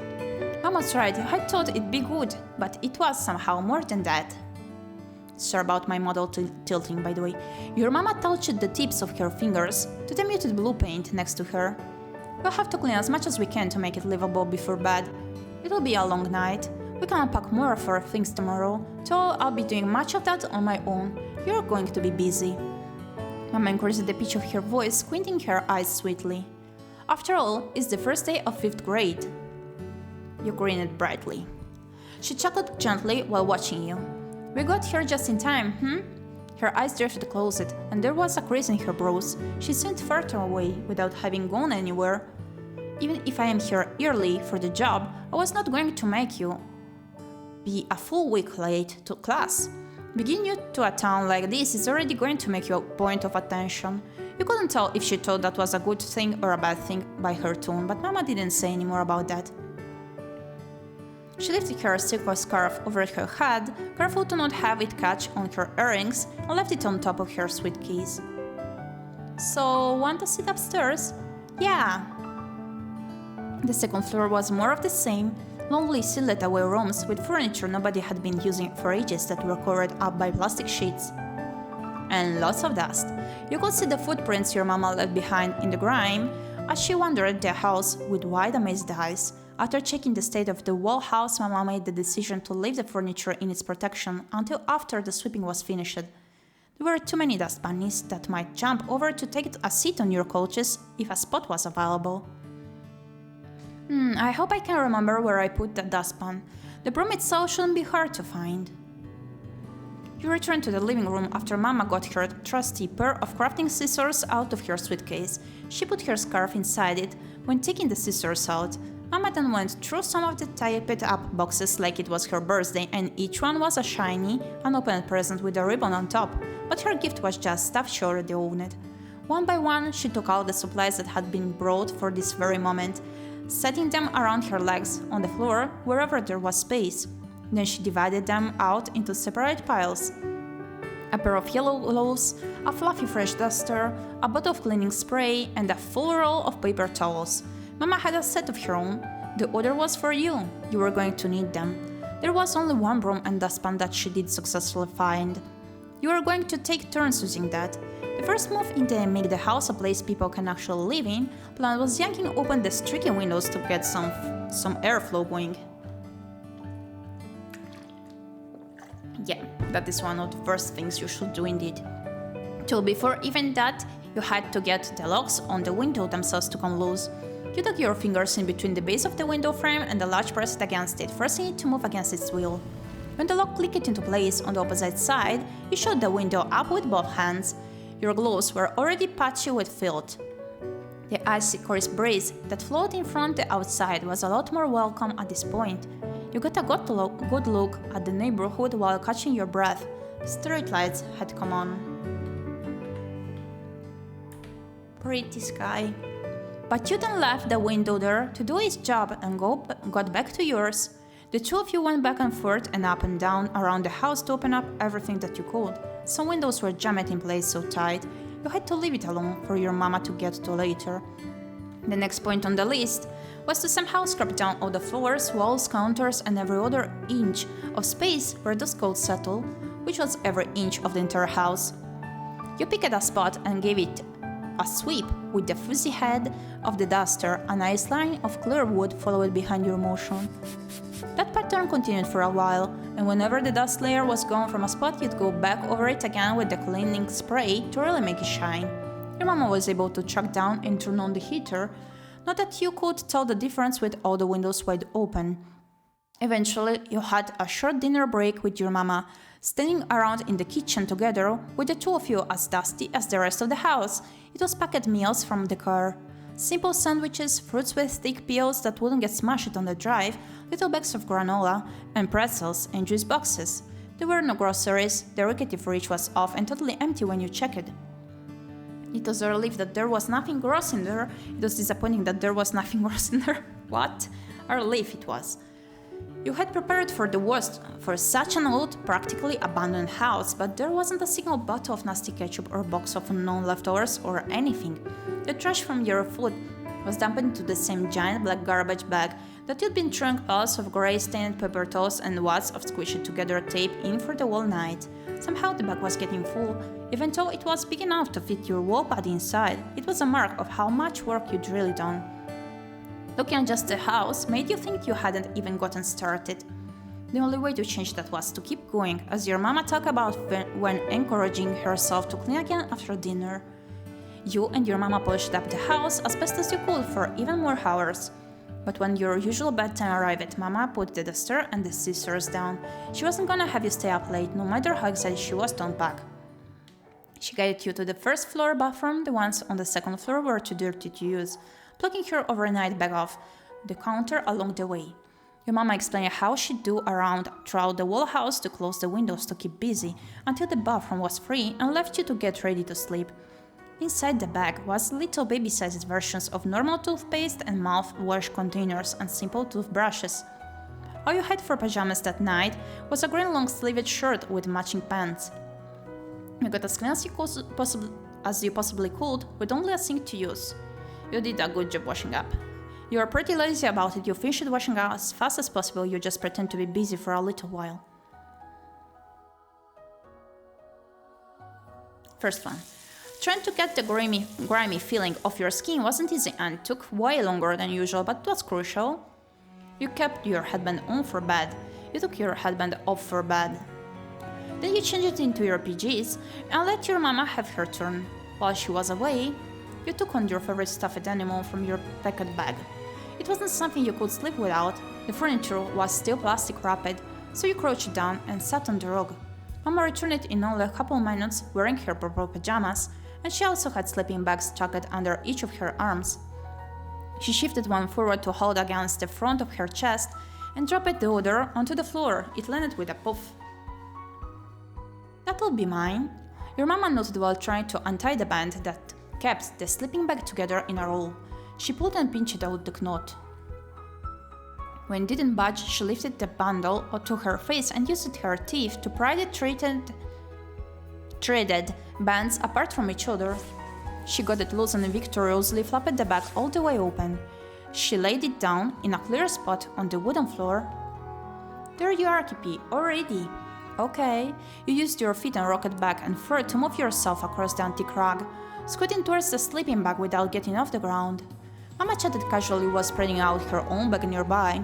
"You'll need to get some wood so we can actually use that fireplace on nights like this." Did your mama know how to use a fireplace? You'd never seen one in person until now, and so far you'd still never seen one that had fire in it. Luckily, the house was warm and cozy, even without that since the windows stopped letting the chill in. The heater worked. That was sort of a surprise to you. Mama soon settled down on the center of her temporary bed. She sat cross-legged with her back solidly straight. Her hands came to rest on the tops of her knees, and she made direct eye contact with you.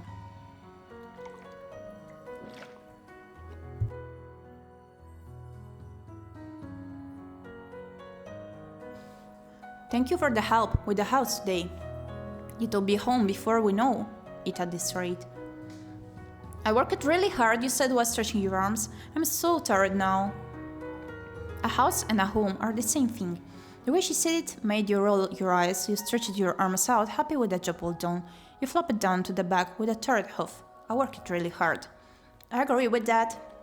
She slouched her shoulders, easing away some of the stiffness. "Hey, guess what I did in the neighborhood today? Mama, could I tell you about what happened today?" You hid behind the fence the entire time. "No, Mama." "Okay, tell me, dear." After pausing just a little to build suspense, you began to narrate the entire story of the paper airplane adventure, from the moment it hit, to the way it led you down to the first crossroad, finding Tamarack in her leaf pile and all her surprises, then meeting Q on his tower with his notebook full of loose pages. Mama listened with her whole self, leaning forward and growing wider with each new turn you revealed. You wrapped it up by explaining how you returned to the neighborhood with Q after everything you discovered. What a way to spend an afternoon. I'm proud of you, Gyepi. You're a bona fide detective. I had no idea you'd gotten into such a winding journey. You kicked your legs up and down on your sleeping bag, very pleased with her reaction. It was a fun story to tell. Somehow the events of the day felt like they were a long time ago, or that they happened to someone else, and you just heard about it. But it had been real. The paper airplane hit your shoulder. You held the note in your hands, and you threw that paper away when you were cleaning, and you didn't have any idea what happened to that paper, and you were saving that paper to give back to Q. And you were saving that paper to give back to Tamarack, and you saved that paper with your things as a keepsake. Give back to Q. It was his note, you wanted to return it to him. With your topic all done, Mama softly spoke up to share her own thoughts with you. It's odd imagining this entire building collecting dust for all this time, isn't it? No one wanted to live here. Not renters, not the man who owned it, but it's a charming house. Yeah, it is. How did we get to have something like this? Mama pinched her lips together in consideration, then she kept talking. Oh, did something sad happen? There aren't a lot of opportunities out in these woods, I suppose. At my company, the returning of the former HR manager was the first big position I've ever heard of for this area. And even that didn't open up for people already living in the town. I was asked to relocate to take the position. Curiosity grew around her eyes. The more she thought about it, she caught herself before a frown could follow. Oh, but it's not an issue, I'm grateful. We'll find our place in the slow pace of Golden Grove, and at least we'll have each other regardless. Yep, you and me are a team. It's great we have each other to talk about stuff with. We'll always be together. You can count on me, Mama. You nodded strongly. You yawned, not paying too much attention. A team. A very impressive one, I'd say. Then your mama stretched her legs out fully across her sleeping bag, wiggling her tools inside the black socks she had on. Seeing Mama right there on the floor with you was cool. You didn't hang out together during bedtime like this most nights. It was special. As you thought about that, your eyelids were trying to tape themselves up with the sticky, gritty stuff your eyes made when it was extra late. Alright, dear, you should get inside the sleeping bag now, before you blink out on top of it. That sounds like a pretty good idea. Scooping your stuffed animal into both your arms, you shim it into the open end of the bag. It was made out of fabric that was so smooth it wasn't difficult to do. You move it further down until the edge was to your chin. You were wrapped up like a loaf of bread in a grocery bag. I wonder if her pajamas is purple because of her scarf being purple? Or wait, did I put on the scarf or the color? Well, no, it was a hoodie, but it was purple indeed. Mama got to her feet, taking a short jog over to the far wall of the room. She lifted a finger to the light switch but kept her gaze down on you. The expression in her face was gentle. Good night, Gyepi. Good night, Mama. The room went pitch black with a click. While your eyes were trying to adjust, you heard the shuffling sounds of Mama. She joined you on the floor again. Those noises soon stopped. Mama didn't talk anymore. There weren't sounds of cars passing outside. There was a thumping in your ears. You thought you might have heard a creak somewhere. The night noises were a lot different than what you had experienced with. They were so quiet and distant, it made you notice them more than if they were clearer. You'd have to get to know the sounds better. It was another part of the house personality. You were okay with that. It was normal to need time to get familiar with each other. You pressed your eyes shut. In your head was thoughts of moving to a new town, Mama, 괊ᴜᴜ the first day of school. Moving to a new town. You fell into a comfy dream in what felt like an instant. It was the best kind of sleep, the type that was well earned after a good day. Then your second day in Golden Grove arrived. Well, again, we mentioned it earlier, but occasionally you will get the opportunity to change what you're wearing during the game. You might also be able to take off accessories like hats and scarves during certain in-game moments. If you don't want to bother with changing your outfit, you can toggle these sections off from the Your Details screen. Click Info on the right to find it. Turning off the Dress Up sections means what layers you choose to take off and keep wearing when you get to school will be your preference for what you wear indoors for the rest of Step 1, or until you turn on Dress Up sections again. Would you like to see Dress Up sections in the future? Yes, so. Have fun!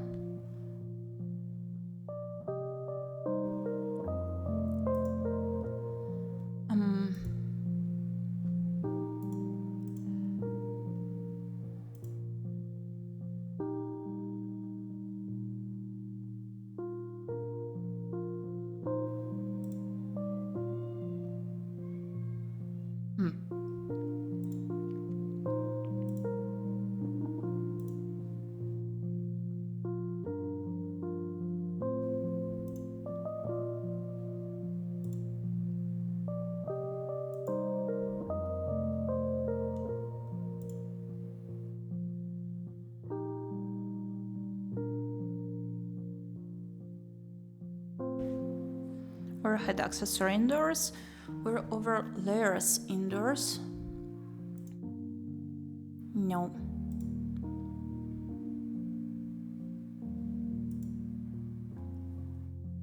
Okay. But your second day had only just arrived. Only one corner of the world outside the window had any sunlight. The rest was all shadows. The lights in the house had to be turned on for you to see your own hands. You loved when it was that early, you didn't mind that. You thought it should be criminal to make people out to be awake this early. But your phone wasn't working yet, so you couldn't call the police or the mayor to complain. At least your mama didn't start making you do chores. The unpacking wouldn't be started again until a lot later. That's what your mama said when you were brushing your teeth. For now, you both only had what was already out. The food around to eat was still the same stuff from yesterday.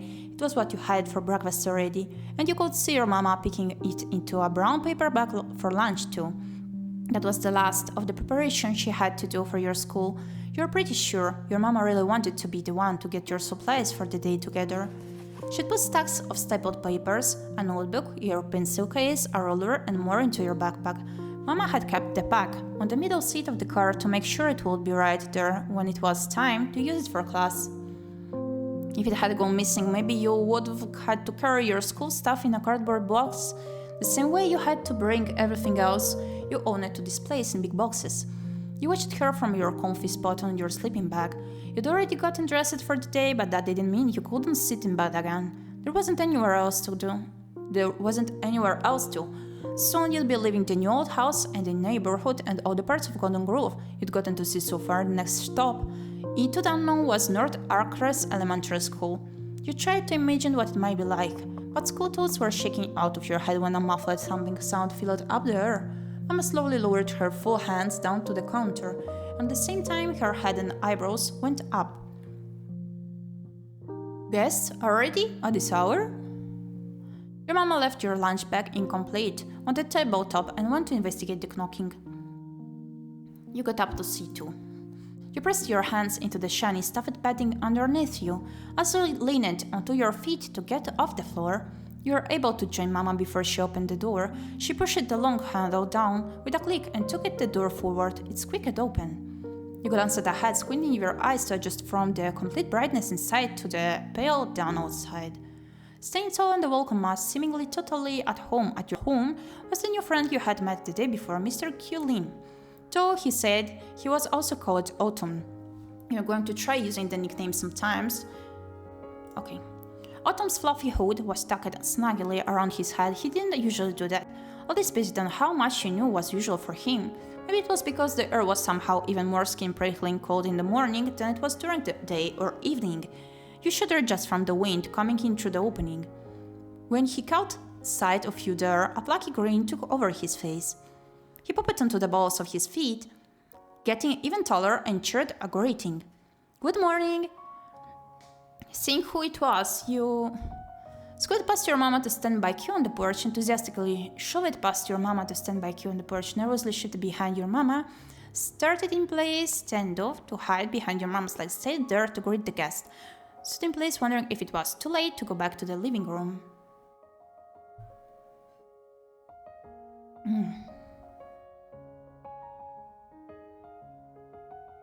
You laughed openly, completely pleased that you'd come over to him. He mirrored your move, so he was facing you instead of Mama.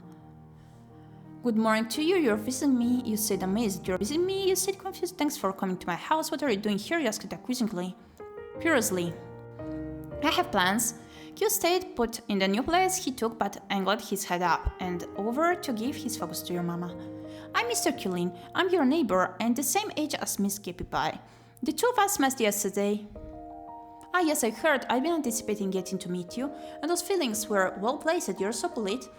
Q straightened out the line of his bandana with both hands, giggling cheekily as he made direct eye contact with you.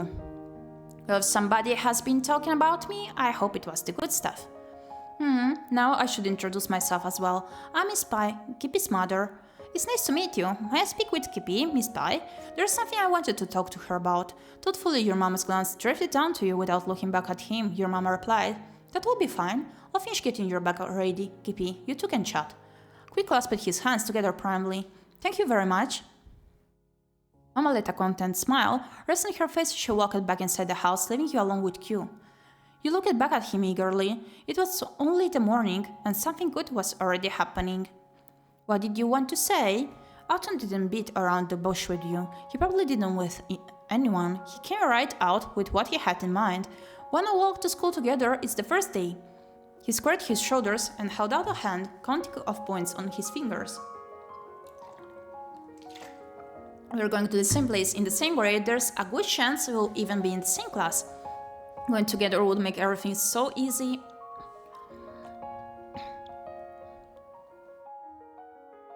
But that's just easier for me. What's in it for you? I don't need your help." "Yeah, alright." He popped an enthusiastic double thumbs up. "And guess what else is a reason for why we should walk together?" "What?" His gaze got sharper, but it didn't feel scary at all. The glance was like a fancy cudgel rather than a pointy weapon. "It's 'cause I want you to be there. So yep, I think it makes a lot of sense that we'd go together." With his hands in his pockets, Q shifted the wall-top half of his body diagonally over to one side. The tilt of his head really showed off the bend in his self-pleased smile. "Oh." He flung an arm back out and arced the fingers across the air in front of both your faces. It might have been to stop you before you could say anything or to keep himself from forgetting whatever else he wanted to talk about. And it wouldn't be just us. I'm gonna keep going down the cul-de-sac to Granny's house so I can ask Tamarak next. What? Q knew Tamarak? He hadn't known her yesterday, but he definitely had to know something considering the smug way his eyes narrowed at you. It turns out you weren't the only new kid I just met. I found out about the girl who moved into that last house in the row too. It was last night. The loudness of Q's voice shot up, reenacting shock and confusion the meeting with her caused him. I have no clue how I missed her before. She's lived in the neighborhood longer than you. It's been days. His head and arms drooped as Autumn huffed in defeat. It was quiet for a few seconds, before he sprung right back to life with the very next thing he had to say. He felt like a winner again. So anyway, you don't need to tell me about what else happened. I heard that story with what she did with my paper. It might have taken me longer to put it together, but we're all on the same page here. Literally. Hey, wait, Paige, that's kind of a joke. There we go. You chuckled at Q's kind of joke. And him in general, he always made things fun somehow. So that's it. What do you think about all three of us working together? It's a good plan, right? It's a great idea. I want to go. You swung your hands behind you and spoke out again. I'll get my backpack and tell my mama we're going. Cool, I'll wait here for you. You parted with Autumn for a second but didn't bother closing the door. The sound of your feet against the floor was the only noise in the huge house. You couldn't have snuck up on mama if you tried. Each step you took brought you closer, and it made the smile on her face grow larger. But she didn't get distracted from her job. Her gaze stayed stuck on the counter. Mama placed one more paper into your backpack and snapped the plastic clasp on the top flap closed. With that security, she promptly picked the bag up by the loop handle. She lowered herself down to your height by bending her knees low. Then she offered the backpack over to you. Exceptional timing, dear. Here, you're set to go. It was nice and light when you took the pack from her. That wouldn't last. Soon you'd have actual school books to bring around with you. What happened with our guest? Did he leave? You answered the question while looping one arm after the other into the wide opening of your backpack straps. He's out there still. He wants me to walk to school with him. Can I go? You shifted your grip onto the dangly ends of the armbands, then gave them a swift tug to tighten the straps, fully securing the bag against you.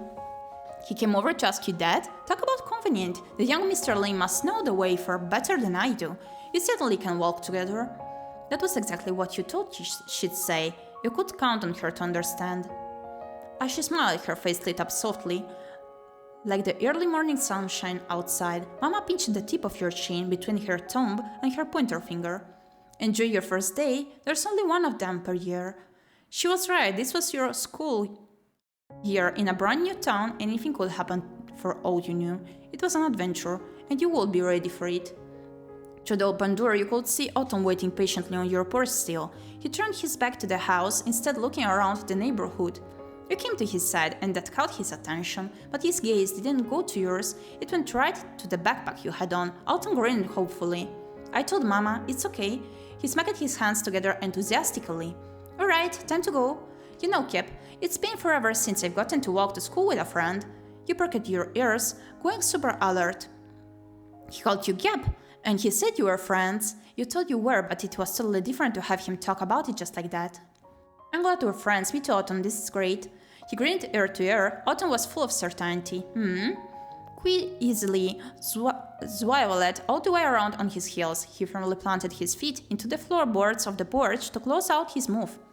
Then he confidently strode forward and leapt over the little steps to get onto the ground. Autumn had places to be, and nothing was gonna stand in his way.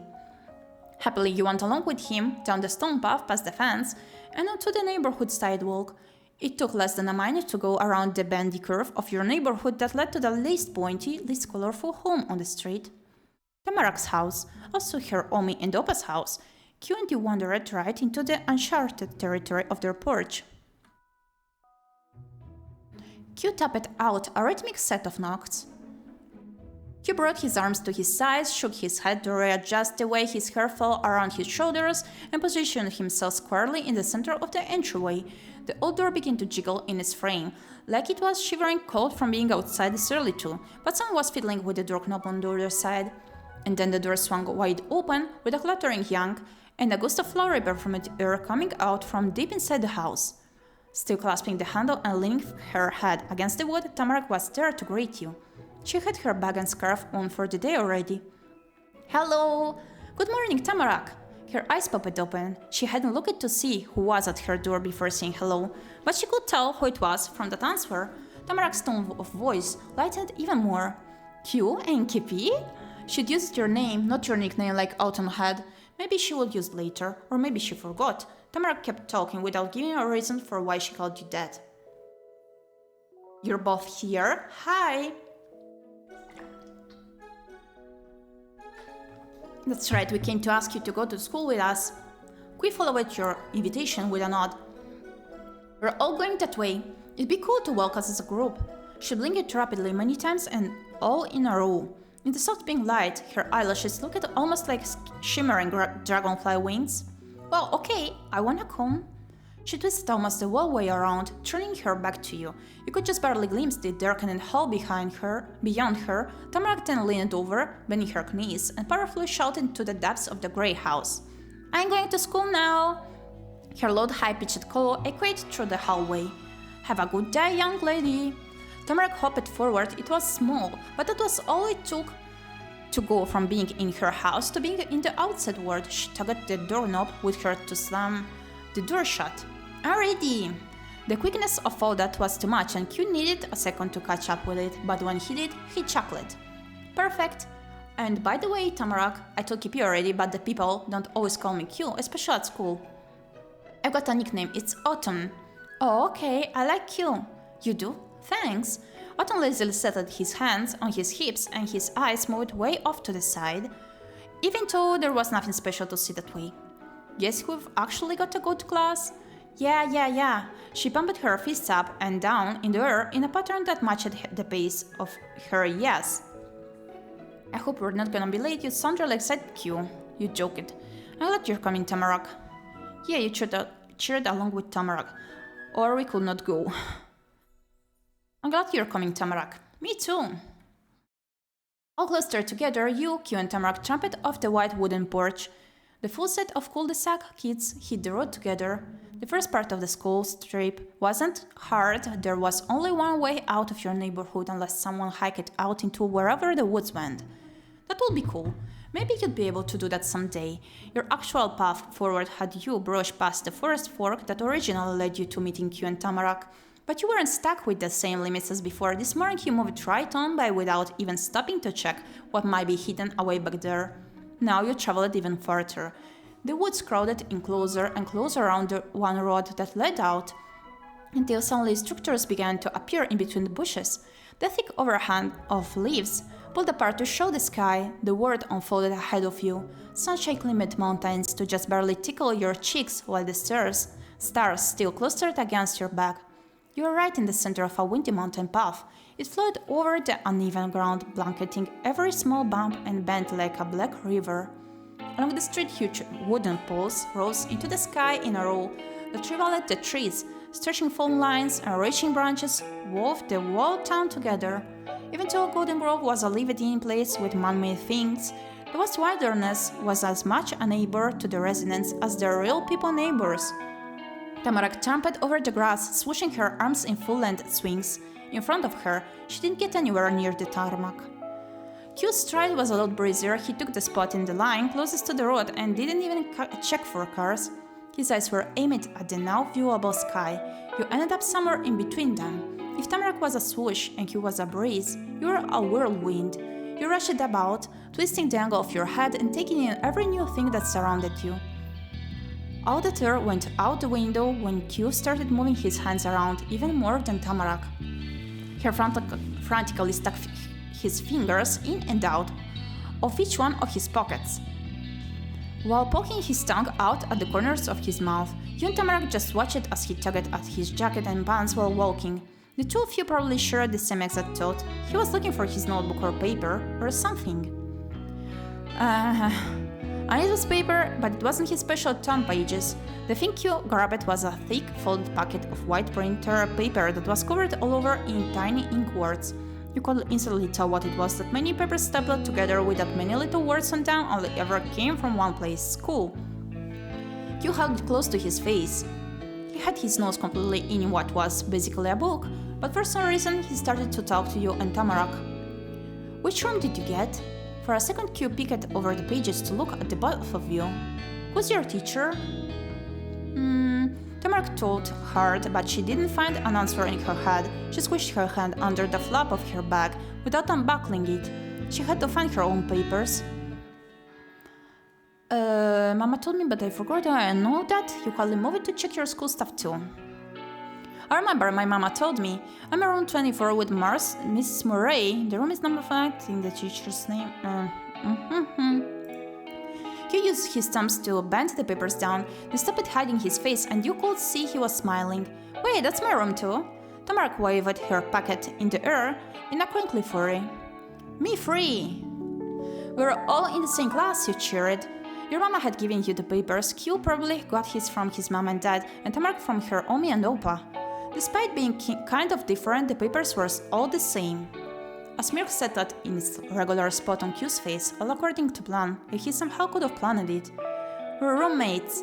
He didn't need the packet for anything else, so he stuffed it into his pant pocket with a shrug of one shoulder. There's only 3 5th grade classes we could have been in. When Q made sure it was deep enough to not just fall out, he brought both his arms into an even bigger shrug and chuckled too. But Miss Murray, I almost made it without her being my teacher. It was close. Tamark peered into his face with wide eyes, leaning over so much that you almost walked into her. She didn't have to say what her question was with words. Q got it. Don't worry, she's nice. She's the best teacher for you too. Q made a very serious and reassuring OK sign with his fingers, but in an instant it snapped into a pointing gesture.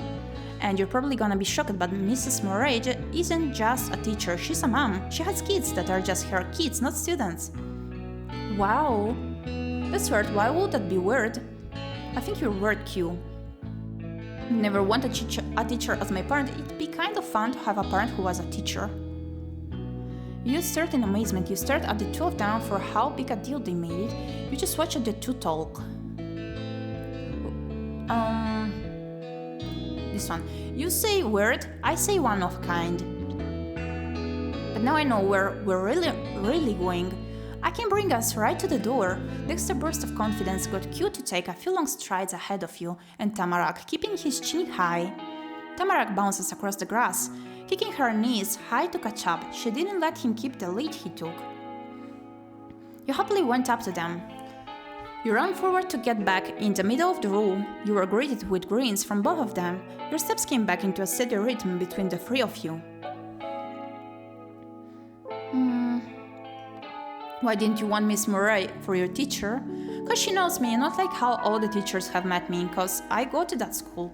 His dark brown eyes stretched open as wide as they could. His whispered words were pulled out just as long. It was a deep, secret confession. She really knows me outside the school and everything. Is it his mother? The seriousness of it only lasted a second. Autumn laughed at it instead. It's gonna be tough to get away with his stuff now. Instead, Tamark put on the shocked expression Q had just put away. Well, I've never seen a teacher outside of a school. When do they leave? Pretty late usually, but they do go home and do errands and stuff. I've experienced it. Oh, that was interesting. You'd learn something new. The longer the walk went on, the more Tamark's gaze was pulled to the forest edge along the road instead of what was right in front of her. Her steps drifted unevenly. She looks a tad sad. You couldn't blame her. You had done the same during the trip a few times, but you weren't the only one who noticed her focus. Hey, so it's kind of funny how both of you like the woods that much. It's the only nice place I've seen here so far. She said it in the plainest way possible, and the words still made Q grasp. Hard enough to cough. Have you been places other than the forest? Yeah, lots. They're not good. I can't believe it. It's not that big a deal. I think Tamark's probably right. The town's not gonna be better. Hey, both places can be good. They're just different. Yeah. Q shook off the shock Tamark's statement hit him with. He turned his cheek to the front as he rolled his shoulder. He was winding up for a comeback. I guess I can give you one thing. There is a pretty special kind of fun that, in all my years of living here, you can only ever have out in these very woods, nowhere else. I really like this art. Really? What is it? Wait, I'm gonna take another screenshot, sorry. cast a rail and Tamarack was hooking on it. She instantly became invested in whatever Mr. Q had up his line. I'm not gonna tell you. What? Tamarack shrieked in a tone so high it scared away a bird who was minding its own business. In the tree above, it was hook, line, and sinker. The beat of its wings fluttering through the air matched Q's giggling. He brought a hand to his chin and leveled a mischievous glance at Tamarack. One day you understand, probably. And that was really it. He closed up his lips, folded his arms, and settled into not explaining for the rest of the walk. Tamarack couldn't accept that, or couldn't get the hint. She pestered him with the passion in her words, getting stronger every time she repeated them. Tell me the thing, tell me the special thing, Q, tell me the special thing. That's not fair, Q. We can figure it out for sure, Tamarack. Q didn't disagree, but he still didn't give any more clues. The conversation of Tamarack's attempts to squeeze Q didn't fall. Your comments on it and the snickers that escaped from Q continued while you head towards your goal. Then they trod some more over a crosswalk, past the main street, taking a turn at the corner. That was when the widest building you'd seen so far came into view. There had been taller ones, but that one only had 2 floors, but there was a lot of those floors. North Acres Elementary School. The name made sense. You wondered exactly how many acres it was. Dozens of other kids were pouring out from a few different paths and mixing together under the front arches above the giant door. You tried to stand up straight, wanting to do things right. Then you went through the door, sticking even closer by your group than on the walk there. Inside was a long hall with different doors and a staircase on the side. It was shiny and dull, like it'd been cleaned so hard for so long it made everything even more worn down than normal. Poster boards with a bunch of paper sheets tucked and lined the walls. Nobody was even looking at them. The messages they had might never had been read. The floors had checkered tile patterns. Some of the kids around made sure to only walk on one of the colors and avoid the other. It was loud. There was too much sound from the crows for the hall to hold. It echoed around, which made it even louder. This place was your school now. Q tapped your shoulder and pointed with his other hand. You figured that was his way to say you had to keep going without having to yell so you could hear. The 3 of you pressed past the other students, making sure you didn't get separated. Step by step, you clambered upwards and forwards. Hi Piggy, Gyepi, how's going? Hi Baba! Yeah, as I said, I felt a bit sick, but it's okay now. I'm way better. The allergy is still a bit there, but with the dizzy thing and whatnot, it's gone. Thank you. The 3 of you pressed past the other students, making sure you didn't get separated. How are you doing, Baba, by the way? Are you okay? Are you tired? Wanna get the slappy? The 3 of you pressed past the other students, making sure you didn't get separated. Step by step, you clambered upwards and forwards. Autumn waved a hand towards the right door when you'd reached the top. You'd arrived for the first day of class, right on time. I'm all good. You sure about it? Just finished working. I was thinking of making a short walk later, by the way. But the headpad didn't work, didn't it? Oh wait. How come? That's quite odd. Sorry about that, it should be working too.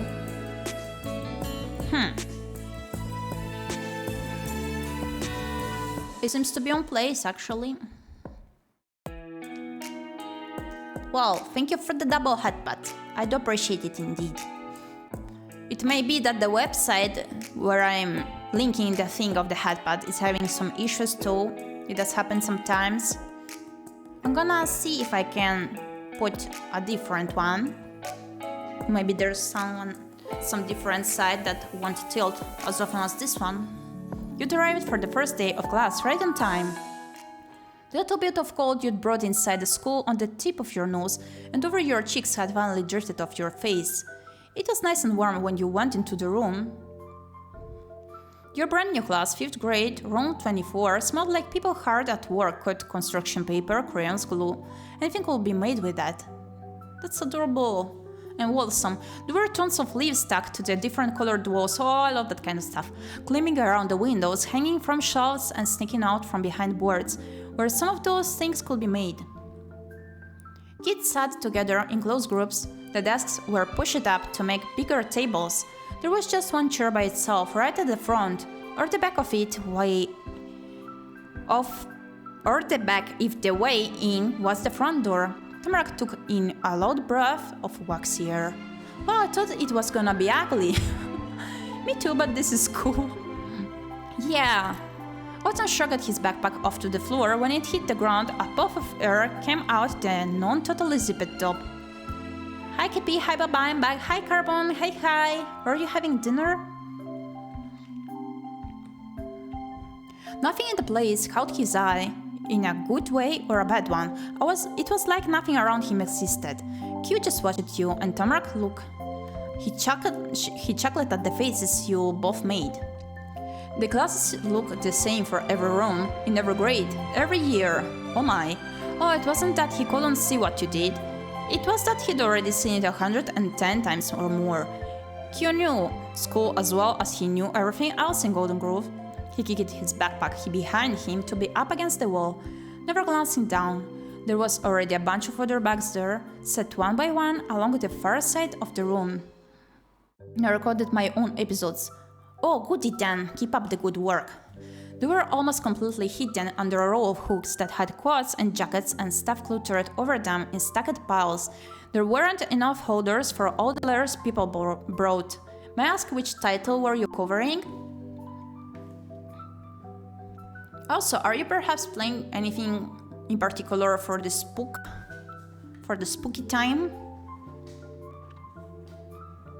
They were almost completely hidden under a row of hooks that had coats and jackets and stuff cluttered over them in stacked piles.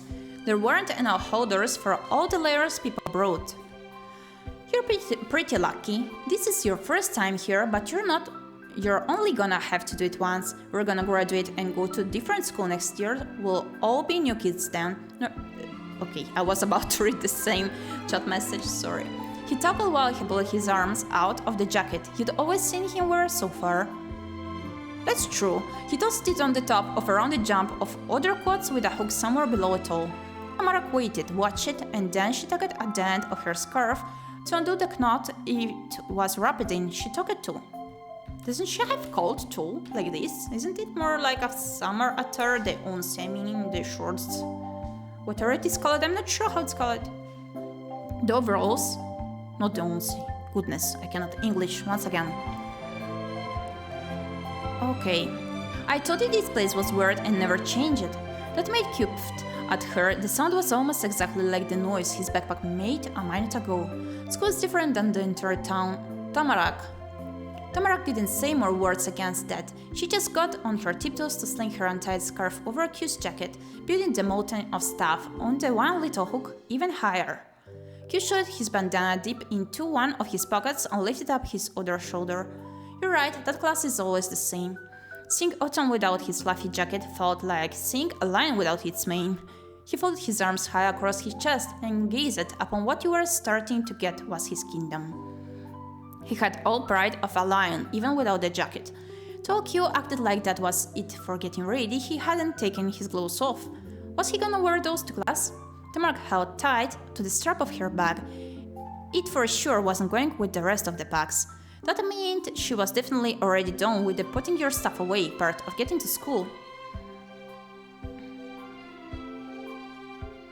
Right, I keep forgetting I can't use those words all willy-nilly. Oh my.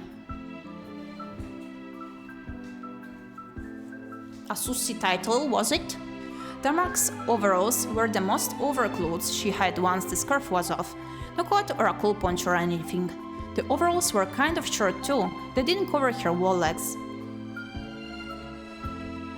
Her ankles had long socks and yellow rubber rain boots to keep them warm, but you had to wonder if she didn't feel cold the same way most people did.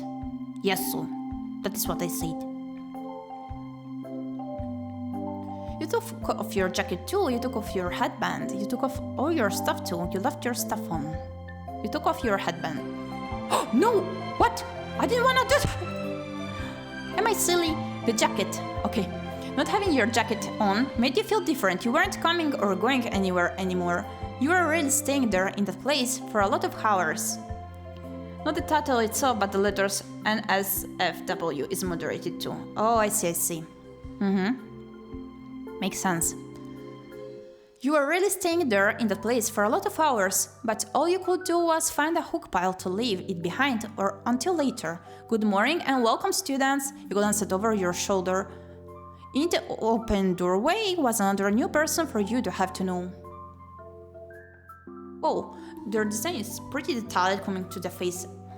Like, it's very pretty, and also the hair color, I love it. Her braids did match a few of the kids there, but she wasn't gonna be sitting in the desk with them, of course. She was twice as tall as everybody else in the room. That had to be the teacher, Miss Murray. Her soft brown eyes looked down over you and your neighbors while she tapped a finger against her speckled face. The Kimi's hollow so tall, but funny, oh, I see. The pattern on her skin was almost like stars if the sky was light at night and the stars were the darker part. Her rosy pink lips parted into a smile. She inclined her chin towards Q. Nice to see you here, Mr. Killing. This will be a good year. Yeah. Q stretched the word out as far as it could go, and at the same time he opened his arms wide. He turned his head away too. He had the kind of tone your mama would have when she had old work friends over and they'd ask if they could set her up on a blind date. Squeakily cheerful and not real. He was trying to be nice but wasn't trying that hard, though when his eyes were rolling away, his gaze passed over you and got struck there. A mischievous grin tugged at the corners of his mouth as the sound of his voice went from off-key to chiming. Maybe. Miss Murray's pencil-pointy eyebrows lifted. She blinked one time, and then her own smile grew. It was shared with you and Tamarak next. By the way, I'm pretty curious coming to which artist realized the sprites here and the CGs. I really loved their strokes. Hello, I'm your teacher, Miss Murray. Oh, wrong voice. Am I right to say that you're Tamarak Bauman and Gyepi Pai? Yes, teacher. Tamarak bopped her hands in the air and twisted in place to swing her bag so that it hung behind her back. I'm Tamarak. That is so great. Miss Murray spoke sweetly in a way that was just nice. It wasn't surprised or relieved to find out the answer. She probably didn't need to ask to know who you were. Teachers knew a lot. If you'd be so kind, would you mind coming over to my desk over there in the far corner? I'd like to talk to you two before class begins. Okay. Tamarak finally lowered her hands back down to her sides. She still bumped her bag around by pushing it up and down with her butt. It clattered loudly and Miss Murray pretended not to hear. What do you want to talk to us about? I want to see if I can help you a bit. Does that work? Alright. Thank you, both of you. She gestured lightly with her hand for you to come and left the doorway. Q turned his head to follow the teacher. More and more of his dark hair eclipsed your view of the rest of him as she walked away. When you lost sight of his face, there had been a frown on it. After she was really gone, he swung back towards you and Tamarak. Autumn was smirking then. Good luck out there. He tipped over on one foot and bent his body way down. His other leg kicked into the air. He could balance better than a flamingo. Autumn slipped to a hand under his jacket on the hook, and also under Tamarak's scarf, which was still on top of it, and dug around in the fabric. He didn't come out empty-handed. He'd gotten a hold of his favorite notebook and a pencil. He slowly lifted his chest up and brought his one hovering foot down to earth again. That whole thing was graceful, but he followed it by wildly waving his notebook goodbye at you. And a paper fell out when he did it. Ah! Tamarak squealed, trying to talk but too fast so none of it was real words.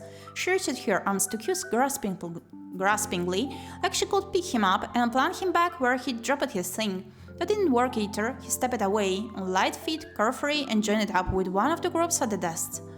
They all raised their hats and waved when he arrived. He was gone and the teacher was waiting. Tamarak squinted her dark eyes tightly. She directed her gaze towards you because it wasn't like anyone else in the room could understand her. You gave her a look back. Q, you said with a smirk. Scatterbrain, you said with a grin. You said with a grimace. Isn't he funny? Isn't he so great? You stared at Tamarak in disbelief over that guy. You shook your head. With a frown, you snickered. This is gonna be a long, however long it is. You picked up the paper and picked at what it said. You made a beeline to the town page on the dark blue carpet and snatched it off the ground before somebody could step on it, or it could blow away and get lost in the middle of a forest. Before putting it in your pocket, you read over the top side and flipped it over to see the back. It was a list of food and other things. Maybe he was trying to remember stuff to get when he went to the store with his parents. You tucked it away in your pocket. That was taken care of. Tamarak pretended to be a jack-in-the-box like she did yesterday. This time it was by bending on her knees before bouncing straight. Her fluffy locks of hair shook around her round cheeks. Come on, Gyepi. She skipped off to the teacher's desk, all smiles. You caught up to her in no time and walked the rest of the way side by side. Off in the corner on the other side of the room was the teacher's old dark brown desk. At least the very top of the wood was dark, the inner part was a lot lighter. You could see that from all the tiny cuts and scratches over the surface, it was as far away from the desks as it could be. You guessed that was so she could have these kinds of talks without everybody else hearing the whole thing. Miss Murray didn't sit in the cool rolling chair that went behind the desk. She stayed in front and only leaned her back against the top edge. She got to talk to you and Tamarak gently, because she didn't have to push her voice across a piece of furniture that separated students and teachers. I appreciate you coming to this meeting. I wanted to let you know a little about today, what you can expect from your first day. Why? Well, this class has a unique arrangement of the students, but you're the only two who have never attended this school before. Everyone else is simply returning after a summer break. I'd like to introduce you during roll call. Later, I want all the other kids to know who you are. Oh. Tamarak flicked at the buckles on her back. They made a clinking sound when she hit them up, and the thump when they landed back down. Her gaze moved around too. The meeting wasn't exciting anymore. Your teacher was definitely smart, that will help a lot. You hadn't thought about how this room would know what to call you, and now you wouldn't have to go to every person and tell them. Miss Murray smiled approvingly at how you and Tamarak handled that first assignment. She seems to be worried again. I'll make sure it goes well. The teacher slid her hands across the desktop behind her and spread her fingers out wide. In a couple minutes, I'll be telling the class to take their assigned seats. You'll have those spots for the rest of the year. I made a sitting plan already, but there is a bit of wiggle room to help you get comfortable if you'd like. Tamarak's hands flew from her bag to her cheeks. That sounded like a smack. Does that mean me and Gyepi get to sit together because we're neighbors and friends? Was she right? You held your breath and balled up your hands into fists, waiting to know if you'd get to be with Tamarak the whole year or not. A twinkle was in Miss Murray's eyes when she finally said what you were hoping for. You thought she might have paused it on purpose to make it more dramatic. Yes, I can put you next to each other. Woohoo!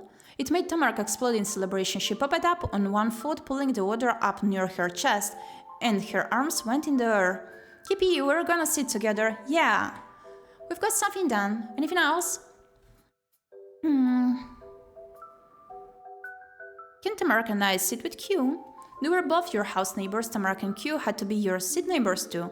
Miss Murray was a really proper lady. From what you'd seen, she didn't have one wrinkle on her fancy suite. But craze suddenly appeared around her eyes and mouth after she heard that. The line spelled, "Not again." No, I'm sorry, I'm glad you're getting along with Q, but there were students who wanted to sit next to him last year and didn't get to. It's their turn now.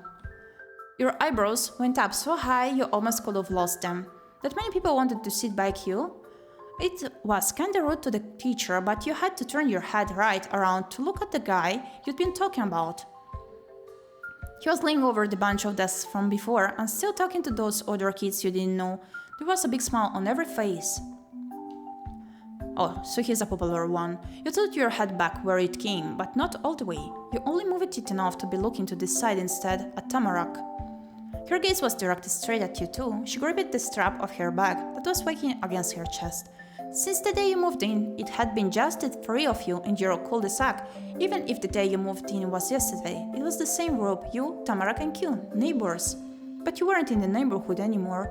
On the outside of that street, Tamarak was exactly like you were, and Q wasn't.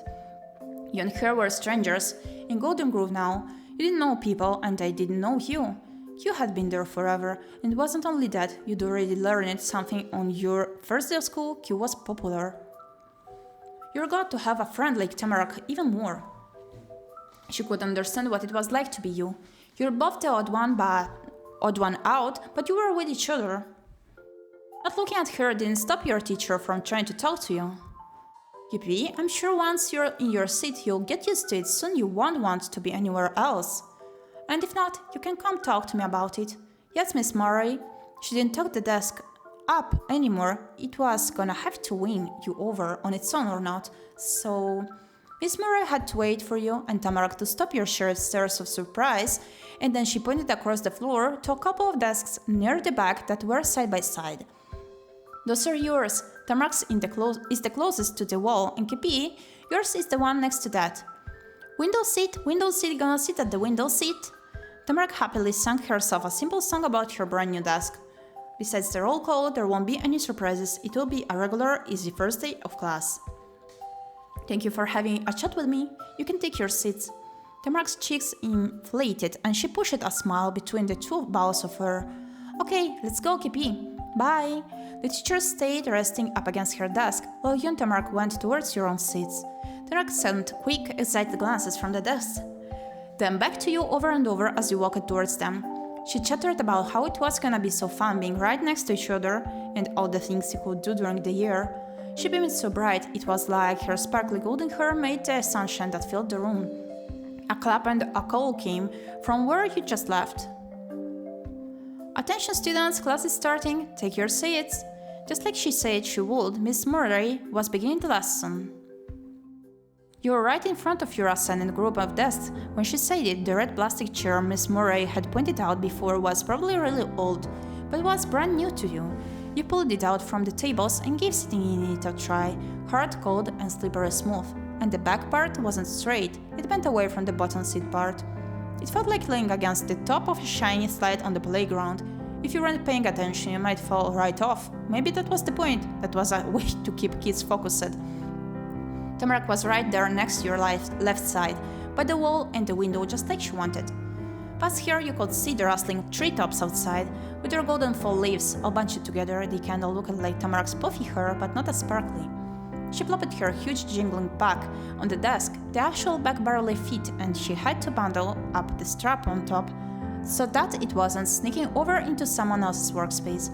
The tips of her rain boots were pressed against the dark blue carpet, and she tapped her heels together. It made the shoes squeak. She was excited for her own little place in the room. Gyepi, we're gonna be right here for the rest of the year. Yep, I've got the best seat, neighbor. Tamarack patted her hands against the thick fabric of the bag and giggled in time with the heat. She stayed pretty busy making a beat. You glanced out at the room ahead of you, where the important birds and teacher were. Q was there too, in the very first row of seats. It wasn't the same spot he'd been in before when you saw him talking to some people, but those other classmates he was sitting with were just as happy to have him there. He was hanging one of his arms across the top edge of his chair and was settled in so snugly he looked like a heavy blanket that had been drawn over it. He moved his head to the side to rest his cheek against his stretched-out shoulder. Q somehow made himself sit even more relaxedly. When that happened, he noticed you behind him. Autumn firmly pressed down his eyebrows and pushed his mouth open a little. He wasn't there when you learned you and Tamarack wouldn't be together, and he wouldn't be there with you. Now he found out. He only looked that way long enough for him to notice that you had noticed his expression. Then your friend house neighbor and not-seat neighbor lifted the corner of his mouth and sneakily waved the hand draped on the seat at you. Q's deep brown-eyed gaze darted over to Miss Murray, directing your attention to her. His eyes kept moving, right into a dramatic roll that went all the way around. It wasn't hard to imagine him saying teachers, huh, or something like that. For a minute you could picture what it would have been like if he had been right next to you. But he couldn't face you forever. It was class time and you were left staring at the tiny ponytail on the back of his head again. It was okay. You couldn't insist Q be with you all the time. Miss Murray patiently waited for people to get settled. Every seat had a kid in it, and final words were said before the room faded into a short silence. That's when things changed from you being just someone in some room to a student who had to listen to a lesson. Hello class, thank you all for being here today. Welcome to your first day of 5th grade. She gave a round of applause. Normally the people sitting and watching were the ones who clapped for the person standing in the front, but you guessed Miss Murray did things differently. We're going to have a lot of fun this year and you'll learn a lot too. But also, you're the big kids on campus now, so I'm counting on you to set a good example for the rest of the students here, alright? Yes, Miss Murray. Around half of the class answered her. Part was in a low cheer, and others were bored grumbles. The teacher accepted both moods warmly. Thank you, let's start with roll call then. She crossed past the desk to get a folder of the little copies in the corner. She got that and left her stiff brown jacket behind.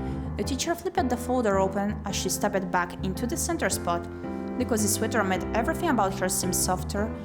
You know the story, I'm going to shout out everyone's name in alphabetical order, first name first.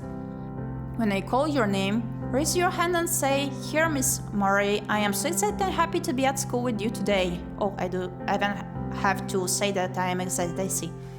That time, almost the whole class started to chatter. There were sneakers shared between friends, whiny outcries of, "We can do that," and somebody even booed. Okay, just here will work, and now I know you're listening. Her soft voice had a jovial kick. She had fun with her job. Let's begin. Your first name started with G. It probably would be a while before she'd call you. That was kind of cool. You didn't have to go right away, but wouldn't have to wait forever either. Miss Murray went through each of the A kids and it just kept going from there, and then you were next.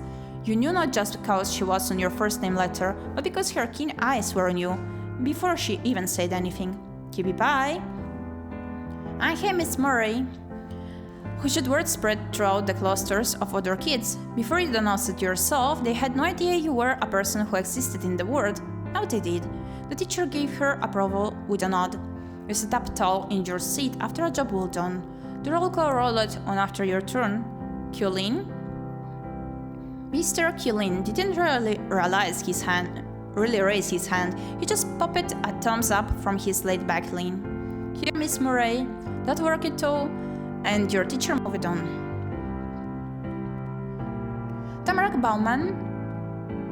Tamarak's arm shot up in record time. He had already been wound up and ready for that moment. I'm Tamarack, that's me. It wasn't exactly what she was supposed to say, but Tamarack got an A for effort. Miss Murray continued with the last of the names. Once every person in a stiff red seat had a turn to say they were there, Miss Murray gave you and Tamarack a real introduction to the class, the one she had warned you would be coming. It talked about how you just moved to town and what people were supposed to call you and everything. Miss Murray must have asked your mama and Tamarack's Omi and Opa to know all that.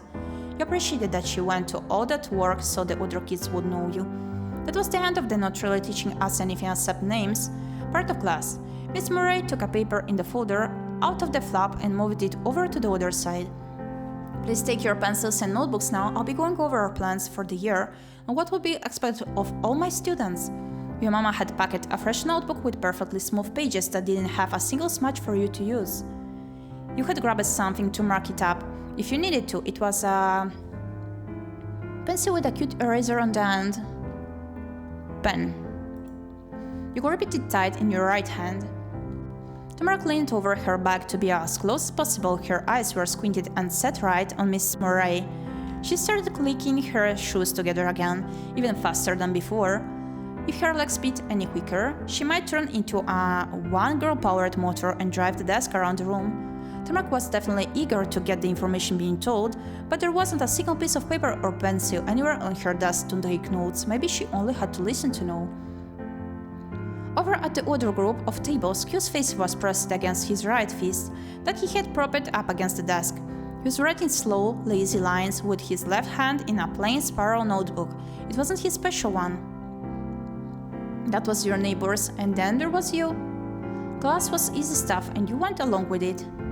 Miss Murray talked about the subjects she'd be covering, upcoming holidays and activities, the way students would get graded, school rules, and even more. You weren't sure she'd ever stop having new things to tell around about until she cut herself off. She said something about when parent-teacher conferences might happen and paused there. Q? You snuck a glance away from the front to him. You couldn't help it. He totally lost that droopy pose. Instead, Autumn was hatching over a page, and it was from his special notebook then, and he was scribbling in a hurry. Yeah? The answer was as breezy as ever. He didn't try to sound like a student being called out by a teacher. He was polite enough to pull himself up to look at the person speaking to him. Am I going too fast? Or is there anything else I can do differently? You've been very uncomfortable. The pencil dropped and clattered on the desk. Both Q's hands hovered over the piece of paper. He stared at it unsurely, as if he didn't know if it was suddenly too hot or to touch or not. For a minute, Q didn't know what to do. He blinked and then he started to talk again, slowly, thoughtfully. No, it's alright. He leaned fully against his chair again and threaded his fingers together primly while placing them over the page. From your spot in the back, you could see the edge of an easy smile on the side of his face, and even if you couldn't, you would have been able to hear the smirk in his voice. I wasn't writing down what you were talking about. I'll get to that later, don't worry over it. Eyes went wide at his boldness, and a few kids were brave enough themselves to check out Q's comeback. Miss Murray's usual smile was faint, but it was there. Well, let me know if you change your mind. I will, thanks. She stopped at the little break there and tapped her folder with the back of her hand to get the students' attention once more. Nothing but normal school stuff happened for the rest of the time. It was a lot like your old classes in other places. Golden Grove didn't have a secret way of teaching kids that the rest of the country had never heard of. You figured it would be that way, but seeing a regular lesson happen made it clear what you'd be dealing with. And like all the classes you'd had before, that one was over eventually. But before the teacher let anybody get up, Mrs. Murray went all around the room to drop piles of paper on the few different groups of desks. She explained how there were stacks of homework sheets, and everyone had to take one packet with them and bring it back for finish tomorrow. Then she said bye to the students, and it was okay to leave. Out of all the teachers you'd had, she was the worst so far. You were just glad to be out of class. She seemed alright. Maybe you had to warm up to her. It seemed like it wasn't gonna be hard, so you didn't care that much. She was your new nemesis. Miss Murray was pretty and smart. You liked her a lot. It was gonna be good to see her again the next day, and the day after that. Baba. Welcome back, Kitty Cat. It was gonna be good to see her again the next day and the day after that. Right next to you, the spell that kept Tamara totally locked onto Mrs. Murray during class broke. The teacher went over to her desk and Tamara turned it to you. She stared at the pen in your hand. Actually, it was the opposite. She was looking at the hand that was holding the pen. I used my right hand too. We're the same again. Isn't this the left one too? This is the left one. You even scared me, poor Carbon. Yeah, same hands. Tamara started to hum and got to work unbuckling the two front straps of her bag. Hey, how come you didn't write stuff down in your class? You were really listening hard in class. You're probably gonna forget things since you didn't take notes. Could you unzip it your own pack? Okay.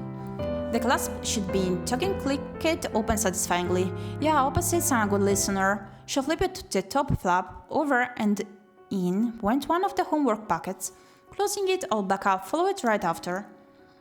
Then my mission is accomplished and Miss Q's cat is back. That was all she had to put away, cause she hadn't taken anything out of the bag for the whole class. She pulled the bag closer to her and wiggled herself under the strap. There was only one thing left before she was set. Tamara bounced out of her chair, and the heavy bag settled across her shoulder with a rattle. Come on, Gyepi. She made a dash to the coat rack, where her pink scarf was waiting. Before leaving, you remembered to take the homework packet and tucked it away in the inner pocket of your bag. Nothing else was forgotten either. You put all your things back where you'd taken them from. You even brushed off the stray pencil shavings and eraser bits that had gotten on your side thanks to the other kids in your table group. The desk was all nice and clean when you finished. But as soon as you got up to leave, you couldn't cause someone called for you. Hey, Kep! You checked behind you and there was Q. Coming up from the front of the class, he was waving with a piece of tan, brown-lined paper in his hand. Did you drop a paper again? You teased. Gyepi, you are funny, but you're about to feel silly. But it's good you're here. I've got stuff to say. So I guess I could have told you even if you had gone. We live in the same neighborhood. It sounded like EVQ struggled to wrap his head around the idea that the two of you were strangers about a day ago, and now were people who were gonna be seeing each other all the time. There was a soft crinkle as Q tapped the edge of his special paper against his right palm again and again. You stopped being able to hear it when Q started to rumble, till he kept doing it. Okay, so this paper, here's what happened. I was talking to my mom and dad about it yesterday, back when it was still yesterday, and I realized it's something. He flapped both his arms out wide. Autumn was acting as blown away as he must have been when he first learned the thing he was trying to explain. Jesus Christ, not the car alarms again. Baba, can you believe that this kept going on over and over the whole day? Like, I really cannot understand what they're up to. Because that car has the alarm on every day, most of the day, like each 2 or 3 hours. Yeah, because I did disable the filter to not hear the surrounding noises, because I realized it did bother a bit the quality of my voice, so yeah. I'm keeping the balcony door open because I was lacking a bit of oxygen before, so the head was spinning. He flapped both his arms out wide. Autumn was acting as blown away as he must have been when he first learned the thing he was trying to explain. Tarak finding my paper and saying it to you wasn't just some unexpected. There is one space extra between this line, or is it just my brain? So I'm not sure. Unexpected, unexplainable thing that we wondered about. It was Saki. What it was? Yes. With drama and emotion, Q whipped his arms up and down in rapid gestures. He needed you to feel what he was feeling, which turned out to be what he imagined you had been feeling before. You got a paper airplane with a message that had your name and everything. That's exciting. It had to mean something. But then it wasn't a message for you, it was an accident. Whoa, that's the biggest letdown I can even imagine. He had been flying the page around like it was another paper airplane, but he finally let it rest for a second.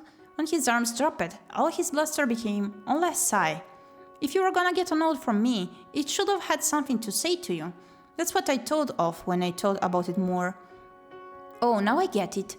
That wasn't the end of the story though, it was a prologue. Autumn sprang back into action and raised his left arm with the page pressed between his thumb and the rest of his outstretched fingers. And so, I've got something for you. He shook the paper in his hand, grinning cheekily. There was no way not to get what he meant, and what was supposed to be for you. You wrote me a note? That's right. Autumn swished his paper one more time to bring it down low enough for you to take. You excitedly seized the note from his hand. The page in your fingers was exactly like what you'd remembered from the plain one, somehow taller and softer than regular paper, and the same light brown color. But when you read the message, the words scribbled on it were all different than the first time. Welcome to the neighborhood, from Queen Lee, this time actually. Oh, that's cute. That's what was written in big clear letters. Stars and a smiley face crowded out any plain spots the words hadn't covered. It's colorful work. The little extra line on the Q was a fancy curve, and he didn't even draw the stars from corner to corner. There weren't lines through the middle of them. Does he enjoy drawing, I wonder? The difference between a note Q wanted somebody to see and the one you got by accident was huge. Some blurry thing came up past the top edge of the paper. You blinked, distracted, then squinted over the page to figure out what was going on in the room. It was Q, high on his tiptoes. He was watching you read the note, smirking, hands tucked behind his back, and all around very pleased with himself. It's pretty good, huh? Oh, thanks, he stammered shyly. Let's go. Q was already standing as tall as he could, but what you said still uplifted him even more through his eyebrows and the corners of his mouth. That lopsided smile grew until it was full to bursting. You're welcome. You gave one more glance at the message Q had written for you. It was still there, welcoming you to your new neighborhood every time you saw it. When you looked at Q himself again, he finally dropped his feet and hands back to where they normally were. He waited there to see if you were gonna do anything else. Is this what you were writing down in class? Nope, I came up with that way before. I had other stuff I need to write down. What was it really? I can tell you about all of it. But one thing is that I was putting down where everybody's seats were. I had to write it when I could see people sitting around in their spots. Q talked fast and firm while jabbing the tip of a finger into his left palm just as fervently. He was good at lecturing for someone who was in the 5th grade. Was he supposed to do that after class when everyone was going Miss Murray? No, I have reasons for things. Oh, that makes sense. Good. Even though Q was the last one talking, he abruptly sliced a hand through the air to get what was the conversation about, the conversation out of the way, and have it be about something else. But wait, before I forget, I gotta tell you I'm impressed at Gyepi. The first day's gotta be the hardest when you're new, and you didn't even break a sweat in class. His hands were on his hips in a commanding pose as he talked energetically. Nothing was held back. You didn't feel smaller next to his bright presence, and you don't think that's what he was trying to do. He was starting to know you better, and it was making him look at you differently. You could handle it. What did you think would happen? You asked confused. What did you think would happen? I'd die? I've been to school before, it's no big deal, I did my best. You held up a confident OK sign. You pressed your mouth into a line, uninterested. I'm glad you were here. OK sign. You done your best and it made you happy that someone noticed it. He closed his eyes and snickered. Laughing in some kind of thought, he stretched and curled his fingers to feel out the way his clothes were fitting. You pitched at the edges to straighten them out better. Anyway, you and Tamarak are in the back next to each other, huh? Miss Murray is smart, just sometimes too smart for me. Yeah, I wanted to sit by you two, but she said no. Yeah, I wanted to. Plus, how can you and Tamarak be in the same spot and I'm not there? We're all neighbors, but if Miss Murray said no, we're not gonna get her to change her mind. Trust me. At least we've got our houses sitting next to each other still. What? Yeah. The paper crinkled in your hand. You'd been grabbing it the whole time. You twisted away to pull the zip on your bag. The welcome message you got from Q went right next to the packet of homework Miss Murray had given you. Q giving you a paper reminded you of the ones you could give him too. You gave him the open paper. Your bag was already open from putting away the newest paper, so you just stuck your hand into it again. The backpack couldn't be unzipped all the way or everything would fall out. You only made a hole big enough for reaching around inside. Luckily, the paper from Q's special notebook wasn't anything like the homework from Miss Murray. You didn't have to look to know it. You could tell just by touching. But you did have to worry about mixing up the page that was yours to keep and the one that wasn't. You had to stick your face against the cold, bumpy zipper, track to read which cottony paper you had before you were sure you'd gotten it right. Then you look at the Q again. I wanted to give this back to you. That's what you said when you held the paper out to him. It worked like a ticket to a time machine, cause you saw the exact same thing you did yesterday, with Q gasping, flailing his hands and all of it. That's it. You wait. He screwed his head to the side and looked at it hard. It's the paper from yesterday, the one Tamarak found. The realization put a curved smile on his face, and it wasn't because he was bent to the side. Q folded his arms and bounced his shoulders up and down, settling into himself comfortably again. Wellington. No, I didn't hear it, no worries.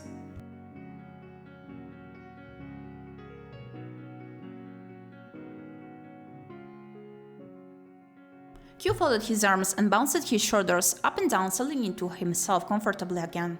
Thanks for keeping it. You're welcome. I wanted you to have it. Q swept his left palm up towards you, kinda like how somebody might ask for a dance in a movie. He did fancy moves like that a lot. You placed the page right there like the paper was giving him a low five. Q crossed his right arm over to reach into the left pocket of his pants.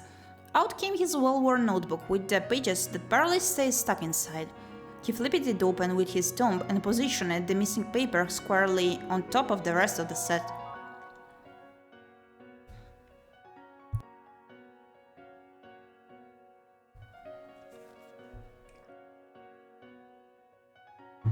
He ran his now empty fingers over the tattered sides of the book, pressing the corners and edges that had been sticking out mostly back into straight lines.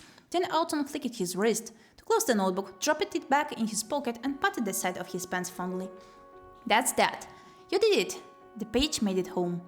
Q didn't have anything else to say then. You could tell since he wasn't looking at you anymore, his gaze was on the move. You'd already seen everything there was to see in the class that looked like all the other classes. At least you thought so, but he did find something that needed his attention in his mind anyway. Oh, she hasn't left either. We're right there. I've got another thing to do. What is a beef Wellington? I don't know it.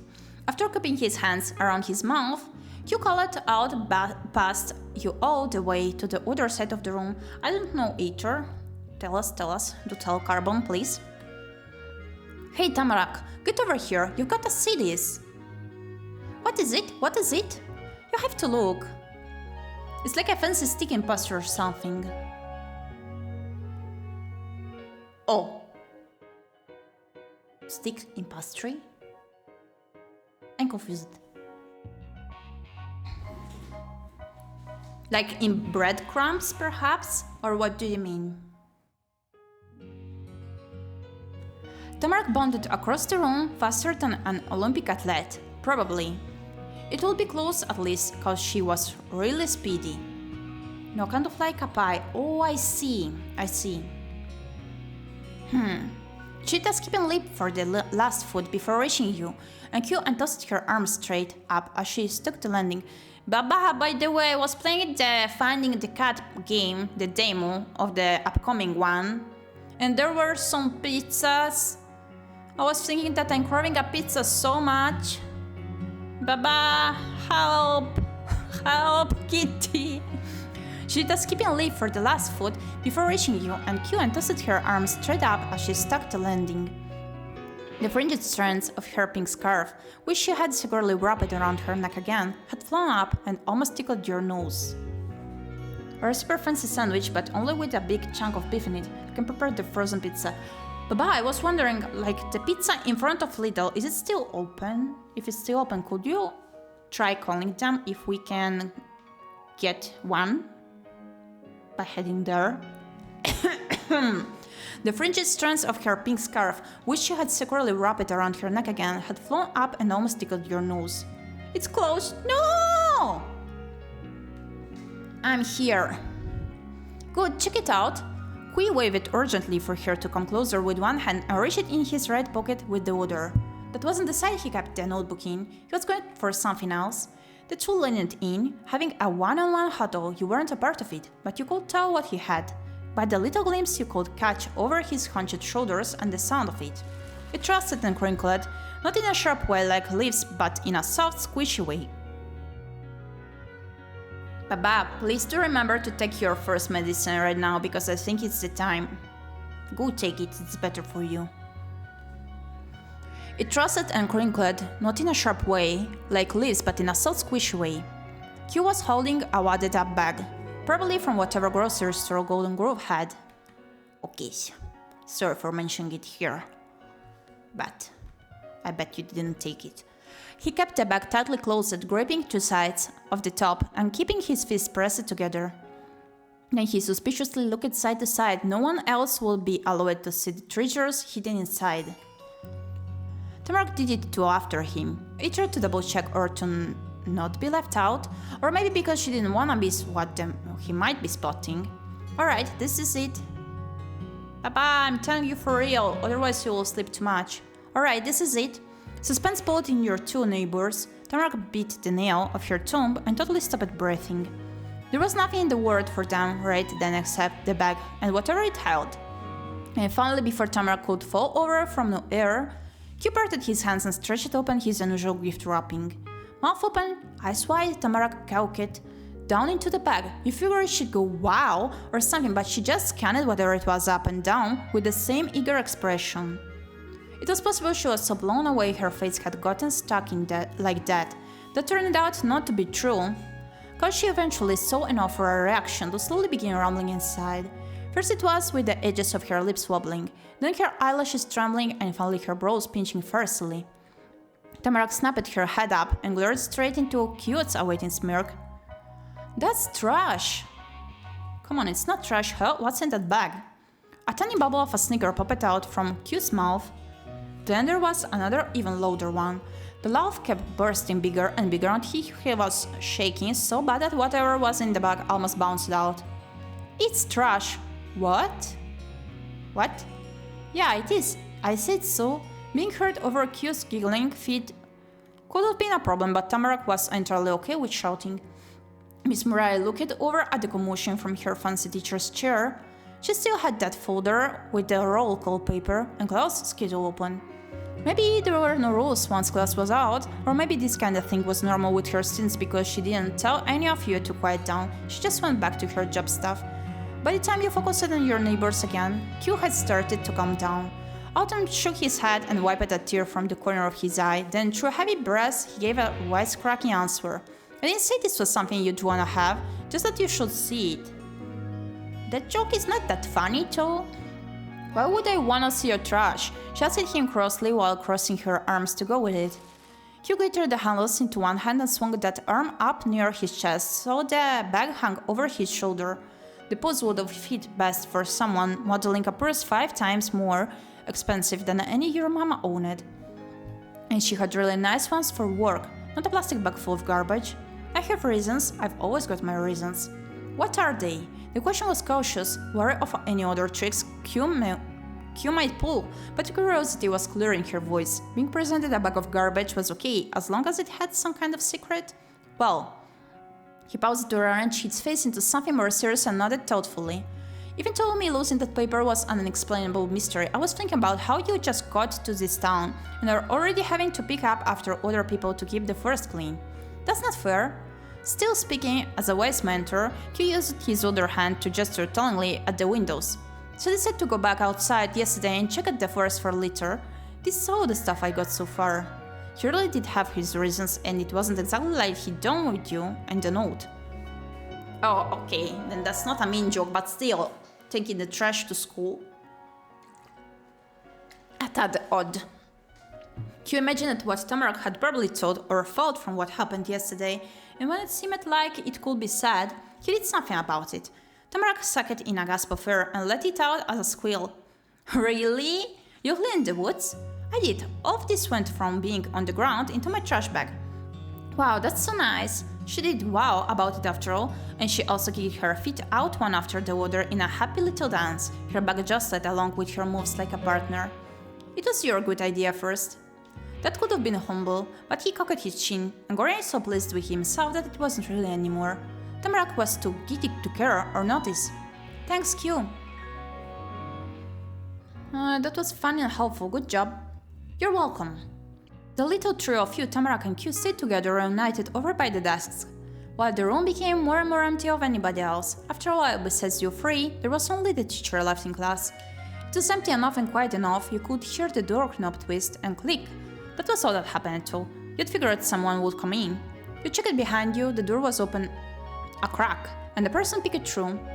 From the teeny bit you could see, the person was a kid or maybe a short grown-up. They were only half as tall as the door, they were hiding behind.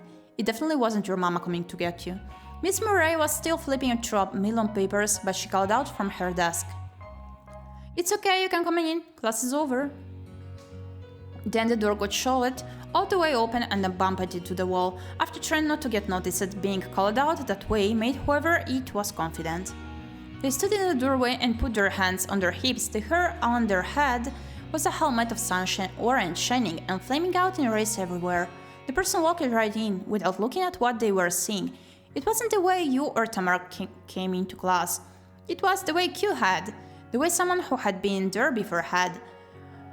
But this wasn't their classroom. None of the students you saw the whole day were this person in a new school, in a whole new town. You would have been more amazed that it was somebody you didn't know. Even though that was true, you almost thought you had met this stranger. The kid's soft brown eyes itched at your brain. You're sure you'd seen those exact kind of eyes somewhere else. It was especially hard to figure it out when their gaze wasn't aimed at you. It'd gone to the front, where the teacher was. Oh, you remember it. Seeing the new kid and Miss Murray made you think of the matching card games you had to play in school when you were little. You just won by flipping over 4 identical chestnuts. The person with eyes like Miss Murray ran to her past the counting carpet and behind the desk. They threw their arms around her legs in a hug, squeezing her knees together. Is it always that many options on what you can say in the game? Yeah. It is for building up our personality mainly and how we are going to approach. Like, how do we see the other two characters, I guess? How are we towards them? Your teacher gently brushed those sunbeam strands until the kid tilted their head back to smile up at Miss Murray with a toothy grin. Hi. Hello, Sir 7th grade. Did you have a good first day? Darren. Sir 7th grade or Darren, or both, gasped and let go before smiling even wider. That's amazing, usually you have no more than 4 options of most. Yeah, true. Q? He darted out from the desk just like that. Miss Murray watched him go, rubbing at the spots on her pants that got squished. She was for sure his mom, not only cause they hugged her because of their eyes. Miss Murray wouldn't have let a normal student get away with not answering her questions. And you were right. My mom is your teacher? Darren's voice came out bright and loud and with a big laugh, though the sound was kinda crackly too. He had so much to express to the words could barely keep it all together. Q's own sparkling jiggles joined in. He opened his arms all the way out, not holding anything back. I know. When Darren crossed the room, he stuck his own hand straight ahead, palm up. Q flipped his arm down and over to land a low 5 smack. It was a powerful hit, but they were both protected by gloves. Q shrugged again, not feeling the sting. This year is gonna be tough. Boys, inside voices, please. And personally, I'd say my lessons are fair. Right, yeah, sorry, Miss Murray. Sorry, Mom. Darren lifted his fuzzy black earmuffs over his head using hands covered in fuzzy black gloves. He was in this classroom to stay, and he'd be able to hear quieter words better without that too. For the first time, Darren noticed that there were 2 more people in the room. That made his smile flatten.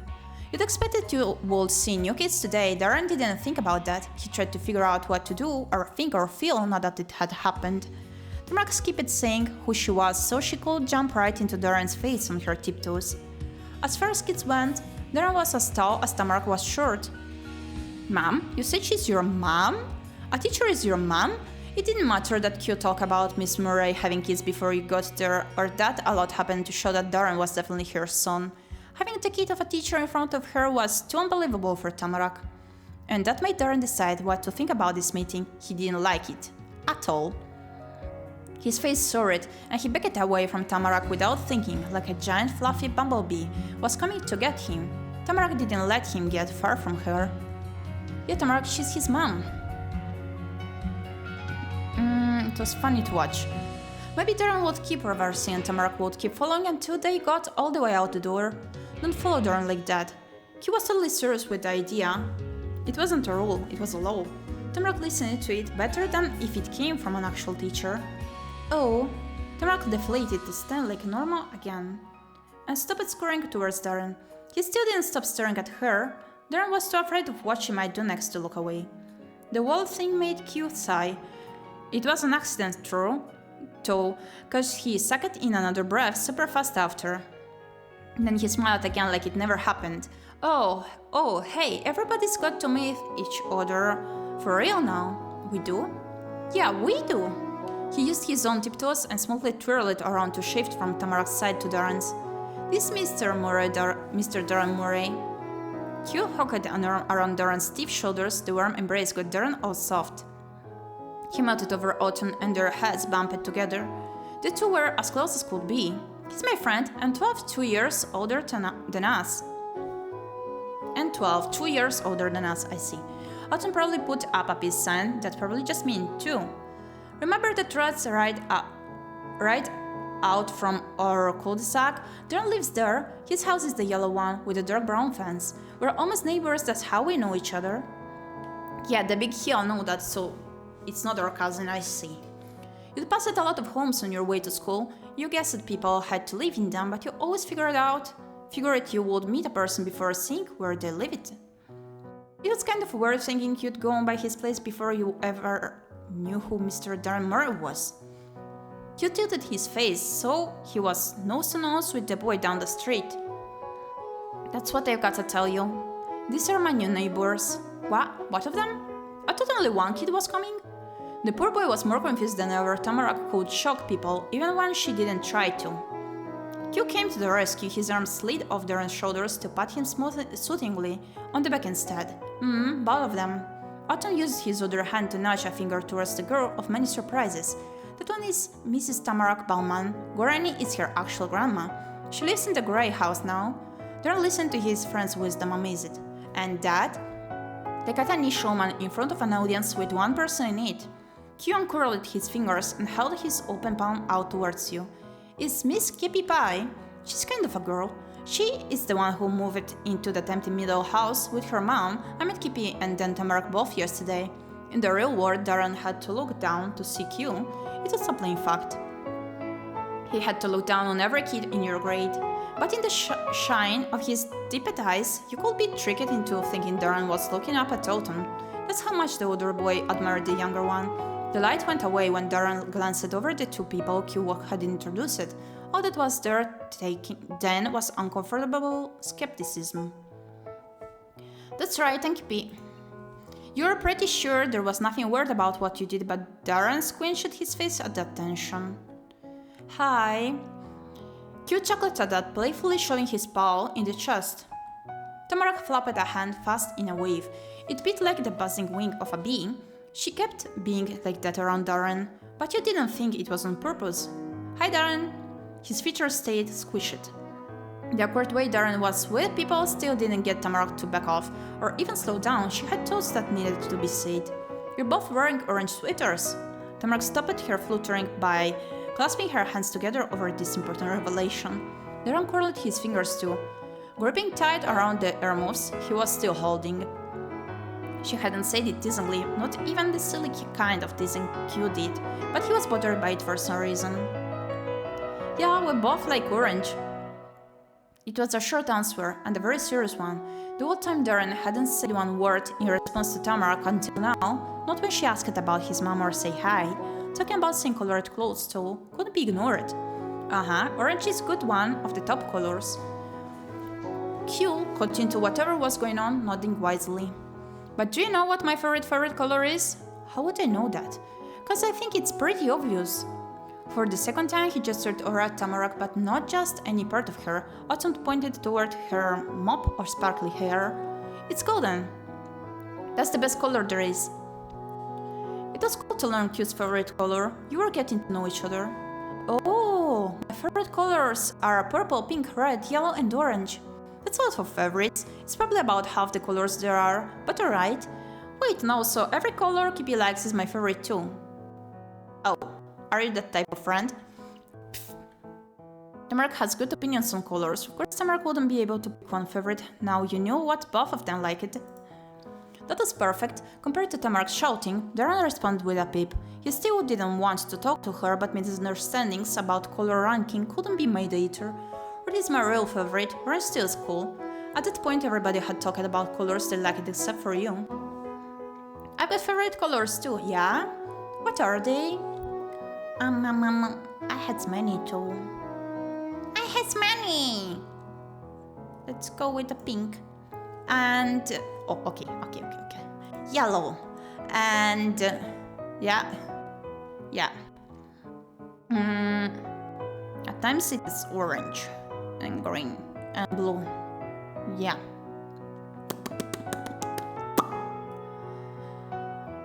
Orange and...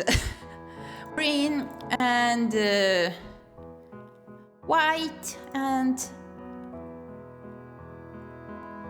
oh, okay, it's because I'm not picking that's it, but that is true. I have many favorite colors. That's it. Yeah, me too. What? You two have so many favorites, but I'll get it. He took his trusty notebook out of his pocket, a pencil came with it, he flicked the pages open and began to scribble right there, in the middle of the room, during a conversation with people. What are you doing with that? School is over. I'm writing down your favorite colors, I want to remember that.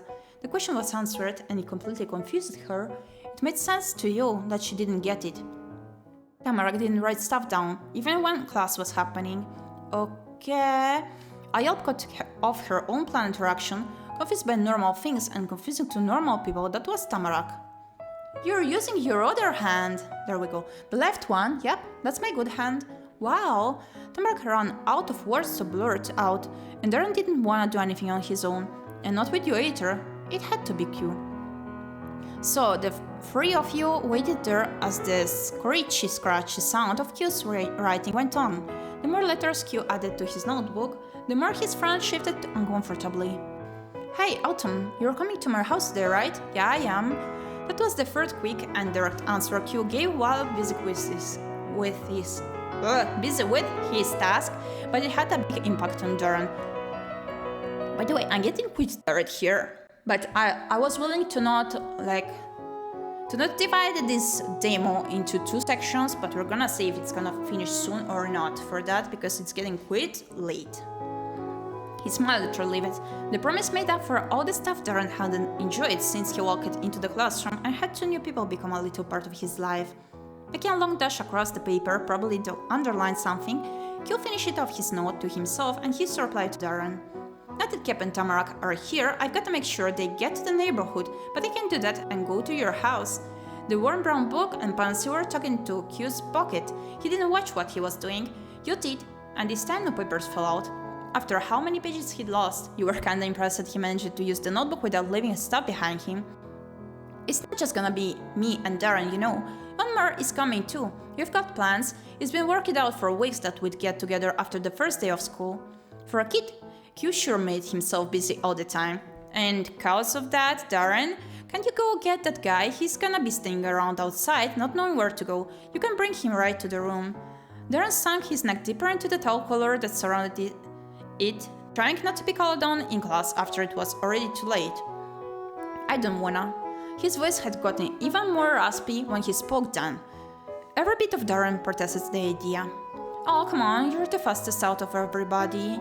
Q, on the other hand, was bold and brave. He sincerely sang Darren's praises to encourage his friend to more quietly added a verse of his own success. With running away anyway, on bikes I'm the best. With running anyway, on bikes I'm the best. Did you know I've got a mountain bike? It has silver paint splatters and the tires have these big trees. It's so fast you'd be amazed. But besides, we can't both go. Tamarak and Gyepi are here. Do you wanna stay with them by yourself while I get him? Darren's eyes closed and he grimaced. If he was looking, he wouldn't have been able to stop himself from glancing at Q and Tamarak. You could tell since there's where his not seeing face turned. And he didn't want to do that later. If he couldn't even handle seeing you both too closely, staying alone with you and Tamarak didn't seem achievable for Darren. Q knew it. I'll go. He placed the armors back on his head as if he was donning armor before a battle, resigned but resolute. Cool, see you. Yeah, bye. Bye. As Darren sprinted through the door, you thought that he'd be following the no running in the whole role. Miss Murray was still reading over her teacher's stuff, so she didn't put a stop to it, but Darren should have followed them, even if no one was watching.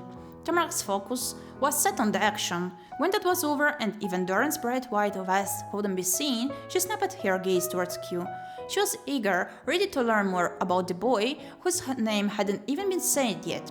In school, in friends, in everything, Tamarak wanted answers. You wondered about it too. He began to tell you about his friend even though no one asked anything about him. Your and Tamarak's faces had begun enough to get Q going on it. This kid you're gonna meet isn't like other kids, he's mature. Mature rolled off of Q's tongue slowly, importantly, and with a fake accent. You didn't know what kind, but when he thought a little longer, Q much more quickly added some more details. And not mature actually. About some stuff, not everybody likes him, but I do, and you might too. Oh, guess what? He doesn't go to our school or Darren's school. He goes to a totally different one that costs money, cause it's for rich people. Those are actually real. You figured out what accent Q had been doing, a wealthy person's accent, like from one of those movies with millionaires. What? Really, does he have to wear a uniform? No, but they have strict dress code. He's gotta wear button-collared shirts and stuff. Ew. Neither Q or Tamarak were sure what to say next. You are the same. The three of you glanced from one face to the other, expressions flitted between encouraging smiles and curious peering. Until eventually, the door was flung open. Darren hadn't stopped to check if it was okay at that time. He had a job to do, and it had been a job well done. Darren wasn't alone. Their entrance was a funny scene. Behind Darren's striking colors and intense steps was the new boy. The stranger came along, unconcerned, dressed in muted tones. His hair color almost could have been colored black too. Dark gray was probably more right. He had black pants that didn't match perfectly with the shade on his head. But there was something about him that made a strong impression. Tamarack, Q and Darren too had lots of energy that radiated out all around them. This boy didn't have a spirit in his hands, or legs, or body. His fire was concentrated all in his dark brown eyes. Whatever he looked at came against the total force of his being. It made him unignorable. And that part of him was so noticeable that it took you a minute to see he had a birthmark on his neck, and that his smile was actually a smirk. From a full class to only 3 students left to 4 people, and now you were up to a group of 5, people kept going and coming that afternoon, and you didn't know what to think. All your thinking was cut off by a shot from Autumn. Along with that, he punched a fist in the air to welcome his returning champion and the Found Prince. Yeah, you made it! Darren and the boy he brought had given the impression of opposites when they first came in. What they had in common became clear when they smiled the very same way at the reunion. They both liked the other one of them, and they both liked Q. That's all that mattered. The two went straight to Q's sides, Darren on his left and the other on his right. The formation of the trio was perfectly smooth. All of them were already aware of where they stood in the group. So this, my friend, he's cool as long as you tell him when he's being dumb. The boy had been the most collected person you'd seen in town besides your teacher, and Q just called his dumb as soon as he got there. That was kind of incredible. But Q didn't mean it in a mean way, and the new arrival hadn't even blinked when Q said it. They were friends, and the insult expressed as much affection as the hug Q and Darren shared earlier. Hello, it's nice to meet you, my name is Baxter. Baxter greeted you and Tamarack casually. What kind of name is that? It was effortless for him to say polite words, though they didn't come with a lot of meaning behind them. Darren was 12, and he was tall, taller than all his friends, but you could have believed he wasn't that old until Q said so. Nobody needed to tell you Baxter was older than you. No one had told you, but you still knew. More than any kid, Baxter reminded you of teenagers, one who thought they were smarter than not only anyone younger, but adults too. He had that kind of unquestioned confidence. Even the way he stood there looked more grown up than anyone else. That's right. Q put on his snooty voice again and did a courtesy to show him mock respect to whoever the boy was that he was about to introduce. He is Mr. Baxter Ward, the oldest one out of all of us. You knew it. Meanwhile, Q dropped the accent, cause he wasn't talking about Baxter anymore. And this is Miss Gyepi and Miss Tamarack Bauman. You got such cool friends, Alton. One corner of Baxter's mouth was already up. It had always been up, but he lifted the other end too so he could properly smile at you. Q, on the other hand, grinned ear to ear. And for a third type of reaction, Darren puffed his cheeks. Yeah, I do. We're a good set. You were pretty positive Baxter didn't even notice you hadn't returned his hello. That's how little he cared about how his introduction was taken. Hi! Tamarack's normal bubbliness popped right after she said hello. Are you actually rich? She said it doubtfully, with her hands on her hips and her face tilted intently. It added more to her wondering than what she actually said. What would a rich person be doing there? Shouldn't he be doing something else, something kids like you and her weren't doing? You tried to imagine what that other thing might be. Maybe sitting at the head of a table longer than this ballroom, or dancing in a shining ballroom wider than your house? Darren's face twisted in the center and tightened around the edges. He wanted to laugh, and he wanted to stop himself from doing just that. Yes. Baxter said he was a rich kid as plainly as if you asked if it was Monday or if he had a hat on his head. He can prove it too. Baxter lives in a huge mansion high on the mountain. He does? He does. Suddenly the table and ballroom of your fantasy felt a little more real. Having the huge mansion come up without him needing to say so curved Baxter's smile more than it already was. He didn't have to brag, his house spoke for itself. Orator. The house got Autumn to speak for it, and that was the best brag of them all. If I like the two of you, maybe you'll get to visit. If I like you? Q's words had shot up in pitch and rank with humor. He threw his hands out in disbelief and had to be careful not to hit one of the multiple people hanging around him. Baxter, you show it to anybody who'll come by. He knocked at Baxter's arm with his elbow, but that was on purpose. a friendly nudge to go along with the rest of his light-hearted jabbing. He smiled being at Baxter, his eyes dancing over towards Q and Tamarack. Q declared in his stuffiest voice a reply that was, to Q, a more accurate picture. Please come see my big cool house. Why would I even have it if no one was gonna see it and think it's big and cool? That's him. Otto needed a pause to steady himself before he finished what he was talking about. But it is a really cool house. I would show it off if it was mine. Q had to be honest about his friends and himself when it was flattering and when it wasn't, and ended his show generously. Baxter said nothing and he didn't laugh. He just glided a knuckle along the edges of his swoopy bangs. The strands curved with the motion, then slipped right back into their normal resting spots. His smirk didn't drop out of place either. With so much not being different, it was easy to tell that his cheeks turned pinker. Q had sort of made fun of Baxter, even if it was a joke. If Baxter was gonna blush, you would have thought he was embarrassed at the cause of the teasing. But no matter how you looked at it, nothing about the other kid's expression was shy or uncomfortable. He was as calm as ever, maybe even a little happier than before it happened. Anyway, Baxter's introduction was over. Q had decided it. Now that everybody's here, I've got something very important to say. Though he said everybody, Q's attention was squarely on Q and Tamarack. There was a pause for dramatic effect, as Q smiled knowingly. Gyepi and Tamarack, I hereby invite you to join our club. What? Darren shouted out like Q was just announced it. He was getting married next week at 10 years old. Not so loud, please. That gentle scolding was way more startling than Darren's yelp. You'd forgotten Miss Murray was still at her desk. She was so quiet and so much like a teacher, she fit as naturally in a classroom as the whiteboard or globe. Things that were there and should be there, but you didn't think about. Well, you got a reminder Baxter had never ever known. Oh, hello, Miss Murray. Nice to see you, Baxter. Darren zipped his lips. He had to settle for suddenly pinching his brows and pouting. Q, who was definitely the leader of that pack, wasn't gonna let his word on this decision be questioned. He folded his arms in disapproval.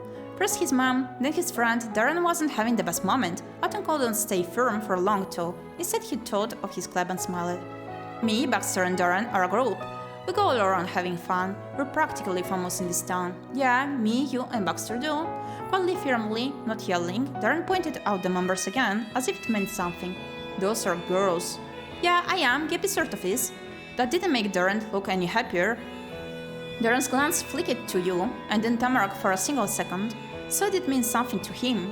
After this whole time, with Darren acting so weird with you and Tamarack, you heard why. He was a boy who didn't play with girls.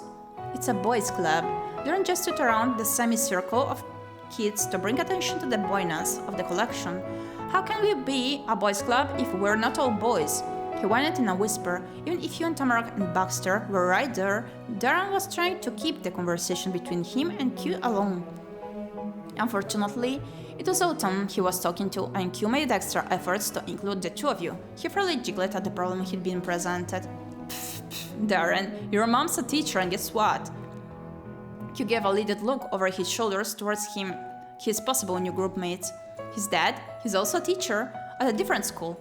With a slow shake of his head, Q smugly chided his friend. And you don't even know problem solving. Listen, okay, so I'm a boy and it's my club. That means it's a boys' club. What's the issue with that? He didn't get an answer, so Q didn't expect to. Darren could only gulp as if he'd witnessed a magic trick. Q had taken a black heart card from Darren to his fingerless gloved hand, and when he revealed it again, it had transformed into a red king. You wondered if Q was a sorcerer all along, and he only said you were one to cover for himself. He had a way with words and with people. You and Tamarack being new there wasn't what gave Q an advantage. He was like that no matter what. Baxter chuckled, a pleased audience member of the event, and then he shrugged with his hands in his pockets. I don't mind if they tag along, as long as they can keep up. Great! Baxter's agreement was given directly, and Q took Darren's acceptance of his idea as a sure thing, even if he hadn't exactly gotten there yet. He expected you and Tamarack to see it too, and put the choice in your hands. That was the only question. So, what do you think? No thanks, I don't want to. For all of Q's feats of conversation wizardry, it was equally amazing how simply Tamarack could defeat them simply by not taking an interest in saying so. Darren suddenly frowned more. He never wanted her her, but was offended she didn't want him to. Baxter only smirked harder. He already had friends. Being turned away by a stranger didn't make a difference. Cinnamons, I'm gonna check super quick if the game is much longer or not, so that I know if it's better to wrap up the stream or else, okay? Give me a moment.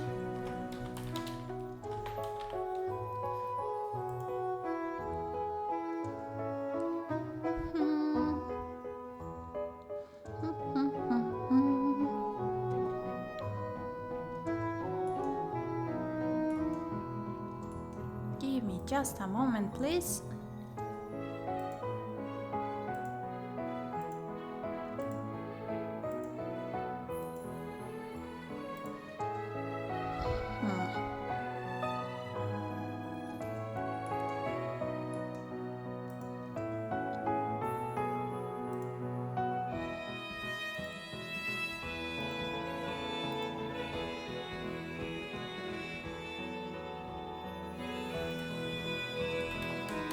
Did anyone finish the demo too? Let's see.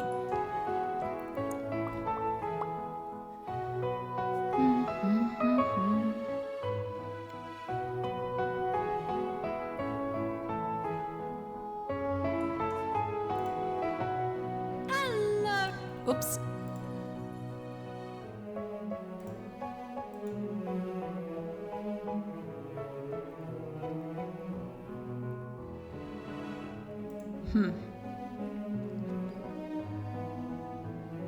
I don't really see anything about it. No, wait. Maybe I found one.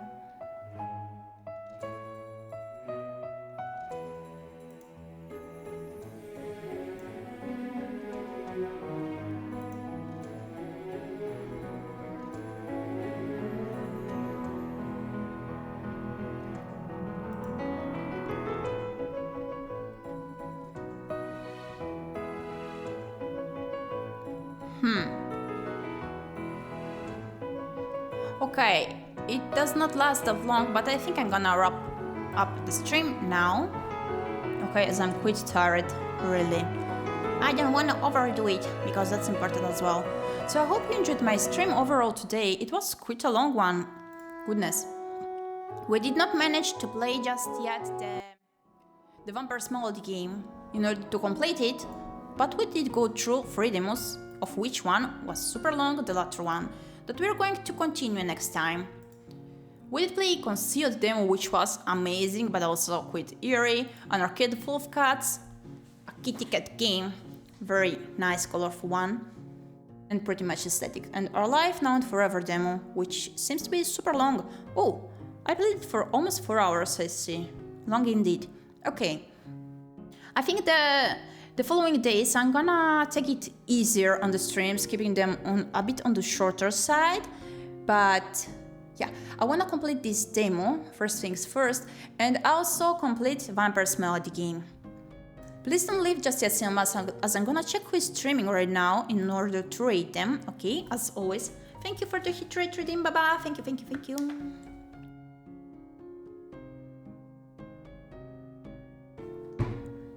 For some reason, I did not see it upon the stream.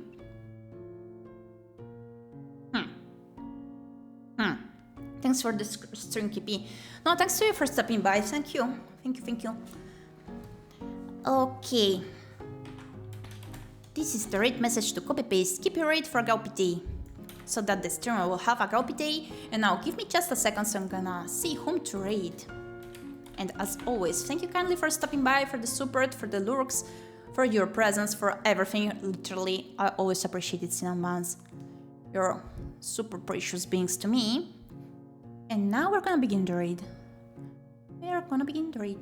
But once I found whom to raid, that is. Let me see. Who is this?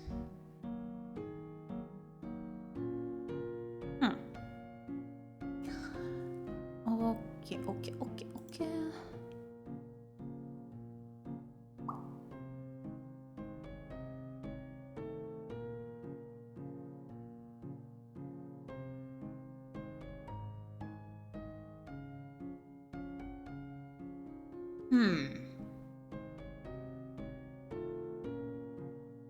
I've almost decided.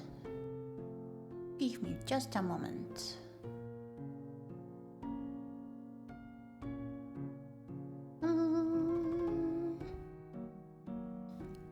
I'll check what this user is doing before deciding.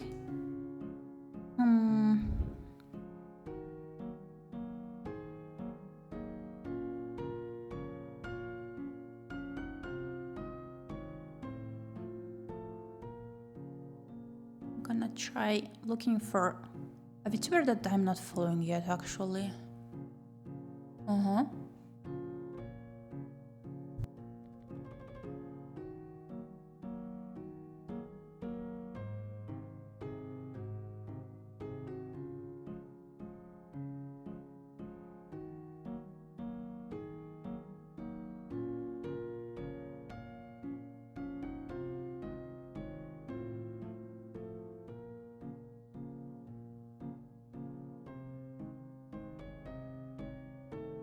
Okay.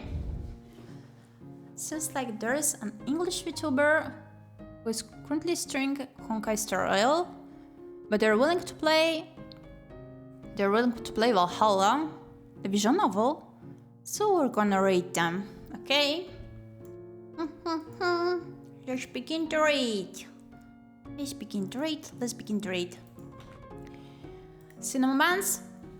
I am slowing it down also a bit when I need that on streaming every day because I realize that it's a bit too much to me. Like I managed to pull it up for most, but yeah, I can't stream every day. This is something I came to realize while doing it. So I am not sure if I'm gonna stream tomorrow. Ooh, Friday 13th, nice. I'm either gonna have a short stream or no stream at all tomorrow. Maybe I'm gonna take the day off to instead stream during Saturday, but I'm gonna keep you updated, okay? On my Discord server, as always. We're gonna raise Cecilia Amabilia. Nice name, very interesting. Their model is so pretty. An angelic being, it is. So, I'm gonna read first the about me of their.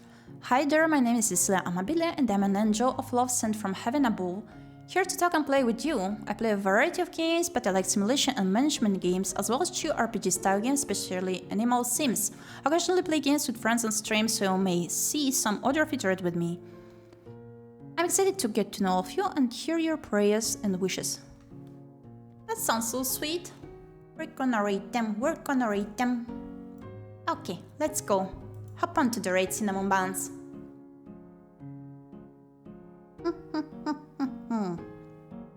It was quite a long stream for me. Oh. That was quite a long stream for me. I think I'm gonna drink some tea brew afterwards.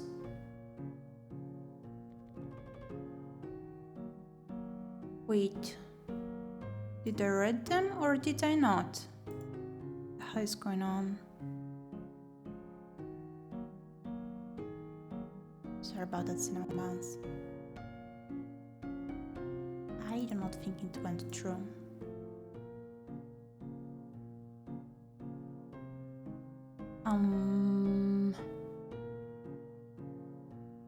Mama, what's going on? Okay, let me rate someone else at this point. Sorry about that. Gonna rate an artist, VTuber. Okay. I'm not sure what happened with the raid. Sorry.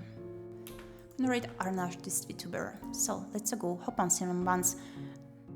Yeah, I noticed that. So I'm gonna rate someone else because I cannot rate. It says I already rated them, but I did not. So I'm gonna rate someone else. Sorry about that.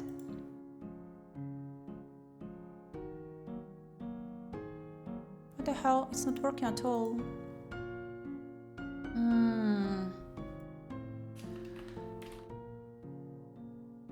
You know what? Wait. Gonna try again. That's quite annoying.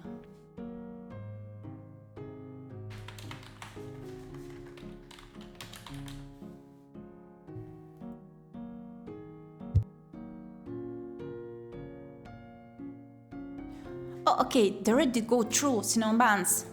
See you soon. Bye bye.